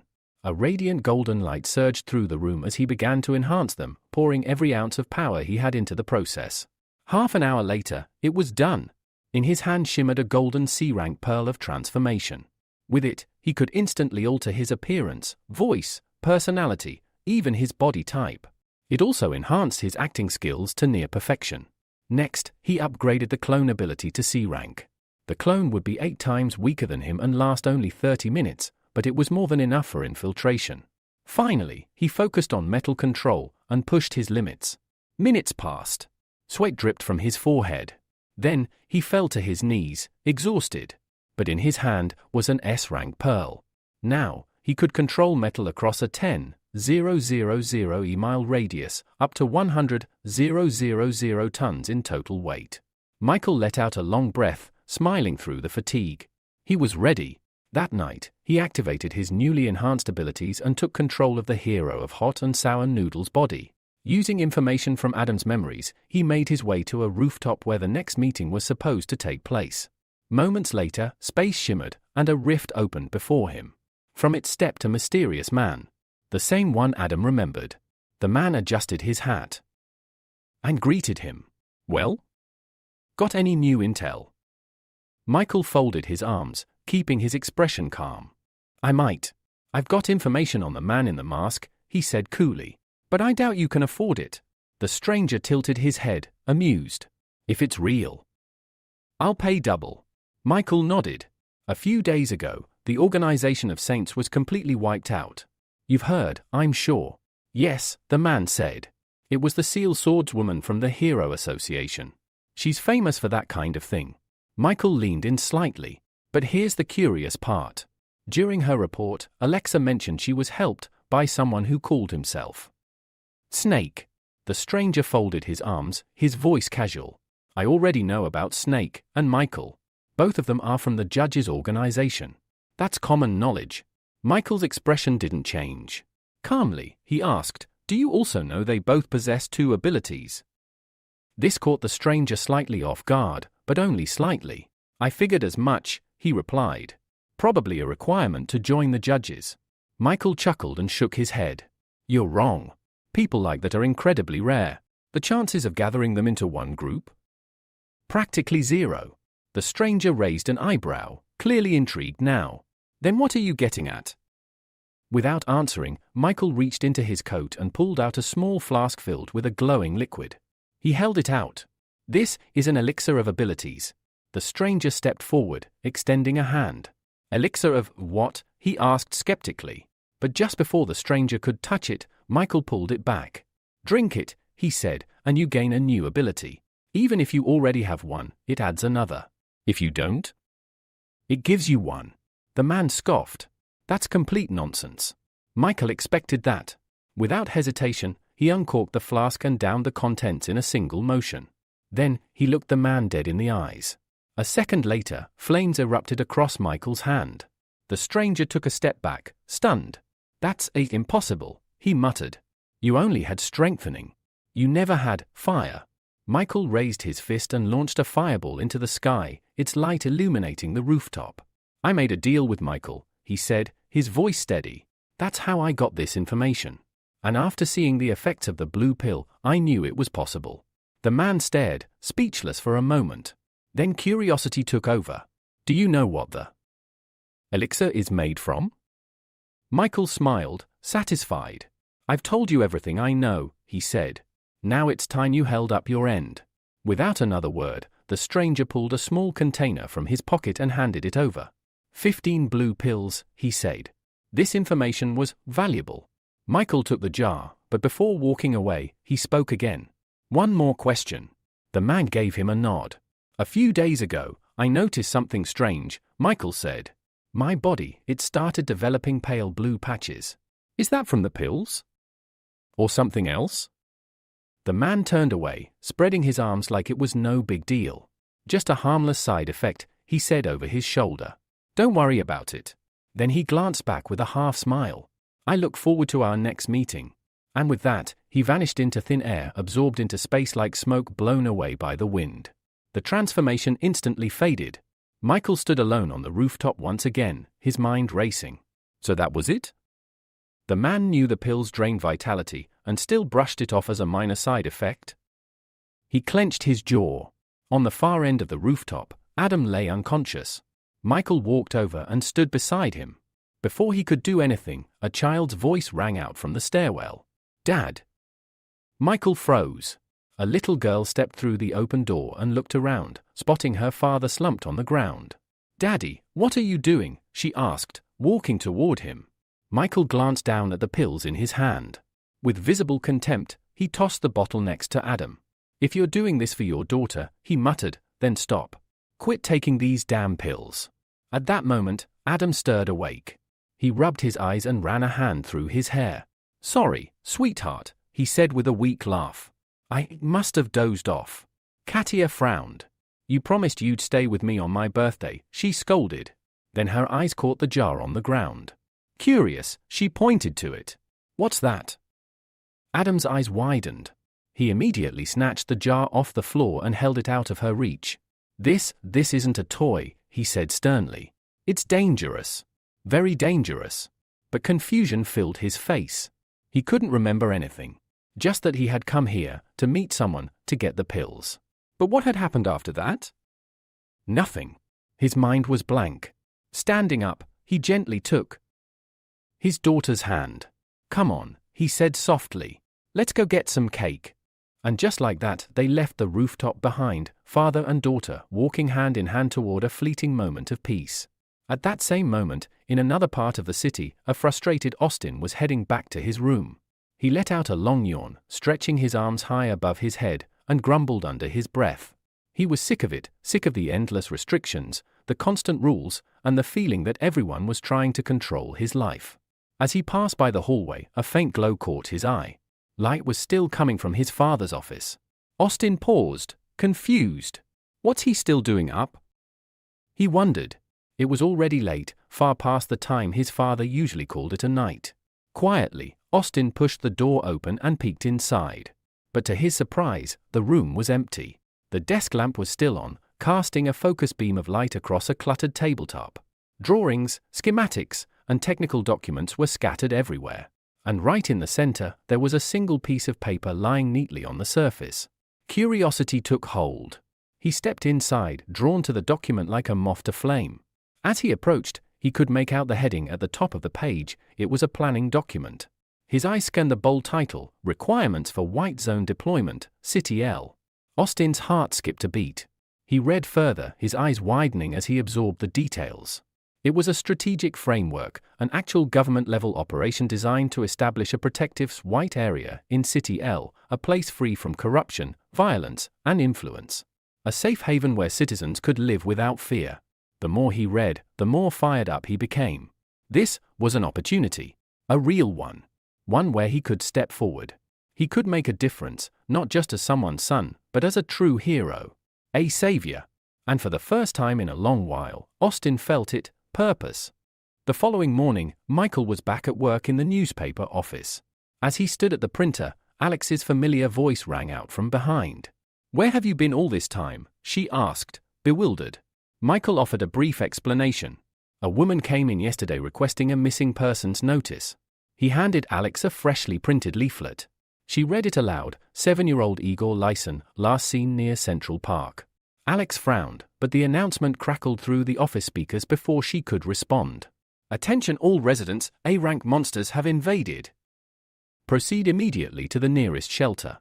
B-rank heroes, report to the scene." Panic erupted. Staffers dropped their papers and rushed for the exits. Michael's calm facade cracked. He realized the danger zone was only a few blocks from the apartment he rented with Valeria and the others. His heart pounded as he dialed her number. "Valeria, where are you right now?" he demanded. Her terrified whisper answered, "There's a monster in our building." A scream shattered the line, and the call went dead. Horror and determination surged through Michael. He barely registered Alex's shaken question, "Are you okay?"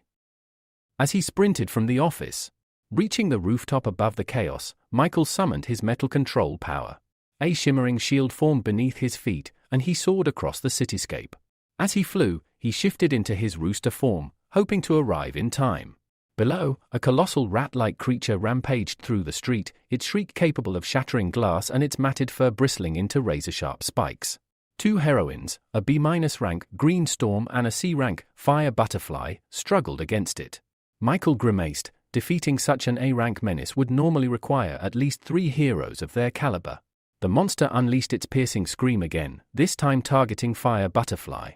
Green Storm dove between her and the creature, absorbing the full blast, and the pressure blew out 2 adjacent walls. Fire Butterfly landed hard, dust choking her lungs. "What am I doing here?" she cried. "C-rank heroes like me are just cannon fodder." "I'm here to help," Valeria called as she swooped in. She had rescued Marina, a terrified child hanging from a broken window ledge. Tears streamed down Marina's face as she clung to Valeria's hand. "Hold on!" Valeria shouted. But the ceiling collapsed above them, a jagged beam plunging toward the pair. Valeria's grip slipped as the debris sliced through her wrist. Both girls plummeted. Fire Butterfly caught Marina mere meters from the ground, cradling her gently. Marina blinked, amazed. "Thank you," she whispered, clutching the heroine's arm. Reporters clamored to film the rescue, but Emily, the field host, noticed another figure still falling. "Someone else, look," she cried. A dark shape swooped in, vanishing into the chaos with a rescued victim. Camera's word, capturing the mystery savior. Suddenly, Alexa's anguished scream echoed above. A sweeping beast attack was barreling toward the news helicopter. The crew froze in terror. Without hesitation, Lisa, shield maiden of the association, launched herself into the sky, her barrier powers meeting the monster's assault in a thunderous explosion. A shockwave knocked Fire Butterfly off her feet. Stinging in the haze of dust, she covered her eyes. Below, Michael had landed Valeria on a battered park bench away from the fray. Her face was bruised, her wrist bleeding. He knelt beside her. "I'm sorry I'm late," he murmured, activating holy healing. A warm, golden light enveloped her wounds, knitting torn flesh and soothing pain. When the glow faded, he draped his cloak over her shoulders. "You're safe now," he whispered. "No one will hurt you again." Valeria blinked up at the masked stranger, confusion and relief mingling in her eyes.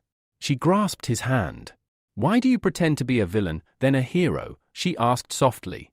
Michael offered a small, rueful smile. "I saved you because I was here. That's all." He stood and summoned his metal shield, lifting Valeria gently to her feet. "Rest a moment," he advised. "Then head to a safe zone. I'll handle the rest." Before she could respond, he launched skyward, ignoring her frantic calls. From above, Valeria watched him go, an odd sense of déjà vu tugging at her heart.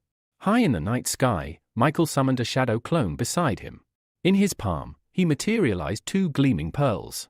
"The clone will have Heart of Light and Snow Queen powers," he explained to the empty air. "And it's better if it takes the form of a girl." He tossed the pearls into the darkness, readying his next move as the city below continued to burn with chaos.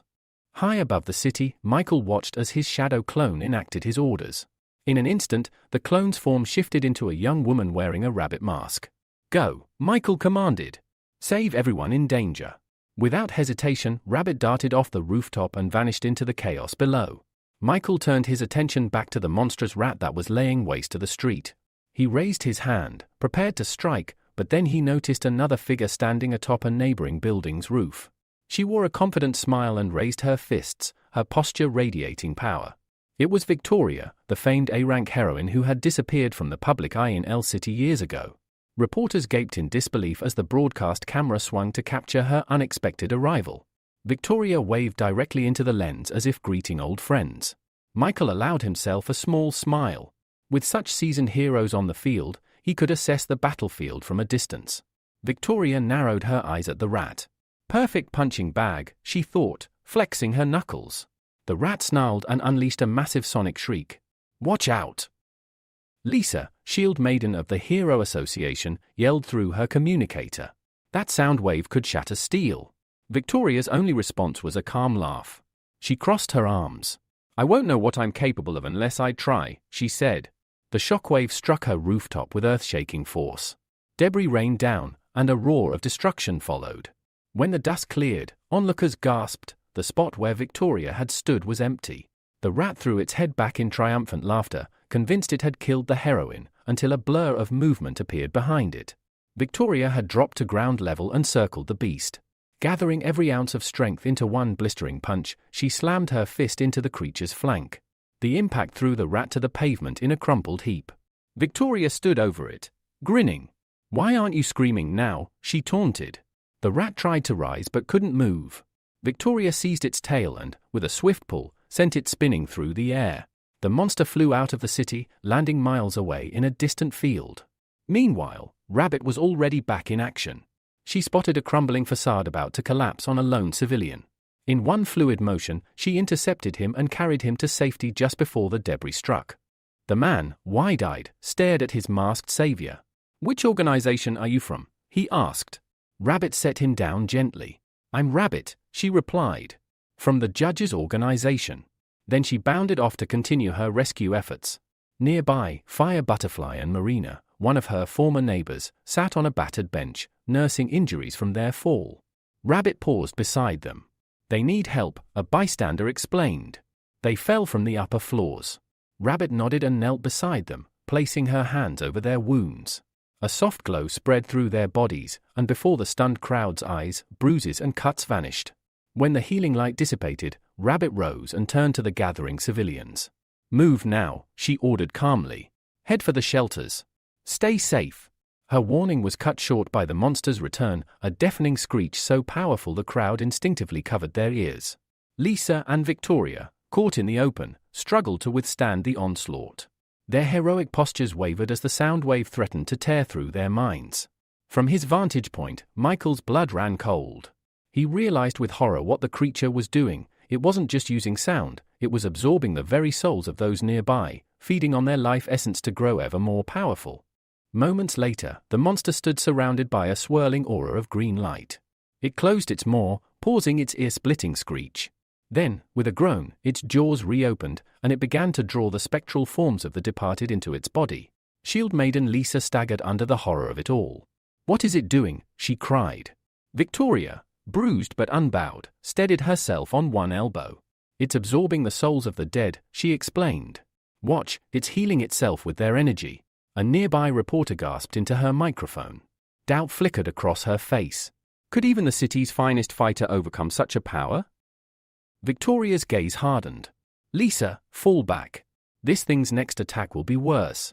With that, she rose and stepped forward once more. Freed of its weakness, the rat monster went berserk. It lashed out, smashing telephone poles and tossing street lamps like twigs. Victoria summoned her strength, her fists glowing with righteous fury. She struck the beast's armored flank, unleashing a shockwave that sent it tumbling into a row of parked cars. As dust settled, Victoria peered through the haze, expecting to find the creature down and out. Instead, its tail lashed back, skewering her across the chest. She cried out, then was lifted aloft and flung violently into a nearby wall.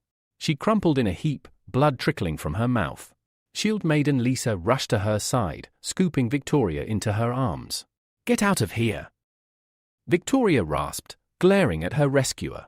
"I told you to retreat." Tears in her eyes, Lisa shook her head. "I'm a hero. I can't abandon people in danger." The monster roared again, preparing to deliver a final, soul-draining blow.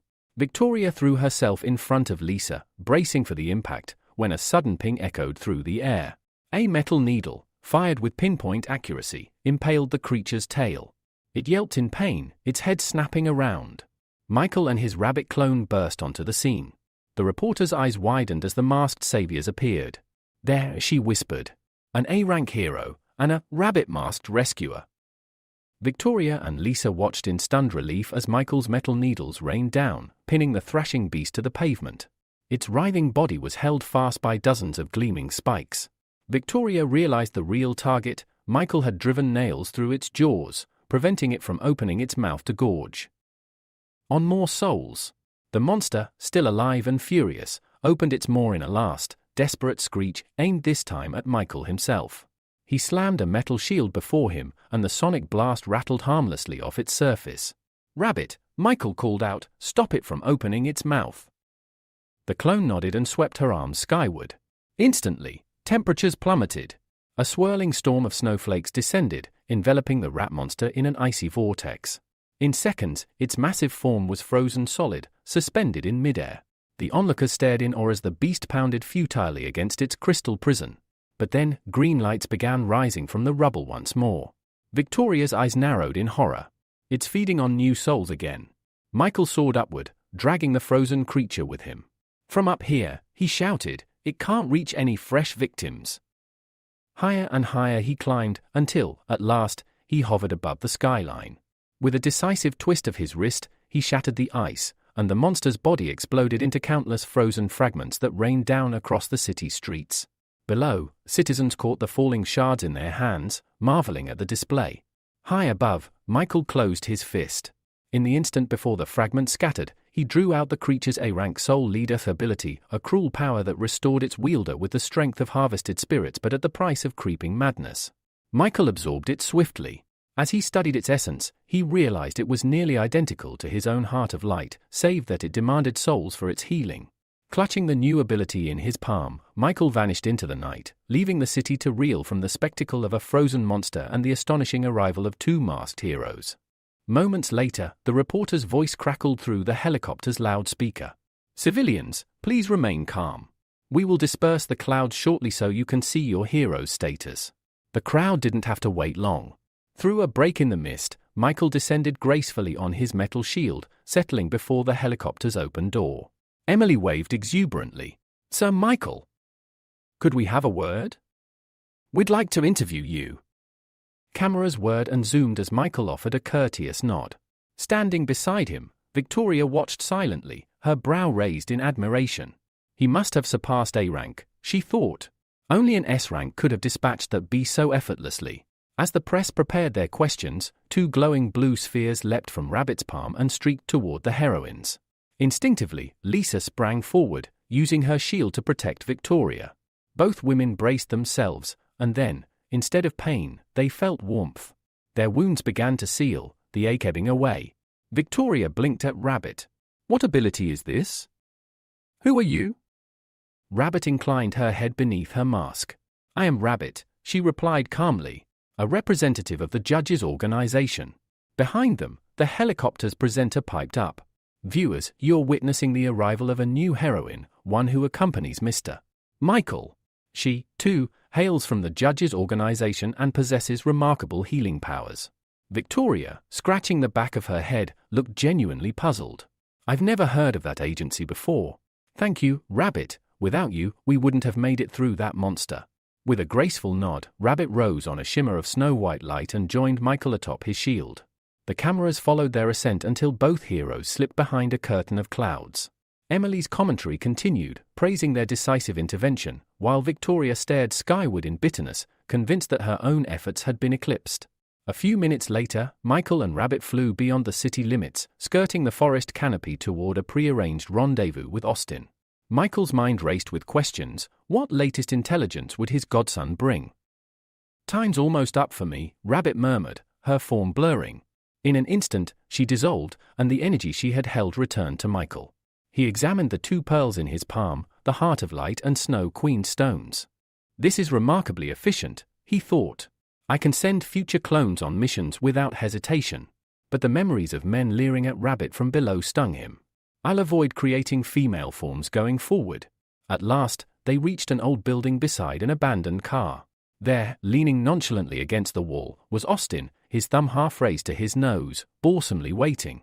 Michael landed beside him, suppressing a sigh. He didn't even think to check his story for accuracy. Austin looked up, a scrap of paper clutched in his hand. His eyes lit up. "Michael!" "I've got something," he called, bounding forward with eager confidence. A sudden rustle from the nearby tree line made Austin freeze in his tracks, clutching the sheet of paper he had just handed to Michael. His eyes darted into the shadows, wary and uncertain. Michael cleared his throat. "Let's review this first," he said, unfolding the document. It detailed the Hero Association's plan to establish a white zone in City L. Despite the unsettling noise behind him, Austin's attention shifted fully to the paper. With uncontainable excitement, Austin declared, "I've heard there are special items in the world, equipment that can magnify one's power. We have to obtain them at any cost." Michael nodded. "This intelligence is invaluable. You've earned your reward." He produced a tiny vial of amber liquid, an ability potion of C-rank potency, and handed it to Austin. Without hesitation, Austin downed the elixir in a single gulp, wincing at the taste. "Ooh," he muttered, wiping his mouth. "These potions taste worse every time." "All good medicine tastes bitter," Michael replied with a reassuring pat on his godson's back. Within moments, Austin's form convulsed, bones stretching and sinews thickening. Fur sprouted across his body, his canine features sharpening into a full werewolf's visage. He howled in triumph, marveling at his newfound hereditary lycanthropy and the promise of double strength under the full moon. Michael glanced toward the forest. "You needn't hide any longer," he said. Austin frowned. "Michael, I think you're mistaken. My father should be elsewhere." But stepping through the undergrowth came the unmistakable silhouette of the mechanical hero, Austin's own father, his eyes blazing with furious light. He strode forward, fists clenched, and turned to Michael. "Permission to discipline my wayward son," he growled. Austin whimpered as his father's metallic boots began to collide with his ribs. Each blow was delivered with iron resolve, an attempt to correct his betrayal in front of his new godfather. Michael watched calmly until Austin's pleas grew too desperate. Stepping between them, he raised a gloved hand. "We had a deal," he reminded the mechanical hero. He simply wished to gain an ability. Show him mercy. The blows stopped. Austin, battered and tear-streaked, wiped at his cheek. "I've been punished enough," he sobbed. "I won't reveal our family secrets again." The mechanical hero's rage faltered, and he barked an order for silence. Then, eyeing Michael with reproach, he growled, "My son was born powerless. You had no right to grant him these superpowers." Michael spread his arms in a calm gesture. "It's actually quite simple. Granting C-rank, or even A-rank, abilities isn't difficult. But obtaining an A-rank power carries a prohibitive cost." Intrigued despite himself, The mechanical hero leaned forward. Anyone can obtain these abilities? Even an A-rank hero like me? Michael allowed himself a thin smile behind his mask. Yes, anyone. But prepare to pay dearly for top-tier powers. Without further ado, he produced a single blue pill and tossed it to the astonished father. The man caught it mid-air, studying its smooth surface with a mixture of awe and trepidation. Michael's voice remained low and steady. That's your starting point. And with that, he turned away, the night air carrying the promise of even greater power and greater peril for those who dared to seize it. Late that evening, the mechanical hero, Gilbert, stood beside Michael beneath the sparse glow of a street lamp. In his fist, he turned a single blue pill over and over. You're telling me our own heroes have been using these pills for ages? Gilbert's voice rumbled with disbelief. One bite, and your power triples. Michael nodded, his masked face unreadable. They do. I'm not one of the manufacturers, but I'm working with Austin to uncover their source. Gilbert's gaze snapped to his son. Austin, explain yourself. Austin swallowed hard and recounted what he'd seen, how the ice-wielding adventurer used the pills to eliminate rivals, twice, events he'd witnessed firsthand. Gilbert frowned as the pieces fell into place. So Pavel's behind those accidents, Gilbert muttered. He met Michael's eyes. Your mission is clear, find out who makes these pills, and how. Michael inclined his head. Consider it done. I'll also need your help to access the White Zone plan. In return, I can grant you an A-rank ability, one that doubles your strength. Gilbert's jaw tightened. The White Zone, he spat. People die just stepping inside. No one returns alive. Michael slid a ring into view, its surface etched with runes. Activate this, and it collects ability genes, the key ingredient for the elixir. You know those genes come from monster remains. The White Zone is teeming with monsters ripe for harvest. Gilbert's skepticism lingered. Prove the elixir works. Michael spread his arms. In one hand, flame crackled, in the other, a shard of living ice formed. My very existence is proof. But if you doubt the judges, you're free to refuse. Austin, still transformed as a werewolf, snapped at his father, don't get in my way. Let me grow stronger. Gilbert's face darkened, and he cuffed Austin across the head. Quiet, boy. Turning back to Michael, he exhaled and said, I'll do it. I'll bring down the ice adventurer. Michael offered a curt nod. I look forward to our next meeting. With that, he launched skyward on his metal shield and vanished into the night. Later, at the hospital. Valeria shuffled into her room, still in her uniform from the shelter, eyes blinking blearily at the bedside light. Michael stood by the window, silhouetted against the city glow. Michael, she whispered. What are you doing here so late? He crossed the room and slipped an arm around her shoulders. I was looking for you all day, he said, voice warm. I heard the wounded were brought here, so I came straight away. Valeria turned to face him. I'm fine, just a scratch. But my home's gone. I have nowhere to live. Michael's smile was gentle but sudden. Then move in with me. Valeria's eyes went wide, her cheeks flushing. That's too soon, Michael. He stumbled over himself. No, I didn't mean. Before he could explain, she wriggled free and fled to the far corner of the room. Standing by the window, she sighed, sorrow in her eyes. I still miss my family. Michael watched her, heart heavy, realizing he needed to give her time and space if he ever hoped to truly stand by her side.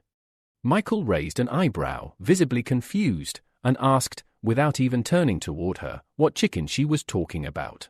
Valeria, her eyes distant and dreamy, replied that she had nearly died today, but was saved by a mysterious hero in a rooster mask. As she continued to float in her romantic fantasy, Michael's expression soured. His gaze, sharp and displeased, bored into her back. He never imagined he'd feel jealous of his own girlfriend toward himself. Valeria let out a surprised yelp as Michael suddenly swept her into his arms. Ignoring her startled questions about what he was doing, he carried her over and dropped her onto the hospital bed. Slowly, Valeria sat up, visibly flustered, and repeated the question she'd been asking, the one the masked hero had refused to answer. But this time, there was no answer either. Instead, Michael silently approached her, his gaze fixed and intense. As he reached out, Valeria realized what he was about to do and quickly turned away, stammering that this kind of thing couldn't be done in a hospital. But what happened next took her completely by surprise. Michael simply pulled the blanket over her and climbed onto the bed beside her. For several quiet minutes, they just lay there, face to face, eyes locked. Then, without a word, Michael pulled her gently into his arms. "You should fall asleep quickly," he murmured. "Tomorrow, I'll help you move in. It's better if you live with me." Valeria gave a small nod, her lips curling into a hidden smile as she rested her head against his chest. The next day, Michael had to rush to another city. While waiting in line at the airport, he called Valeria. She was at their now shared home, clearly frustrated as she searched for a frying pan. "Try the kitchen cupboard," Michael suggested, phone wedged between his shoulder and cheek. "I've already searched the entire kitchen," she snapped. "I can't even find a grain of rice, let alone a frying pan." At that moment, Michael finally boarded and began placing his luggage in the overhead compartment. "Just take the card I gave you yesterday and buy whatever you need," he told her. But Valeria stubbornly replied, "I'll just wait for you to come back. Besides, I have a surprise for you." Michael smiled, but his fellow passenger gave him a strange look when a soft meowing sound came from the phone. Chuckling awkwardly, Michael said his goodbye. "I'll call as soon as I land." "Animals require a lot of attention," the man beside him commented with a knowing smile. Michael could only laugh lightly in response. A few minutes later, the plane took off. Everything seemed peaceful until something caught Michael's attention, disturbing his calm. Just a few seats ahead of him sat Anna, next to a girl he didn't recognize. Michael was headed to the city of HH to negotiate with the Chamber of Commerce. Never in his wildest thoughts did he expect to end up on the same flight as her. He could only hope she wouldn't recognize him in his plain clothes. Meanwhile, the men seated behind them were openly leering at the girls. As a pretty flight attendant walked by, the girl sitting beside Anna asked politely if she could bring her a towel. The attendant nodded and told her to wait a few minutes. But that was when Anna spotted Michael. Her eyes narrowed, and her voice dripped with irritation. "Why are you staring at us like that?" she snapped, before launching into a barrage of insults aimed at him. Michael remained silent. He didn't want to attract any more attention. Suddenly, the towel that had been requested fell to the floor. The flight attendant bent down to pick it up, only to freeze as she felt the cold barrel of a gun pressed against her back. "Don't kill me," she pleaded, raising her hands in surrender. "Nobody move." "Hands behind your heads," barked the man standing behind her. All around the cabin, other men in identical uniforms stood up, weapons drawn. They barked threats, warning the passengers they'd get a bullet in the forehead if they disobeyed. Michael's eyes shifted. One of the armed men stood just beside him, gun in hand. Michael narrowed his eyes. Judging by the aura and composure of the attackers, he assumed they were mutated monsters, possibly entirely unnatural beings. His scrutinizing gaze didn't go unnoticed. One of the armed men snapped at him, voice sharp with threat, demanding he put his hands behind his head. Michael complied, lifting his hands slowly, but his eyes remained fixed on the man in front of him. He continued to analyze the situation. Judging by their strength and confidence, he estimated the hijackers were at least B rank. Still, hijacking a plane in broad daylight? That was bold, even reckless. He shifted his gaze toward Anna. Transforming into his heroic form in front of the entire cabin, especially with her present, was out of the question. He had to come up with another plan, fast. Meanwhile, the one who appeared to be their leader barked an order at the flight attendant, forcing her at gunpoint to open the cockpit. As soon as the door clicked open, gunshots rang out from within. The sound echoed through the cabin, sending a jolt of alarm through Michael. They had eliminated the crew. The leader, a man named France, stepped forward and placed one of his own men at the controls, reminding him in a stern voice to follow the planned course exactly. Thomas, the hijacker at the controls, nodded in agreement. One of the flight attendants, now kneeling and trembling, looked up through tear-filled eyes. "Where are you taking the plane?" she asked in a shaky voice. France turned toward her, his expression as cold as steel. He raised the gun again and replied flatly, "We're headed to the White Tower, the tallest building in Shush. Everyone else will die." Without hesitation, he pulled the trigger. A red splash marked the end of her question. Not a flicker of emotion crossed France's face as blood hit his skin. He remained cold and merciless, a picture of ruthlessness. The remaining hijackers continued to watch the passengers with sharp eyes. Oddly, the man sitting beside Michael didn't appear the least bit frightened. In fact, he smiled, completely enamored with Anna. "If this is my last flight, I regret nothing," he whispered, eyes locked on her. "Meeting such a beauty was worth it." Michael, meanwhile, mulled over a growing question: where had these hijackers come from? He muttered the thought aloud, and Anna heard him. One of them said earlier they took the plane to destroy the White Tower, she explained. From how much they hate the 2nd District. I think they're from the 35th. Michael raised an eyebrow. Why do you think that? Anna blinked in surprise. You've never heard the story. Her surprise was met with his blank expression. She sighed and began to explain. When the 50th District was newly formed, people from the 2nd invaded it. They caused chaos and destruction everywhere. The 35th stepped in to defend the peaceful region, and afterward demanded that the government council force the 2nd District to apologize and pay compensation. She paused, then added bitterly, but the arrogant chairman of the 2nd District's parliament rejected it. Michael shook his head. What they did was cruel. But using terrorism won't fix anything. Anna nodded. Only civilians suffer in the end. Their whispering didn't go unnoticed. One of the hijackers, the warden, snapped at them, his voice sharp and threatening. What are you whispering about? Nothing, Anna quickly replied. I'm sorry. We won't do it again. But the man wasn't satisfied. He grabbed her roughly by the wrist and yanked her to her feet. Without warning, he slung her over his shoulder and marched to the front of the plane. Throwing the cabin door open, he shouted back at the passengers. If anyone else wants to say goodbye to life, I'll throw them down with her. Anna began to thrash, struggling to break free. Help me. Somebody. Michael jumped up from his seat. He couldn't sit by any longer. But before he could act, someone else moved faster. A stranger in a green suit appeared, taking down the hijacker with a precise strike. He gently picked Anna up in his arms and reassured her. You're safe now. I'll take you back to your seat. Before the stunned passengers could even process what had just happened, another figure entered the cabin, a blond man who stood tall and offered a crisp salute. Apologies for being late, he said with a smile. Michael recognized him immediately. He was an A-rank hero, Star Cloak.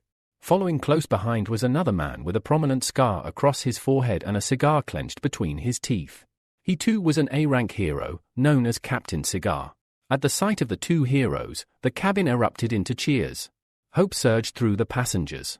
With these two present, their lives were no longer in danger. Michael exhaled in relief. He wouldn't need to reveal his identity today. Several of the male hijackers lunged toward Star Cloak in a desperate attack, but the hero didn't even flinch. Calmly, he extended a single hand. In the next instant, something surged through the air at a terrifying speed, sweeping past the hijackers and sending a wave of panic through them. Michael's eyes widened in surprise. The hero's cloak, it wasn't just for show. It was a spiritual weapon, one with sentience and formidable combat power. Moments later, the ringleader, France, rushed out in response to the commotion only to freeze at the sight of the new arrival. By that time, Klaus had already neutralized all of the invaders within the cabin. Turning toward France and the lone subordinate still standing, he coldly declared, "Only you two are left. It'd be smarter to surrender." But instead of backing down, France growled defiantly, shouting that this was far from the end. The next moment, both he and his ally activated a grotesque ability, Fruit Meat Bomb. Their bodies began to bloat like balloons, inflating rapidly. Then, an explosion. The blast rocked the aircraft violently, damaging critical structural elements. The plane lurched, tilted, and began a rapid descent. Passengers screamed, clutching at their seats in desperation. The cabin turned into chaos. Despite the panic, the heroes stayed composed. Ivan shouted with authority, ordering everyone to don their oxygen masks immediately. Then, turning to Klaus, he asked urgently, "Do you have anything, any power, that can help in this situation? Can your cloak lift the plane?" Klaus scoffed, clearly irritated. "You'd need to be at least S rank for that," he replied. "My cloak can carry a few passengers, nothing more." The moment those words left his mouth, the entire cabin erupted. Dozens rushed toward him, pleading to be saved, offering anything in return. Some shouted prices, others screamed promises. Michael, watching it unfold, couldn't help but raise an eyebrow at the desperation. He sincerely hoped no one tried to negotiate payment right then and there. The cries only grew louder, more frantic. Meanwhile, Ivan approached the girl he had rescued earlier, Anna, and told her to return to her seat and fasten her belt. "Thank you again," she said, still shaken, before hurrying back. When she reached her seat, she was greeted by Sakura, who was visibly relieved to see her. Elsewhere, Klaus removed his cloak and spread it across the floor. "I have a plan," he said confidently, beckoning Ivan. "Come with me." Ivan hesitated. "We can't just leave these people alone. What are you planning to do?" With a tone of veiled annoyance, Klaus responded, "Just trust me. Otherwise, it'll be too late." Left with no better option, Ivan nodded and stepped onto the cloak. Together, the two heroes flew up and exited the plane through the emergency hatch. Michael, witnessing their departure, formulated a quick plan of his own. He didn't need to reveal his identity, not yet. Instead, he could create a clone of himself outside the aircraft. Even with just a fraction of his true power, the clone could still help save the plane. Without wasting another second, he closed his eyes and activated the ability. A dark shadow leaked through the window, and moments later, Rooster, his clone, stood on the other side of the glass, looking back at him. Meanwhile, high above, the two heroes had reached the plane's rooftop. Klaus shouted through the roaring wind, "Use your power! Make a parachute!" Ivan blinked, impressed. "You're smarter than you look," he said. "Didn't even think of that myself." Drawing in a deep breath, Ivan activated his unique ability, cigarette smoke manipulation. He exhaled thick plumes of smoke that separated into 3 distinct trails, each wrapping around the tail and wings of the aircraft. Slowly but surely, the plane began to stabilize. Exhausted, Ivan collapsed onto the surface of the plane. His breathing was heavy and his body sagged with fatigue. "That took everything out of me," he muttered, facing away from his partner. "I've got nothing left." He didn't see the sinister grin spreading across Klaus' face. Silently, Klaus twisted his cloak into the shape of a needle, sharp and deadly. "Thanks for your hard work," he said coldly. Michael's clone, still hovering nearby, saw what happened next, and it left him in shock. With a swift motion, Klaus stabbed Ivan in the back, the sharp edge of his cloak piercing his partner's body. Ivan cried out in pain, clutching at the wound as his blood spilled across the plane's roof. Michael couldn't believe what he was seeing. Klaus' eyes burned with hatred as he stood over his fallen comrade. "Every mission," he spat, "I was the one who got the job done. But you always got the praise. The spotlight. The fans. The sponsors." His voice turned venomous. "Now they won't even look at me." Then, turning his back on Ivan, Klaus gave one final parting word. "If you're such a great hero, then die for the civilians. I'll tell the media Captain Cigar died in a crash, heroically trying to save everyone. Just like a real hero should." He turned away, leaving Ivan bleeding behind him moments away from death. After that, Klaus leapt from the plane. As soon as he vanished from sight, Michael rushed over to the wounded Ivan and immediately began healing him using his power. Ivan, breathing heavily, stopped him. "Don't waste your strength. This wound was caused by a spiritual weapon. It can't be healed." Michael's eyes widened in disbelief. He winced in shock, unable to accept what he was hearing. Still managing to stand, Ivan looked at him with sorrow in his eyes. "I was too naive. I never imagined Klaus hated me so much." His voice cracked. "I have a son. He's waiting for me at home. We were supposed to play football this weekend." Suddenly, Ivan's power, his smoke-based ability, flickered and vanished entirely. The plane jolted again. By this time, Klaus had already returned to the aircraft. The passengers looked at him in confusion as he calmly re-entered the cabin. When someone asked where the other hero had gone, he answered with a sorrowful tone, "Captain Cigar, he gave everything he had to slow the fall. But it wasn't enough. I'm sorry." Then he added that his cloak could only carry a few people. Before anyone could question him, the cloak surged to life, grabbing several girls at once. Among them was Sakura, who screamed as the cloak wrapped tightly around her waist. "I want to stay. I want to be with Anna," she cried out. But Klaus wasn't listening. He had already made his selection, and with that, he left the plane, abandoning everyone else. A sense of crushing despair fell upon the remaining passengers. Back outside, Michael knelt beside Ivan's fading body and extracted what remained of his ability, vowing to avenge him. Then, something caught everyone's attention. Crowds rushed to the windows when they spotted a familiar figure outside, the hero in the rooster mask. It was Michael's clone.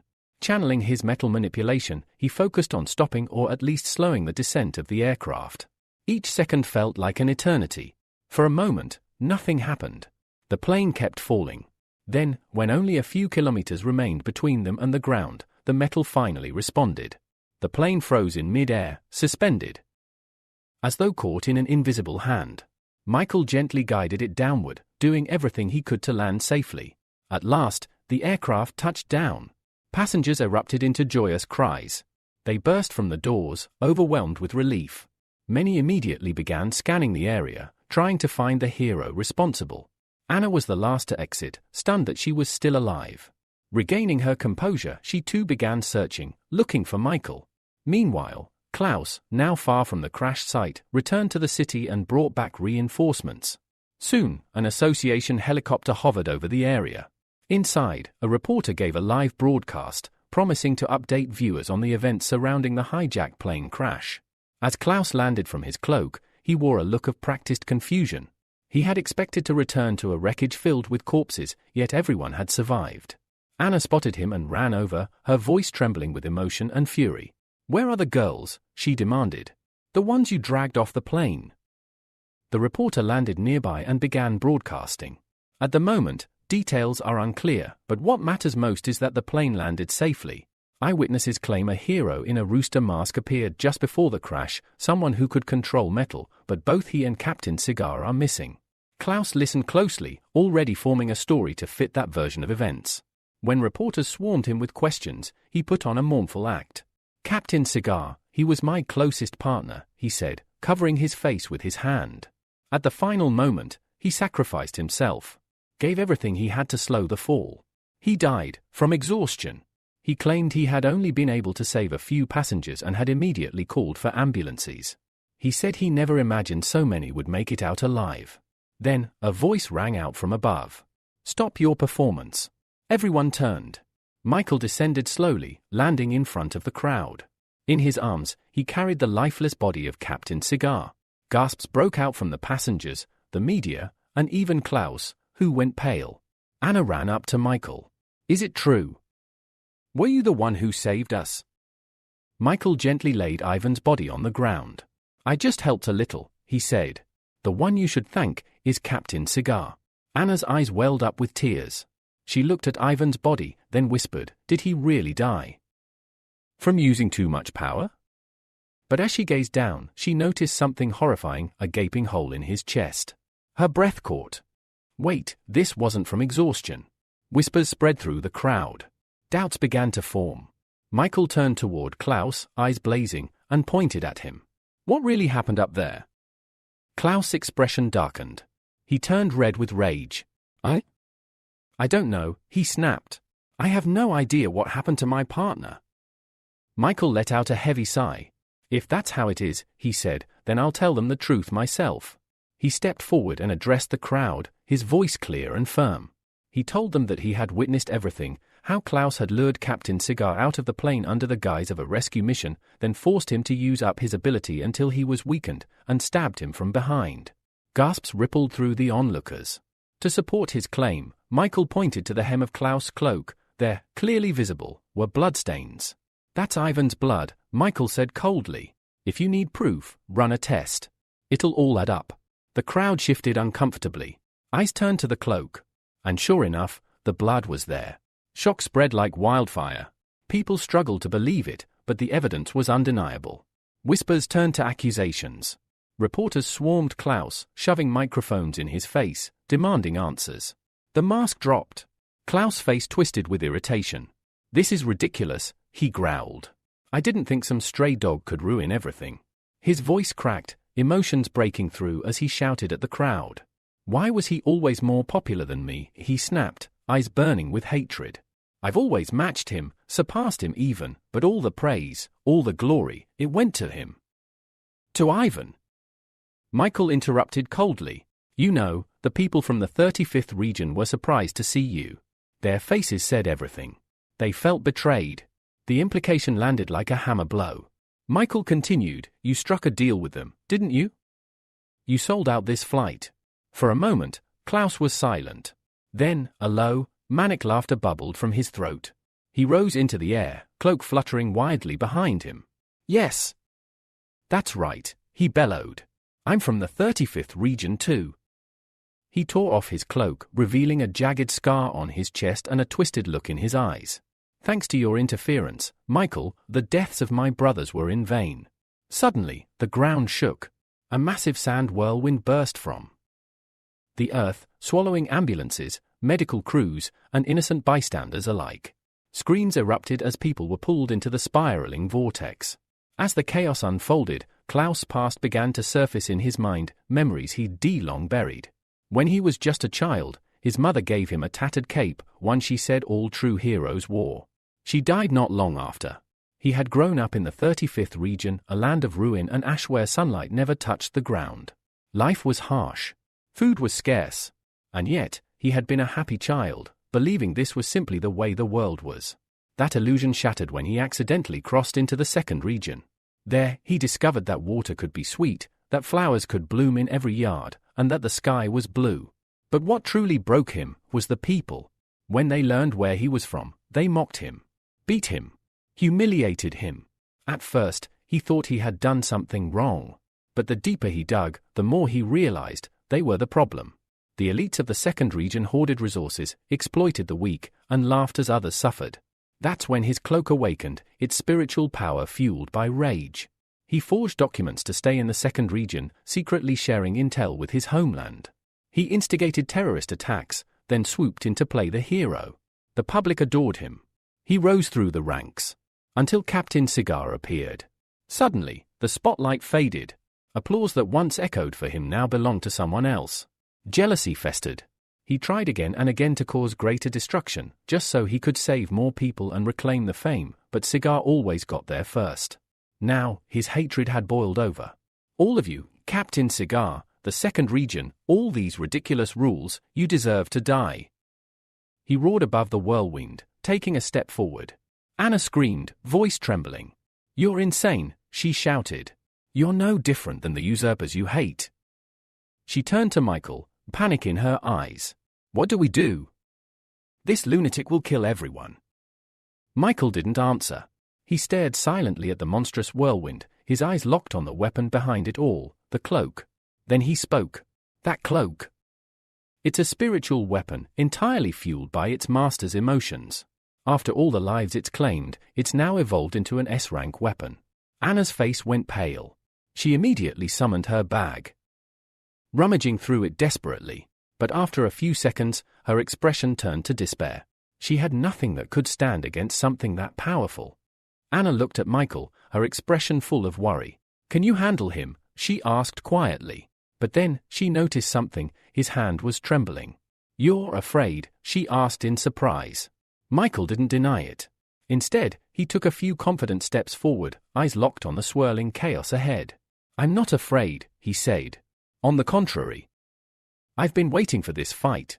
He floated into the air and shouted toward Klaus. You said it yourself. You've been secretly killing civilians in District 2 just to vent your frustrations. Klaus tilted his head and laughed, unapologetic. Yes. I killed a lot of them, he said casually. Every fan, every person I've saved, their lives belong to me. I can do whatever I want with them. Michael's expression darkened.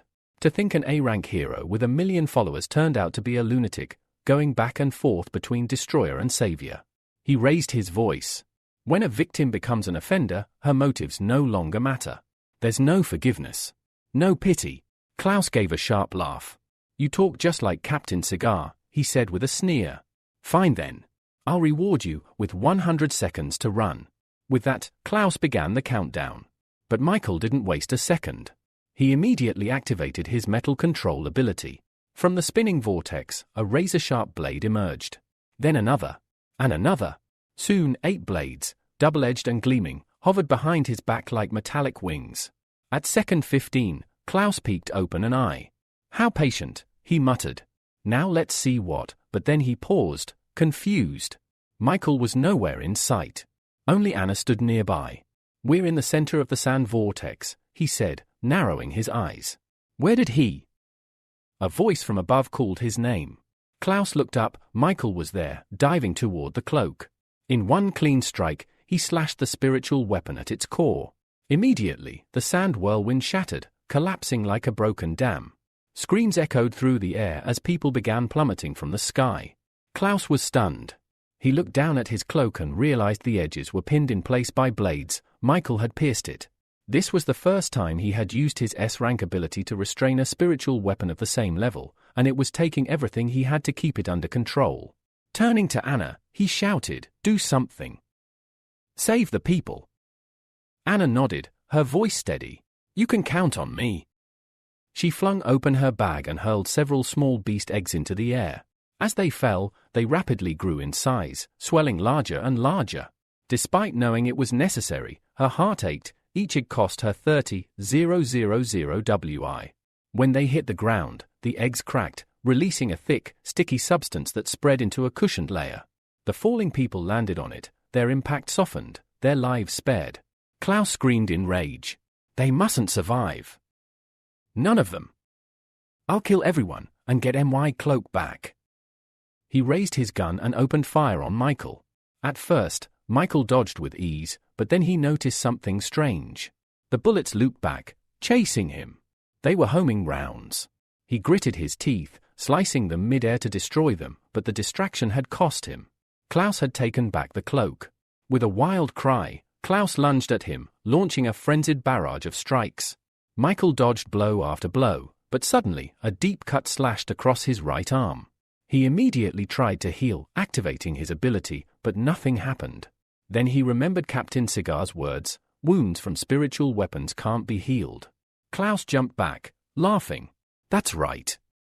My cloak attacks the mind, it tears into your spiritual core. Healing's useless." Michael narrowed his eyes and muttered, "Then maybe I'll be the one to make better use of it." At that moment, the cloak began to float, drifting up from Klaus' shoulders on its own. Klaus blinked in confusion. The cloak slid its fabric down into the inner pocket of his jacket. A moment later, it pulled out a handful of pills. Michael's heart sank. "If it uses those," he whispered, "it'll become unstoppable." He watched in horror as the cloak, now acting independently, forced the pills into Klaus' mouth, ignoring his resistance. Michael stood frozen, tense, waiting for the outcome. The fact that the spiritual weapon could now move and act on its own deeply troubled him. It meant Klaus was no longer in full control, and the weapon itself had become a greater threat. Then, Klaus' posture straightened. His eyes glowed an eerie blue, and his voice roared out, "This is your fault, Michael. Because of you I had to swallow that disgusting thing again." The cloak ripped off his shoulders, then rapidly grew in size, monstrous and overwhelming, and surged toward Michael like a living storm. Michael found himself trapped. The massive cloak had sealed off every exit, wrapping around him like a dome. There was no sky above him, no light, no direction, only pitch blackness. "Damn it," he muttered, now completely blind inside the spiritual weapon. Suddenly, small points of light began to glow overhead. At first, Michael squinted in confusion. "What are those?" But as they drifted closer, his eyes widened in horror. They were stars, but not ordinary ones. They were sharp, and they were flying toward him. They clung to him, covering him almost up to the neck. In desperation, he grabbed one and tried to throw it off, but the moment it left his hand, it began to glow brighter, then heat up. The other stars followed. That's when it hit him. These aren't stars, they're bombs. A moment later, a massive explosion rocked the inside of the cloak. Outside, Anna stood frozen, eyes wide with panic. Smoke poured from the shrinking cloak, and Klaus let out a cruel laugh. "It's over," he sneered. "Your boyfriend's nothing but ash now." The cloak slowly shrank back to its normal size, thick steam hissing out from underneath it. Anna clutched her mouth in disbelief. But as the smoke cleared, they saw something unbelievable. Standing where Michael had been was an iron statue. He had encased himself in a shell of hardened metal just in time.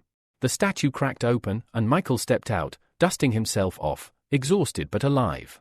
"If I'd waited even a second longer," he muttered, "I'd be dead." From the crowd below, cheers erupted. The people he'd saved earlier were overjoyed to see him alive. Anna smiled, her relief washing over her. Michael reached into his pocket, staring straight at Klaus. "I got a little something from Captain Cigar," he said. He placed a dead man's cigarette between his lips. Klaus' eyes flared with rage. "Don't you dare mention him." Fueled by anger, he lunged at Michael, but Michael raised his hand and calmly activated absorption of stars.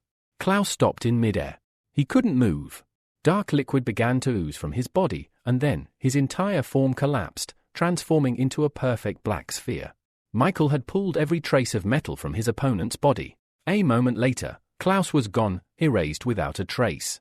The star cloak, now color-shifted, drifted into Michael's hands. He inspected it carefully. The weapon had changed. Its description now read that it could damage mental power, possessed A-rank immunity, and had incredible elasticity. Then, the cloak spoke. The previous master is gone. You are my new master. It changed shape, folding into the form of a heart. Michael let out a tired sigh.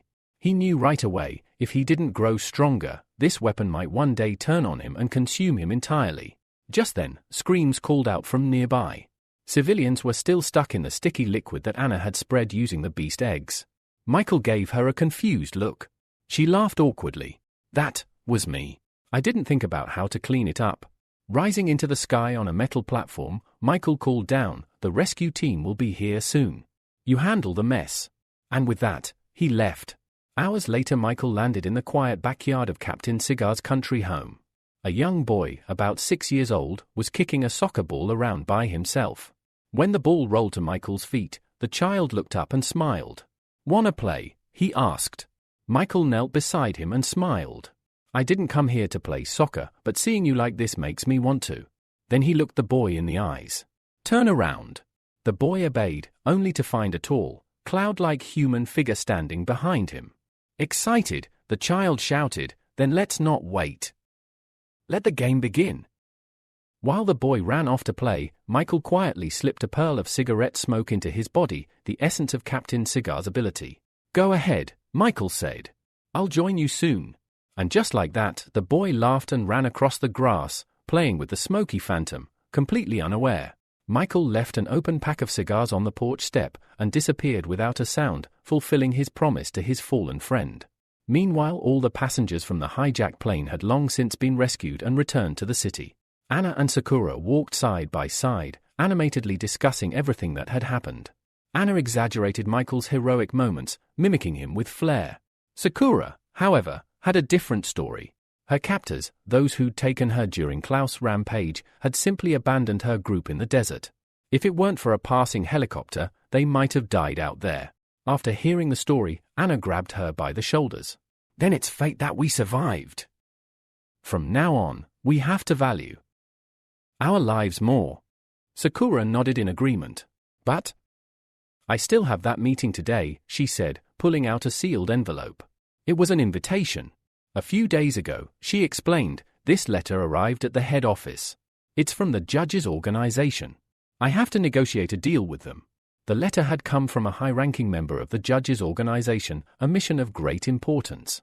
Sakura could hardly believe it.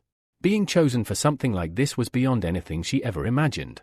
Excitedly, she spoke of the possibility of seeing the hero in the rooster mask again, the very one who had saved them earlier that day. But just then, a presence appeared behind her. A shadowy figure emerged from nowhere. Anna's eyes widened. She quickly pointed behind her friend.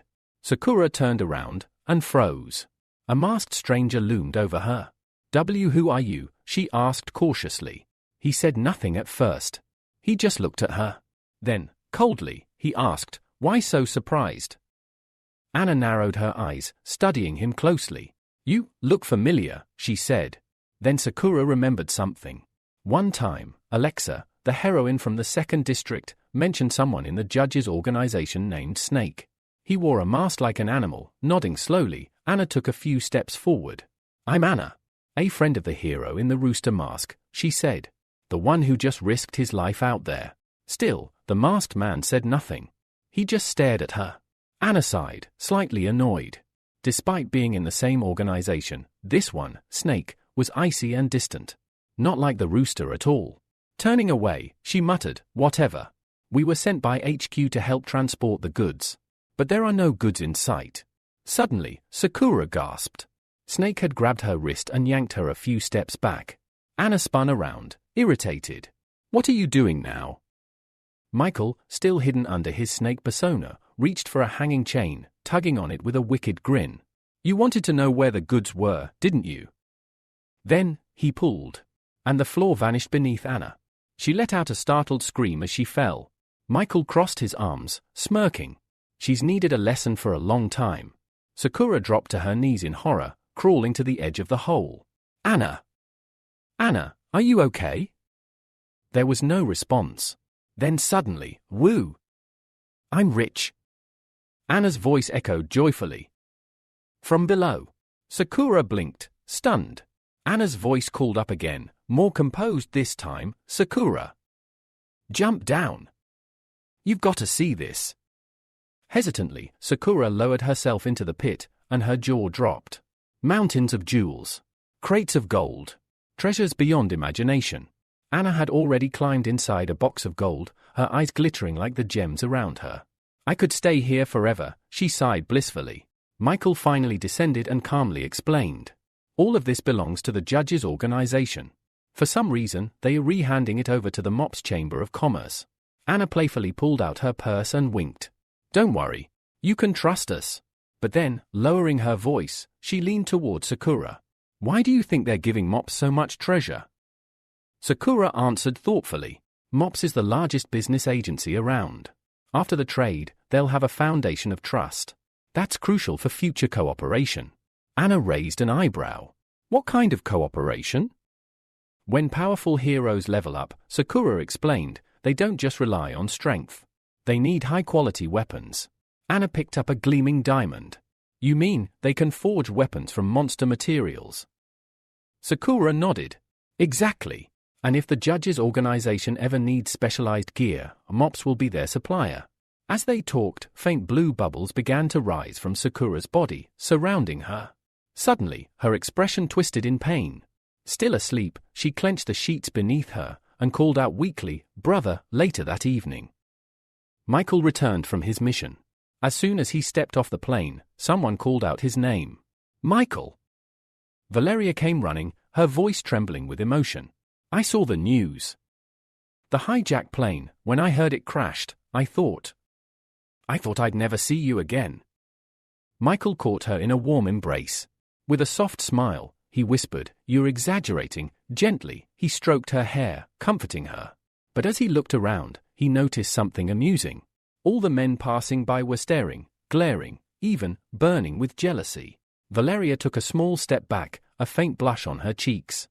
Tears welled in Valeria's eyes as she looked up at Michael. The next time something like this happens, promise me you'll at least send a message. I need to know you're okay. Michael nodded gently and pulled her into a reassuring hug. Then, with a calm smile, he led her toward the exit. Let me take you home first, he said. After that, I have to meet my godson. Valeria blinked in surprise. Godson? Michael laughed softly. It's not as serious as it sounds. My friends and I just call each other that. Elsewhere. Austin was drowning his frustration in alcohol, seated between two women who clung to him as he bitterly slammed back another drink. My godfather just used me, he muttered. All to get close to my dad. Now that he's done, I'm nothing.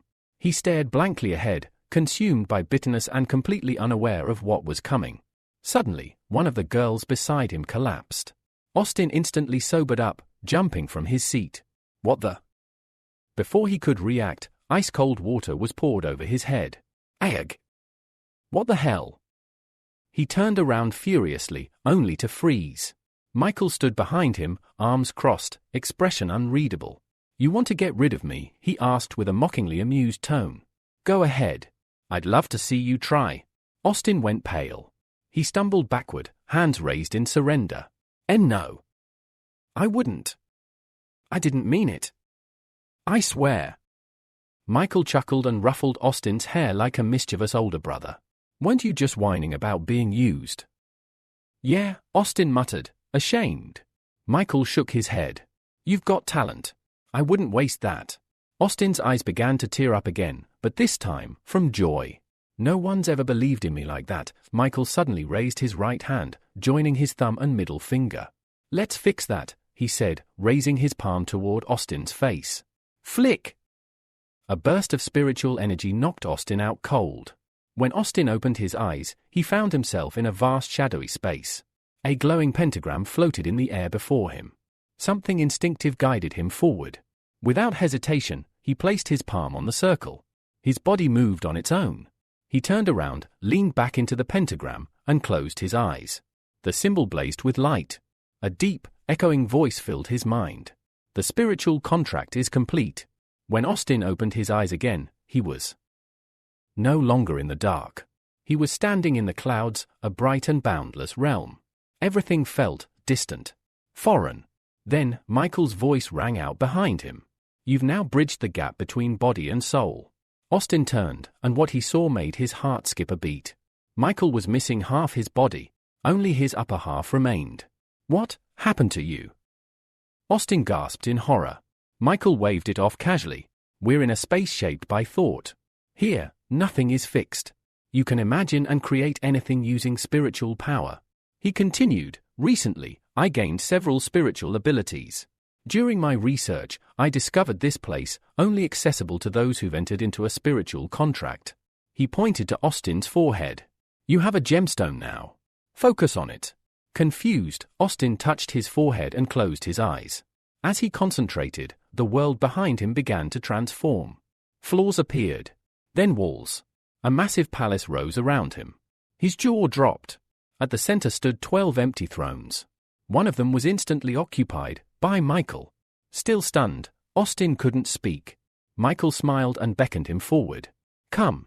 Finally breaking from his daze, Austin shouted in awe, this place is insane.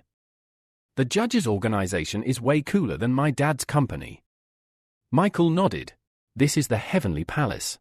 It's where we share information. Our future meetings will take place here. Austin's eyes sparkled with curiosity. What's my mission? What's my role? Michael pointed to one of the thrones. The rat's seat is vacant. Austin's face lit up with excitement. Without waiting another second, he dashed toward the throne, wham.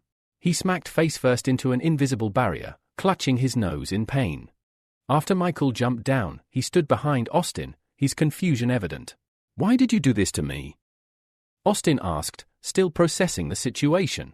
The hero answered calmly. You were in too much of a hurry. He didn't explain that he had the authority to appoint Austin to the position. Austin furrowed his brow. But you mentioned formal membership earlier, he said, trying to piece things together. Michael sighed, giving a measured response.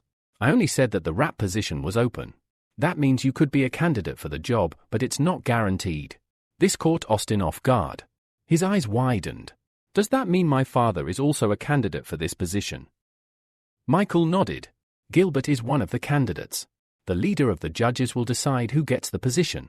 The mention of Gilbert seemed to ignite something within Austin. His face grew red with frustration. You're telling me my father might take this position instead? Michael didn't soften his words. The judges are an organization that puts strength first. If you want to hold a high position, you'll need to prove your capability and power. Austin's shoulders slumped, his disappointment palpable. Sighing deeply, he lowered his head. I understand. I'll do my best and won't waste this chance. He looked up at Michael, determination flashing in his eyes. Please, give me my next assignment. Michael considered for a moment before responding. Gilbert will never give you the ice adventurer, so I want you to figure out how to lure him into a trap. Then, I'll take care of the rest. Austin nodded eagerly. I can do that. But then, a thought crossed his mind, and he hesitated.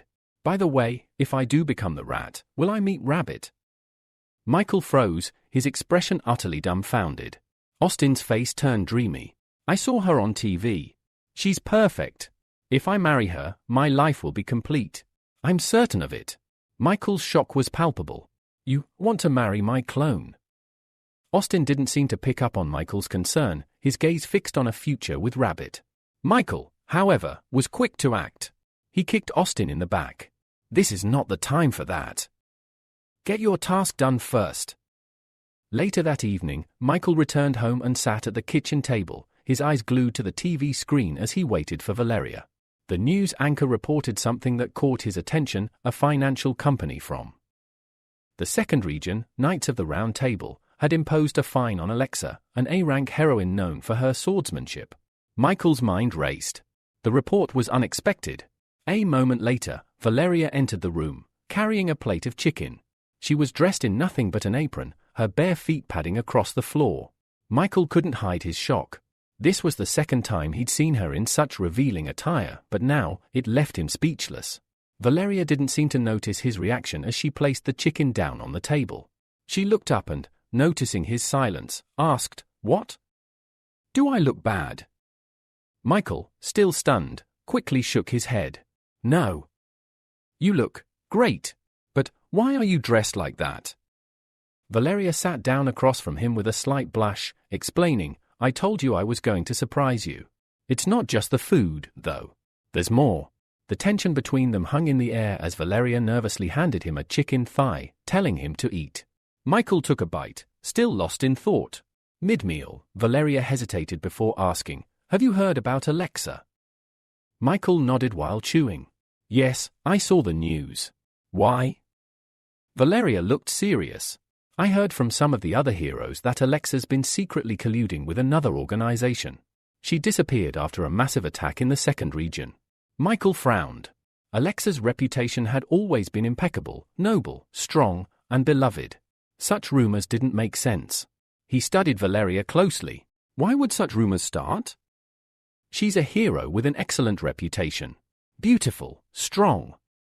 Everything she's done has been for the good of others. Valeria seemed to grow tense.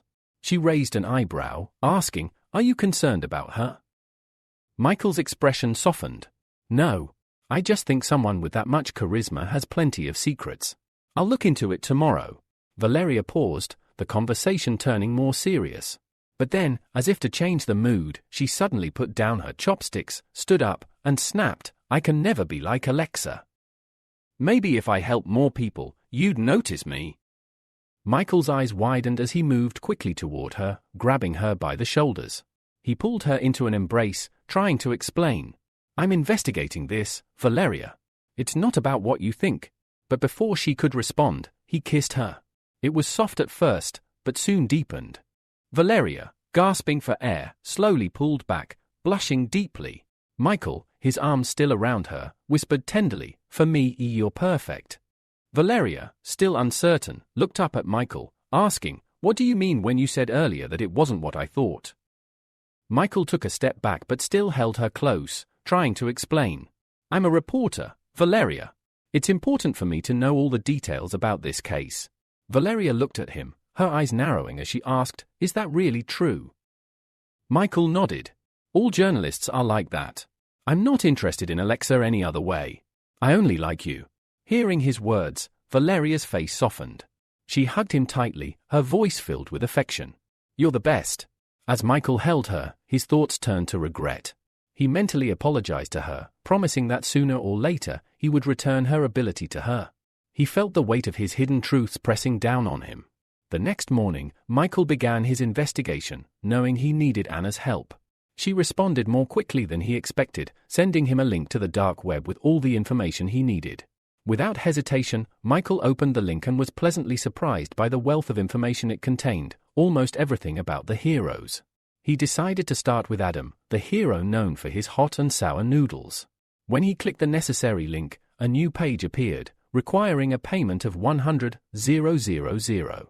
After the payment, Michael was granted access to Adam's personal and battle history, including an analysis of his combat skills. It detailed Adam's most recent battle, where he had gained a new ability and learned to better control his transformation. Michael was impressed by the thoroughness of the dark web information. It even included details about an incident in a park where they had taught an idiot a lesson. Satisfied, he moved on to his next search, the Ice Adventurer. However, when he clicked the link, the page displayed a message that there was no available information on him. Michael suspected that this was a deliberate concealment, but there was no way to know for sure. Next, he searched for Alexa, and this time, he was lucky. After making another payment, he gained access to her personal file. To his surprise, it revealed that Alexa had betrayed the Knights of the Round Table. The incident had begun because of Boxer in a mask, a hero from the Knights. After a series of investigations, it was found that Alexa and the judges' organization had killed Boxer in a mask. Now, she was wanted, with the last known sighting of her at the port of Shi. The revelation that Boxer in a mask was a hero from the Knights left Michael stunned. He couldn't wrap his mind around it. It was clear that this company knew something they weren't revealing. Michael believed that the Saints organization, to which the Boxer belonged, had something to hide. What really disturbed Michael, however, was the last line in Alexa's file. It revealed that she had been in a relationship with Snake, a member of the judges. The implications of this were troubling to him, particularly because of Victoria, who might react angrily if she found out.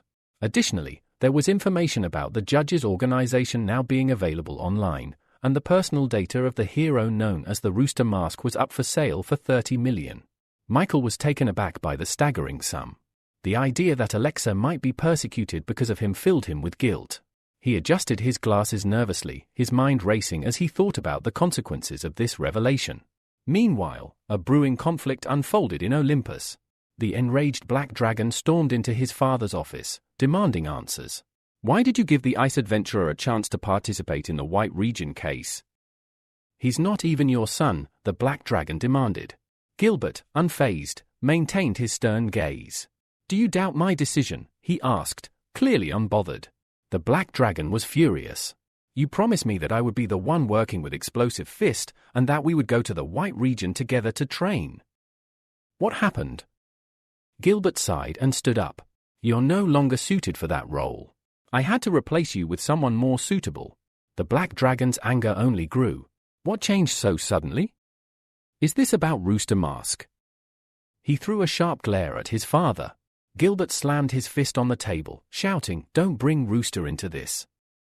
The Black Dragon was momentarily confused, his anger now mixing with uncertainty. He moved closer to his father. Do you realize how dangerous the White Region is? You're doing this for me, but you don't understand what it means.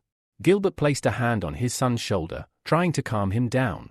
You have no idea how dangerous this area is. I'm doing this for you, but you don't understand. But the Black Dragon wasn't moved. With a single, dismissive gesture, he shrugged off his father's hand and headed for the door, his voice cold as he threw one last remark over his shoulder. You don't take me seriously. As the door slammed shut behind him, Gilbert sighed deeply, a trace of regret in his eyes. He wished his son understood how dangerous the White Region truly was. It wasn't just the monsters, it was far more dangerous than anyone realized. In the corridor, Edgar, still furious, ran into Austin, who was sitting nearby. Edgar paused, noticing him. What were you and Dad arguing about? He whispered. The Black Dragon glared at Austin, his anger still simmering. Our father wants to send Pavel on an operation in the White Region. That's why I'm so furious. Austin was taken aback. He couldn't understand why Gilbert would make such a foolish decision. Everyone knew the White Region was a dangerous place, but it was also known for its lucrative rewards, especially the valuable materials gained from defeating monsters. Edgar stormed past him, his irritation clear. If people find out about this, they'll think Pavel is Gilbert's real son, he muttered under his breath. Austin's mind raced as he tried to make sense of the situation. The fact that Gilbert had made this decision without consulting him was almost unthinkable. Not wasting any more time, Austin rushed to the nearest bathroom. Locking himself in the stall, he concentrated, pressing his palm to his forehead. He needed to communicate with Michael. A few moments later, Austin succeeded in entering the Heavenly Palace. He stumbled forward, face planting onto the floor. Before he could even gather his bearings, he heard Michael's voice. What brings you here at this time? Austin looked up in surprise, quickly scrambling to his feet. I have news for you. My father is sending Pavel to the White Region operation. I'm worried. Something's wrong. Michael's expression turned serious. Gilbert's up to something, isn't he? Austin shrugged, his voice filled with uncertainty. I don't know. But my brother is arguing with him about it. Michael paused, clearly thinking through the situation. He sighed, the weight of the decision heavy on his mind. If we get rid of the ice adventurer, people will become suspicious, especially since he has a close relationship with Gilbert. After a moment of contemplation, Michael suggested, I want you to join the operation. If anything happens in the White Region, it'll seem less strange for you to be involved. Austin, startled by the offer, asked, What will my role be? Michael nodded. Your role is simple. Make sure everything goes according to your father's plan. You and Pavel will take part in the operation, and you don't have to worry about anything else. Austin, now standing at attention, placed his hand on his forehead, declaring with enthusiasm, You can count on me, Godfather. Once the discussion concluded, Michael shifted his focus. He didn't have time to waste. He needed to improve his abilities in preparation for the operation. First, he began enhancing his transformation and cloning abilities to B-rank. To do so, he decomposed several abilities into dark matter cubes and then materialized them into 2 pearls of abilities. Filling them with dark energy, Michael worked for a couple of minutes before the transformation was complete. His upgraded abilities now allowed him to change his body size, appearance, voice, and even personality.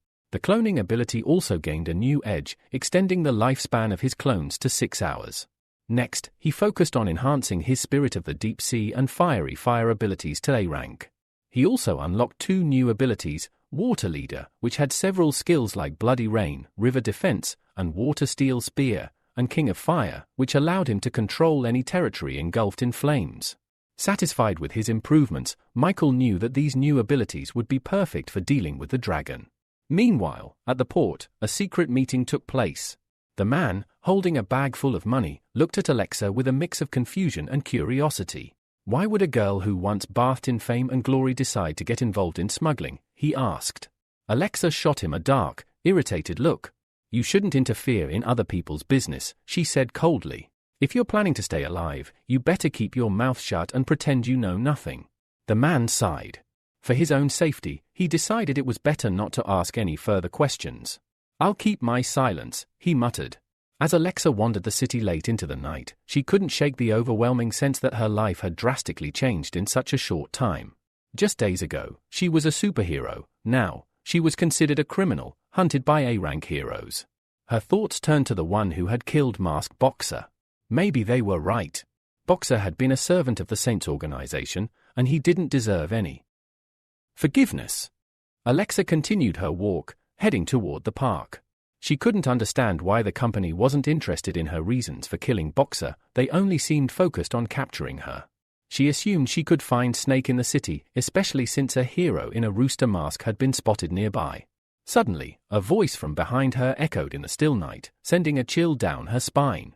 You will never escape from me. Before she could react, Alexa swiftly jumped to the side, narrowly avoiding an attack.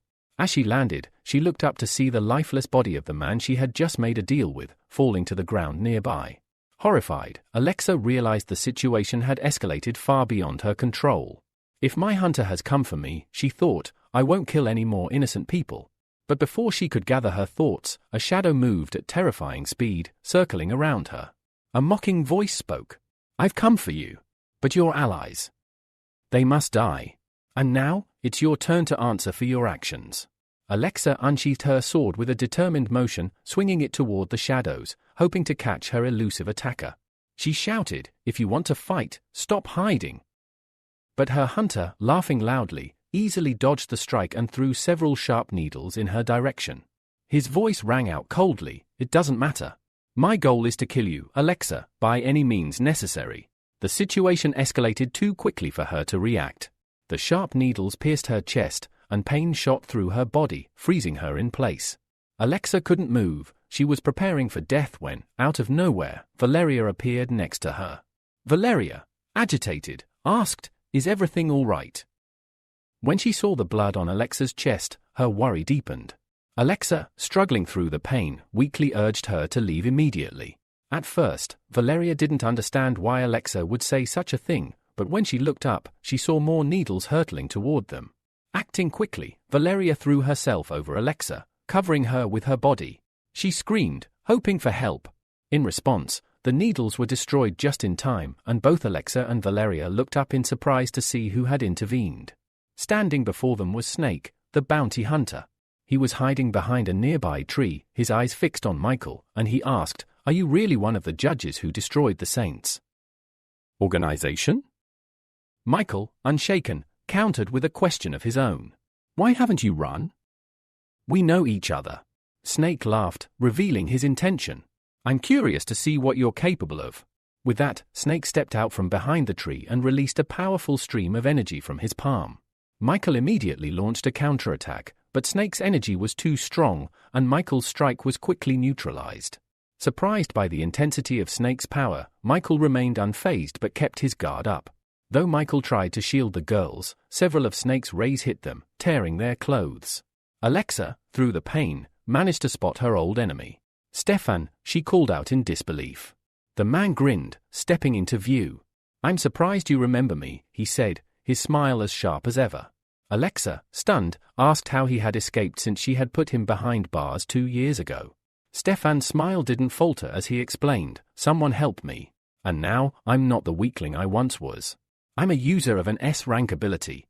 Alexa's grip on her sword tightened despite her pain. "Even if it costs my life, I will send you back to prison," she declared, taking a step forward. Michael stood aside, watching the confrontation carefully. He knew that if Stefan's abilities were truly at such a high level, the battle could endanger Valeria. His only option was to scare Stefan off.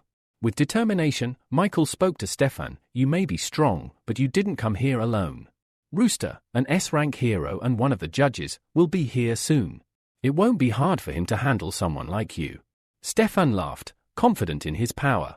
"Then I'll just have to kill you first, before anyone else arrives." Michael summoned an electric ball in his palm, preparing to strike. But Alexa, realizing the danger, turned to Valeria and shouted, "Run! You need to get away quickly. The snake won't be able to stop him alone." Valeria, undeterred, pulled out her phone and began dialing. "I'm not going to leave you to your fate. I'll call for reinforcements from the Hero Association." Stefan, hearing her words, took a leap onto a nearby lamppost. "This time, you have the advantage. But don't think I'm done with you. One day, I will return for your lives."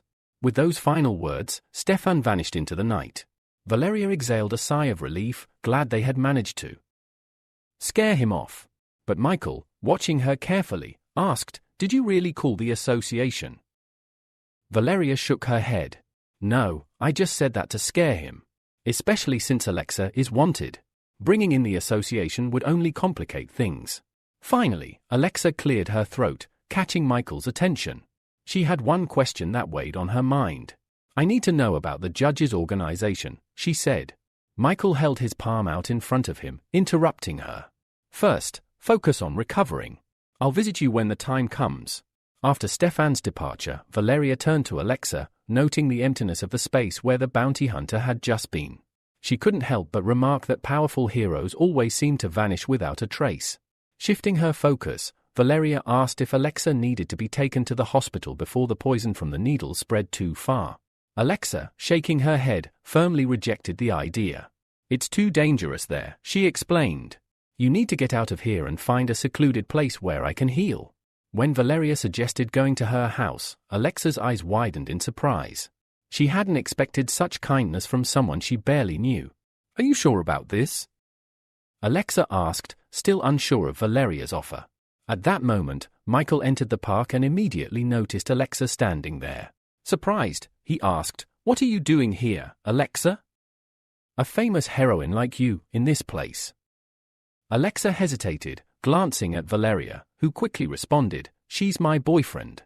We went jogging earlier, and she needed to use the restroom." Valeria then briefed Michael on the situation, how she had found Alexa in danger and offered her a place at their house. She hoped Michael would support her decision.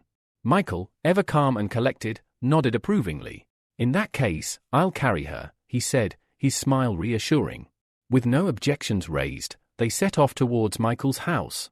As they walked, Alexa shared her story with Valeria and Michael, explaining everything that had happened since she had been branded a criminal. Valeria smiled gently. "Fate must have brought us together today," she said. Alexa, exhausted and emotional, closed her eyes and quietly thanked them. After all, she was a wanted criminal, and they had no reason to help her. But Valeria reassured her. "The Alexa I know always sacrifices herself to help others. You were the one who helped the children in Shu, so Michael and I don't think of you as a bad person." Tears welled up in Alexa's eyes. She finally admitted, "I didn't kill the masked boxer, nor am I working with the mysterious judges' organization." Michael, ever perceptive, said, "I heard the masked boxer had ties to the saints in Shay. Even if you did kill him, it would probably have been for the best." Alexa shook her head, still troubled. "It doesn't matter how he died. The real issue is that someone is using his death to frame me. But there's more to this than just getting rid of me." She fell silent, contemplating whether to voice her theory. But before she could speak, Michael filled in the gap, suggesting, "It's a good chance to expose the judges' organization and make them public enemies number one." This revelation shocked Alexa. She asked in surprise, "Why would you think that?" Michael explained, "The rumors and news stories not only point to you but also suggest you're collaborating with the judges." Valeria spoke up at this point, offering her insight. "It won't be easy to take them down. The judges have a strong reputation, especially since Rooster has saved people on multiple occasions. And now Snake has helped us. Alexa responded gravely, recently, heroes from all regions have become afraid of the judges. Some even say they want to take control of all 53 regions, if not the entire world. This assumption greatly shocked Michael. He couldn't fathom how such wild rumors had spread. Alexa continued, explaining, "It's these rumors that made me realize that people from all over the world are hunting me down. And based on the bounty on my head, there will be many who will want to claim it." Valeria asked, "How did this happen?" Alexa explained, "In a country like ours, divided into so many regions, the distribution of heroes and their powers must be balanced. If one region gains too much power, it could dominate the others. So, the Hero Association often rotates its heroes to different regions. Some even call it a vacation." Michael, hearing this, recalled Senior from the recent rat attack incident. She had mentioned just returning from a vacation. This new piece of information made Michael realize that Senior's long absence and her words about vacation now made perfect sense. Alexa interrupted Michael's thoughts, explaining the increasing power of the judges' organization. She revealed that the most powerful member, Rooster, had gained immense power suddenly and uncontrollably. Because of this, the judges had become a powerful force, exerting pressure on other heroes from different regions. Someone, she suspected, was trying to use this situation to gather all superheroes together and eliminate the judges. Michael, still trying to process all this information, asked, "Can people really spread so much hatred through rumors alone?" Valeria, who had been listening intently, responded firmly, "The power of rumors should never be underestimated." Michael frowned, realizing that the Blue Pills organization, which was known for manipulating people's consciousness, might be involved. With each passing day, Michael felt more questions piling up, with far too few answers. On top of this, he hadn't figured out what the mysterious blue light surrounding his sister was, gradually draining her energy. He glanced over at Alexa, deciding to ask her, "Why did you come to the city?" Alexa's answer left him stunned. She admitted that she had come to find out more and to assist the judges. When Michael questioned her sudden willingness to help them, Alexa's cheeks flushed pink. She explained that she knew Snake, one of the judges, and that they had been through many hardships together. Because he had saved her, she believed in him completely, and now she wanted to understand the true motives of the judges' organization. Meanwhile, the MOPS Chamber of Commerce was making its own moves. In their main office's storage facility, Anna carefully helped her boss, Carr, settle into his chair. The man expressed his excitement over the possibility of a powerful organization like the judges joining the Four Great Seas, which would greatly strengthen their position. Anna, ever the strategist, proposed a plan to gain Rooster's favor. Though she had close ties to him, she had never been directly offered to join the judges. She suggested that perhaps they could bribe him with treasures. Sakura, standing behind Anna, agreed, calling Anna a genius for thinking of this. Nikolai, in a satisfied tone, instructed Anna to organize a monster weapon exhibition and invite Rooster. It would be the perfect opportunity to gift him an S-rank weapon. Anna, excited, expressed her confidence that her grandfather would support the plan, though Sakura was less thrilled at the prospect of parting with such a valuable weapon. The next morning, Valeria woke up early, preparing a delicious breakfast for everyone. Michael, roused by the enticing smell, entered the kitchen and hugged her from behind. Valeria, though, mentioned that she had received an emergency assignment and wouldn't be able to have breakfast with them. She kissed Michael on the cheek and told him she would go to the meeting place on her own. She urged him to wash up and enjoy the breakfast, as she had worked hard on it. Alexa, now fully recovered and led by the delicious smells, came downstairs. As she changed quickly, Valeria gathered her things and headed for the door, telling Alexa that she could stay until she recovered fully. Michael and Alexa sat down for breakfast, and Alexa, feeling deeply grateful for their care, expressed her thanks. However, she mentioned that she would soon need to leave. Michael, concerned, replied that it wasn't safe for her to go anywhere in her condition, especially since everyone outside seemed to be after her. Alexa smiled mysteriously and assured him that she still had important tasks to complete, despite the danger. Her wounds had nearly healed, and she didn't need to worry about her. As Michael chewed on a bun, he realized that Alexa's rapid recovery was likely due to the treatment he had given her the previous night. However, he never intended for her to leave so soon, especially not to face whatever danger still awaited her. Before he could voice his concerns, Alexa was gone, leaving only the empty space where she had been moments before. The moment Alexa left the house, Michael felt a sense of unease, but there was no time to dwell on it. A few hours later, he decided to use his transformation ability to head to one of the quiet, empty beaches to practice his newly acquired dragon abilities. Activating his water control power, Michael summoned a massive wave beneath him and, without hesitation, rode it out into the open sea. As he leisurely glided further from shore, he noticed a ship approaching. Michael paid little attention, not moving out of its way, until he recognized two familiar figures on board. However, they were completely oblivious to his presence, continuing to enjoy themselves with conversation and dancing. Sakura and Anna were both aboard the ship. Without missing a beat, Sakura stepped forward, her hands on her hips, and called out with irritation to the group standing opposite them.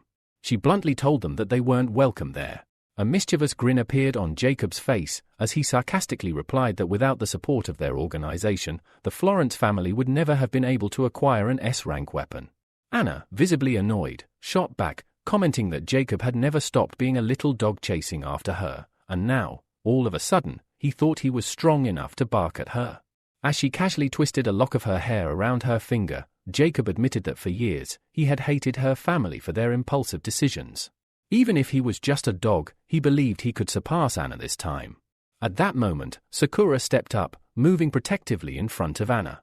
She warned Jacob not to embarrass himself by wasting their time. The cocky comment only made Jacob laugh, and he gave the order to his subordinates to tear Sakura's clothes off. His twisted excitement was clear. He couldn't wait to see what the second most beautiful girl in the 4CS looked like. As Jacob's subordinates began to approach the two girls, intending to carry out his orders, Michael, still seated on his wave, suddenly spoke up, asking if anyone knew the direction to the city of L. Upon hearing him, Anna immediately brightened, recognizing him as one of Rooster's associates. With a confident smirk, Michael introduced himself as Dragon, one of the members of the judges' organization. The other people on the ship grew intrigued, curious to see what he was capable of. Sakura, not missing a beat, dashed over to the ship's side and asked if Dragon could help them escape. Michael barely glanced at her and, with a wave of his hand, told her to shut up, firmly stating that he couldn't do that. He then turned his gaze to Jacob's subordinates and coldly offered to help eliminate the obstacle in front of them. Jacob's face twisted with anger, his voice dripping with disbelief as he asked how someone like Dragon dared to provoke the Love Organization. Without another word, his subordinate, Wilson, charged at Michael, launching several bolts of dark energy in his direction. Remaining completely relaxed, Michael activated his river defense ability. Water droplets surged upwards rapidly, forming a shield around him. As everyone watched in awe, the figure of the water protector manifested behind him, effortlessly deflecting Wilson's attack.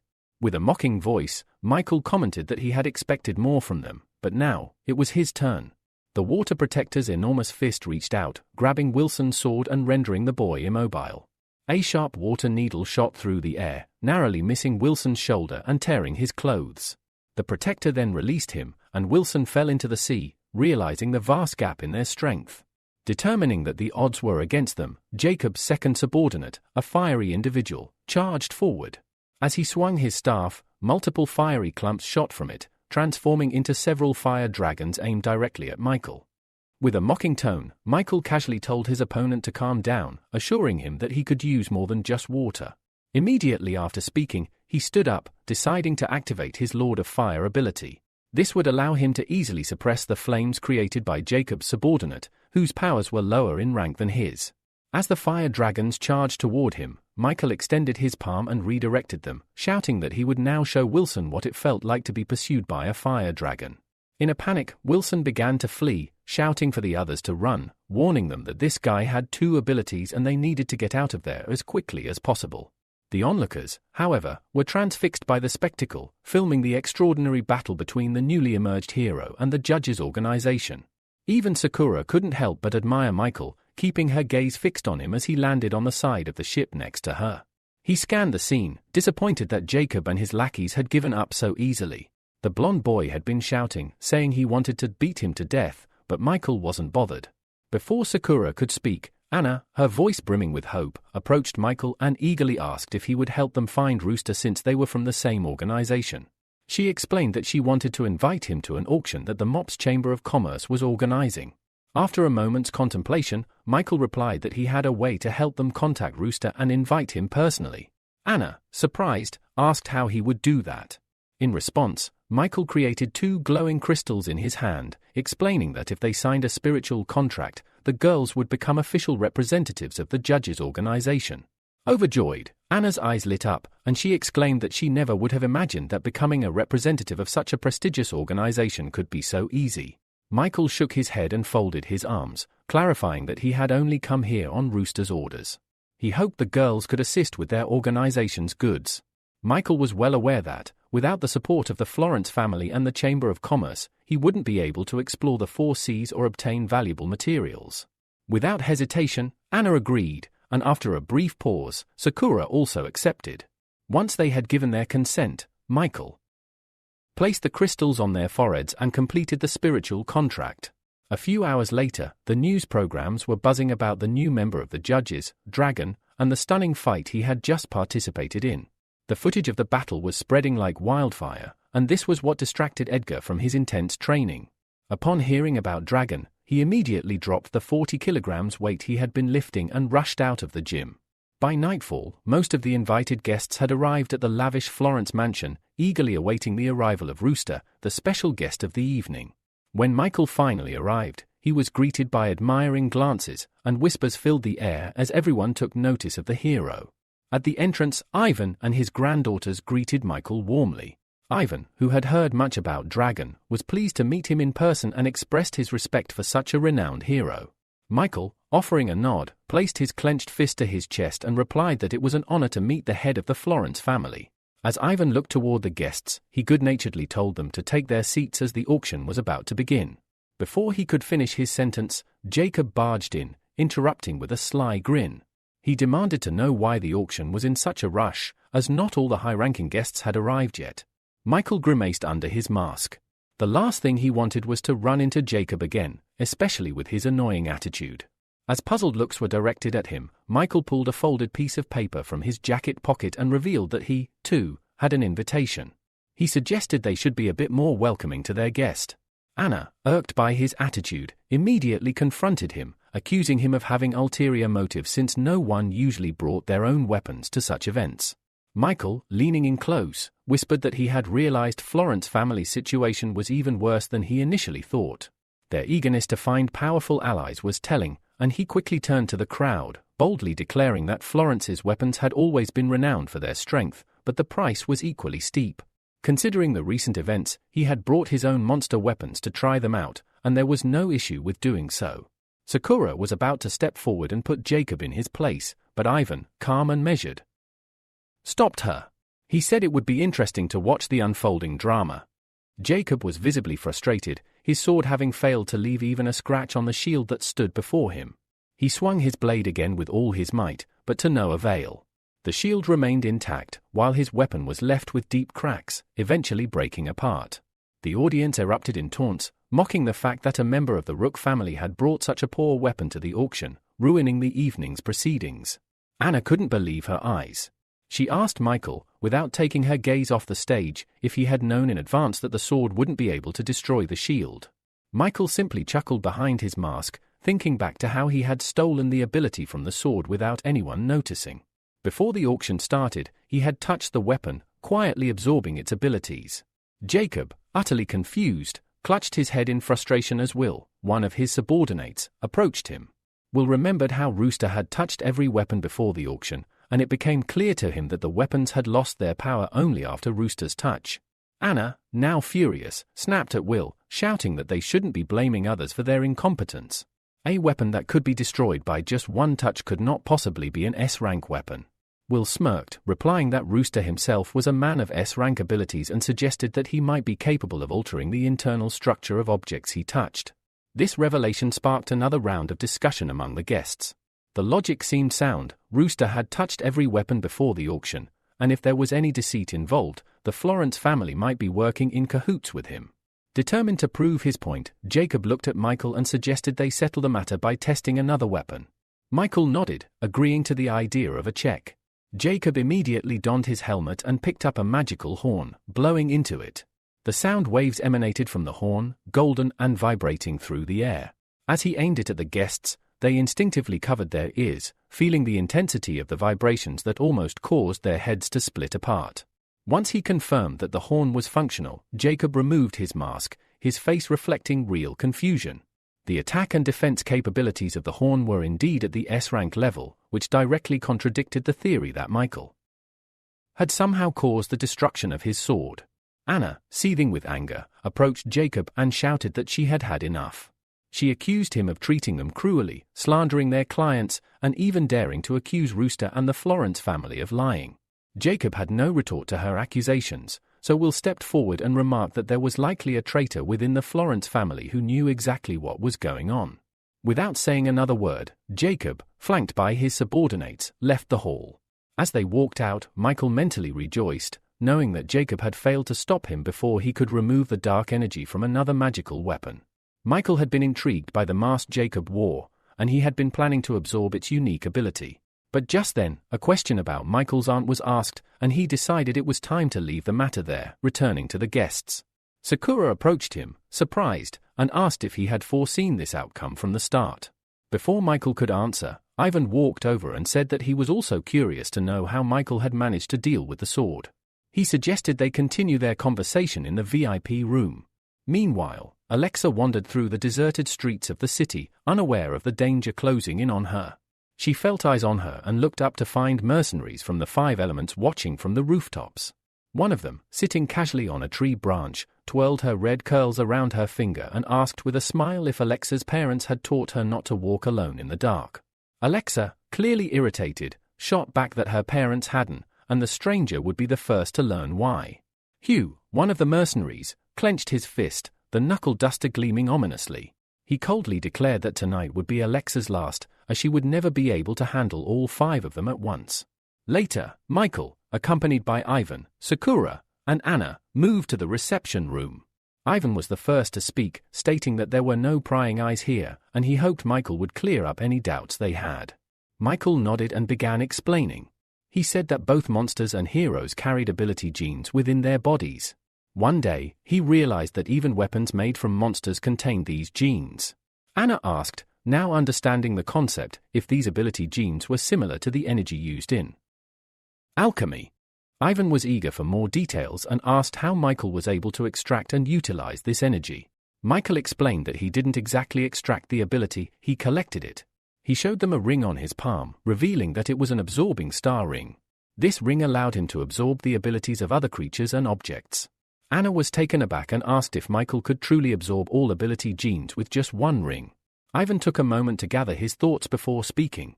Standing up from his seat, he mentioned that he, too, had made achievements in the field of alchemy but had never heard of collecting ability genes. He then handed Michael a Drank Wolf brush, an item known for its healing properties, and asked if Michael could demonstrate how he absorbed the ability genes from it. Michael nodded and took the brush in his hands. A few moments later, he handed the brush back to Ivan, who was shocked to discover that all the energy in the brush had completely disappeared. Sakura, watching from the side, couldn't help but ask how Michael was using the genes he had absorbed. Michael smiled beneath his mask, clearly anticipating this question. He had been waiting for the right moment to share this information. He explained that special elixirs could be created using ability genes, which would greatly enhance the fighting capabilities of those who consumed them. This was also how all members of the judges' organization had 2 or more abilities. Anna, clearly excited by this revelation, eagerly asked if these ability genes could be used to create equipment. She went on to mention that it could potentially lead to the creation of the 7 mythical S-rank weapons, which until now had only existed in theory. However, Michael shook his head, expressing his regret that it was not possible. Despite his desire to disappoint her, he explained that the creation of such weapons remained out of reach. Looking at Ivan, who stood in front of him, Michael finally asked a question he had been wanting to ask for a long time. Ivan, with a smile, encouraged Michael to ask whatever was on his mind. Michael explained that he knew weapons were often crafted from parts of monsters, but he was puzzled as to why a small part of the monster's genes could only account for 30% of the total mass. Ivan was happy to explain, diving into alchemy. He said that when a monster died, a phenomenon known as an energy beam occurred. All of the monster's energy would concentrate in a specific place, and it was from this charged area that they extracted the energy. Special techniques, combined with an alchemical matrix, were then used to turn this energy into a weapon. As Ivan walked to the far corner of the room, he offered to demonstrate his accumulated alchemy experience for Michael if he was interested. Michael, clearly intrigued by the offer, followed him. Meanwhile, a drone had been recording the skirmish between Alexa and the Five Elements. The TV presenter explained that about 10 heroes had gathered on one of the city streets.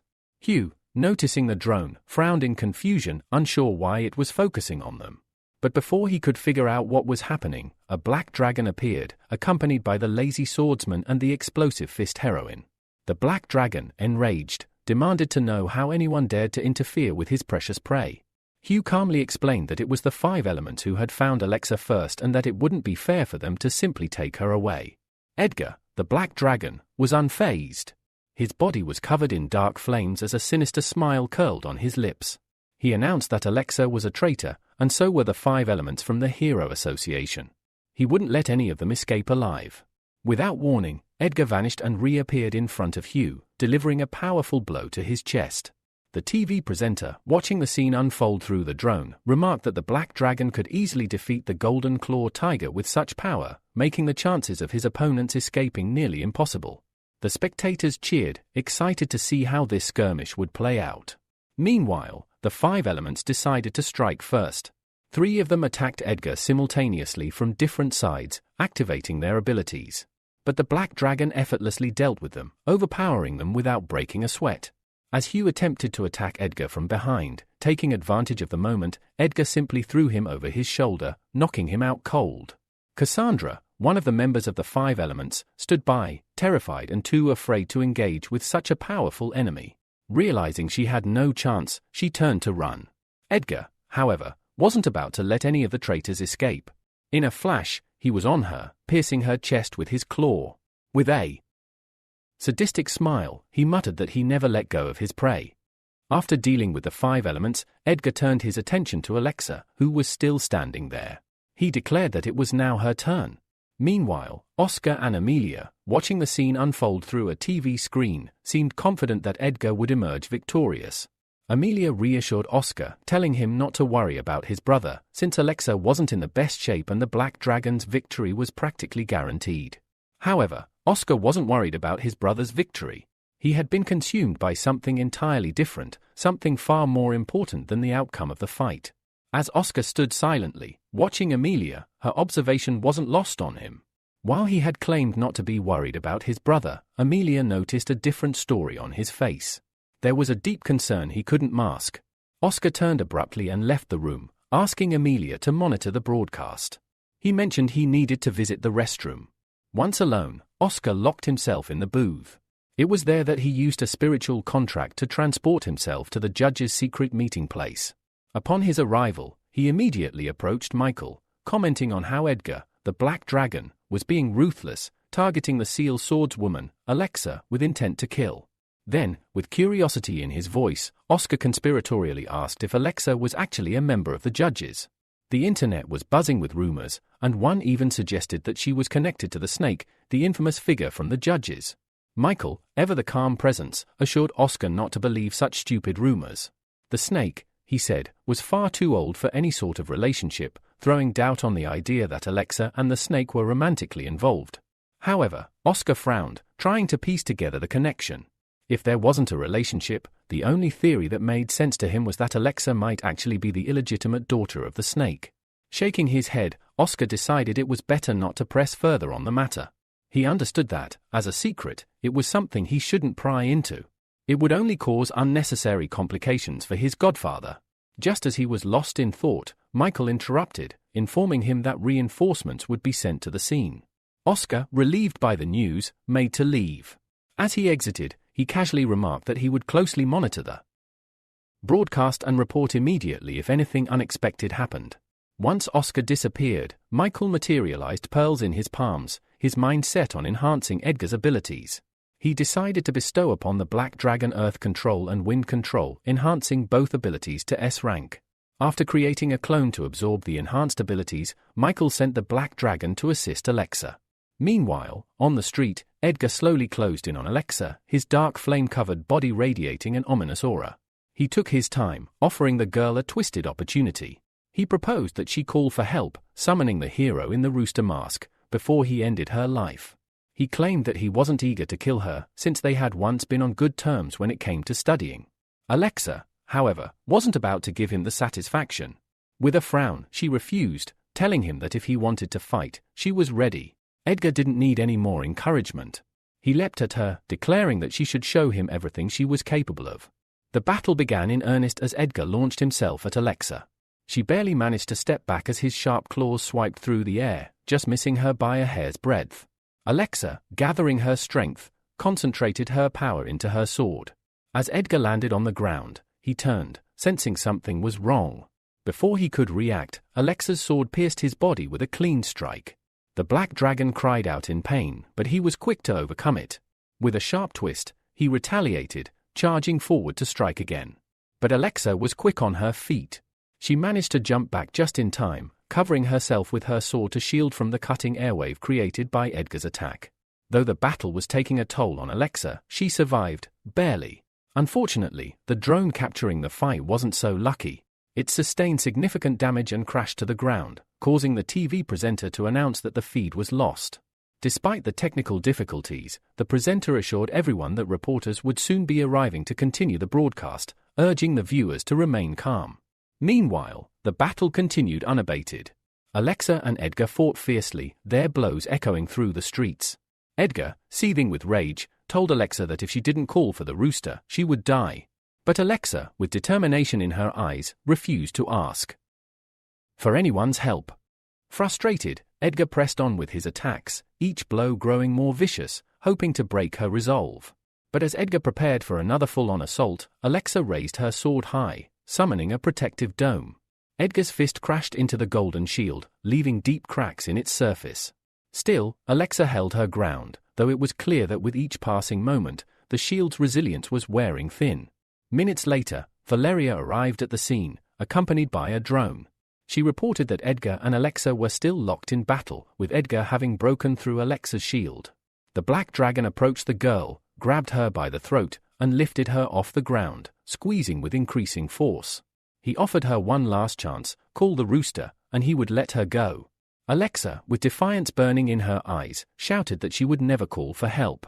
The battle had reached its climax, and there was no turning back now. Edgar, irritated by Alexa's stubbornness, showed no mercy. With a swift motion, he threw her violently into a nearby wall, the force of the impact causing her body to crumple to the ground. The TV presenter voiced his concern, noting that after such a devastating attack, it seemed impossible for Alexa to get up again. Despite the damage, Edgar was not finished. He approached the fallen swordswoman with rapid steps, determined to finish what he had started. As he moved forward, the lazy swordsman and explosive fist stepped in to stop him. The swordsman warned Edgar that if he continued this way, he would leave Alexa crippled for life. Irritated, Edgar frowned, questioning why they were protecting a traitor. His words were met with a sharp rebuttal. Suddenly, Alexa defied expectations. With great effort, she slowly rose to her feet, her body shaking with pain but her eyes burning with defiance. She made it clear she was still capable of fighting, despite her injuries. Her voice carried a challenge, showing no trace of fear. Valeria, watching from the sidelines, couldn't help but admire Alexa's resilience. She acknowledged the swordswoman's steadfastness, recalling how Alexa had sacrificed herself once before to protect the citizens. There was no denying her determination and courage. Without taking his eyes off Alexa, Edgar growled that since she was so determined to continue, he would not stop. He prepared to attack, but just as he was about to strike, something unexpected happened.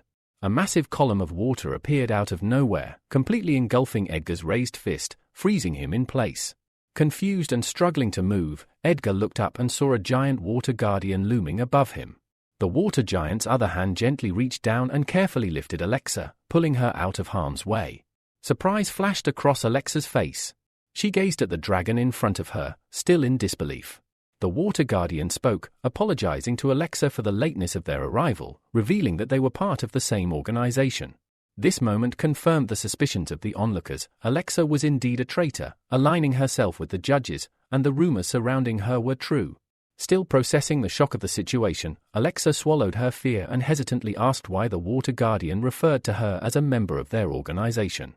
In response, the dragon calmly explained that if Alexa wanted to stay alive, she had no choice but to join them. His words filled her with doubt and fear, but at that moment, she understood that her options were severely limited. If she wanted to survive, aligning herself with the judges might be her only chance.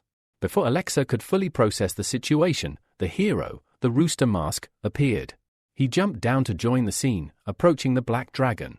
With a teasing smile, he asked what had happened to the black dragon and why he wasn't worried about Alexa. The black dragon ignored the question, instead asking why the rooster had shown up and not the rooster's expected backup.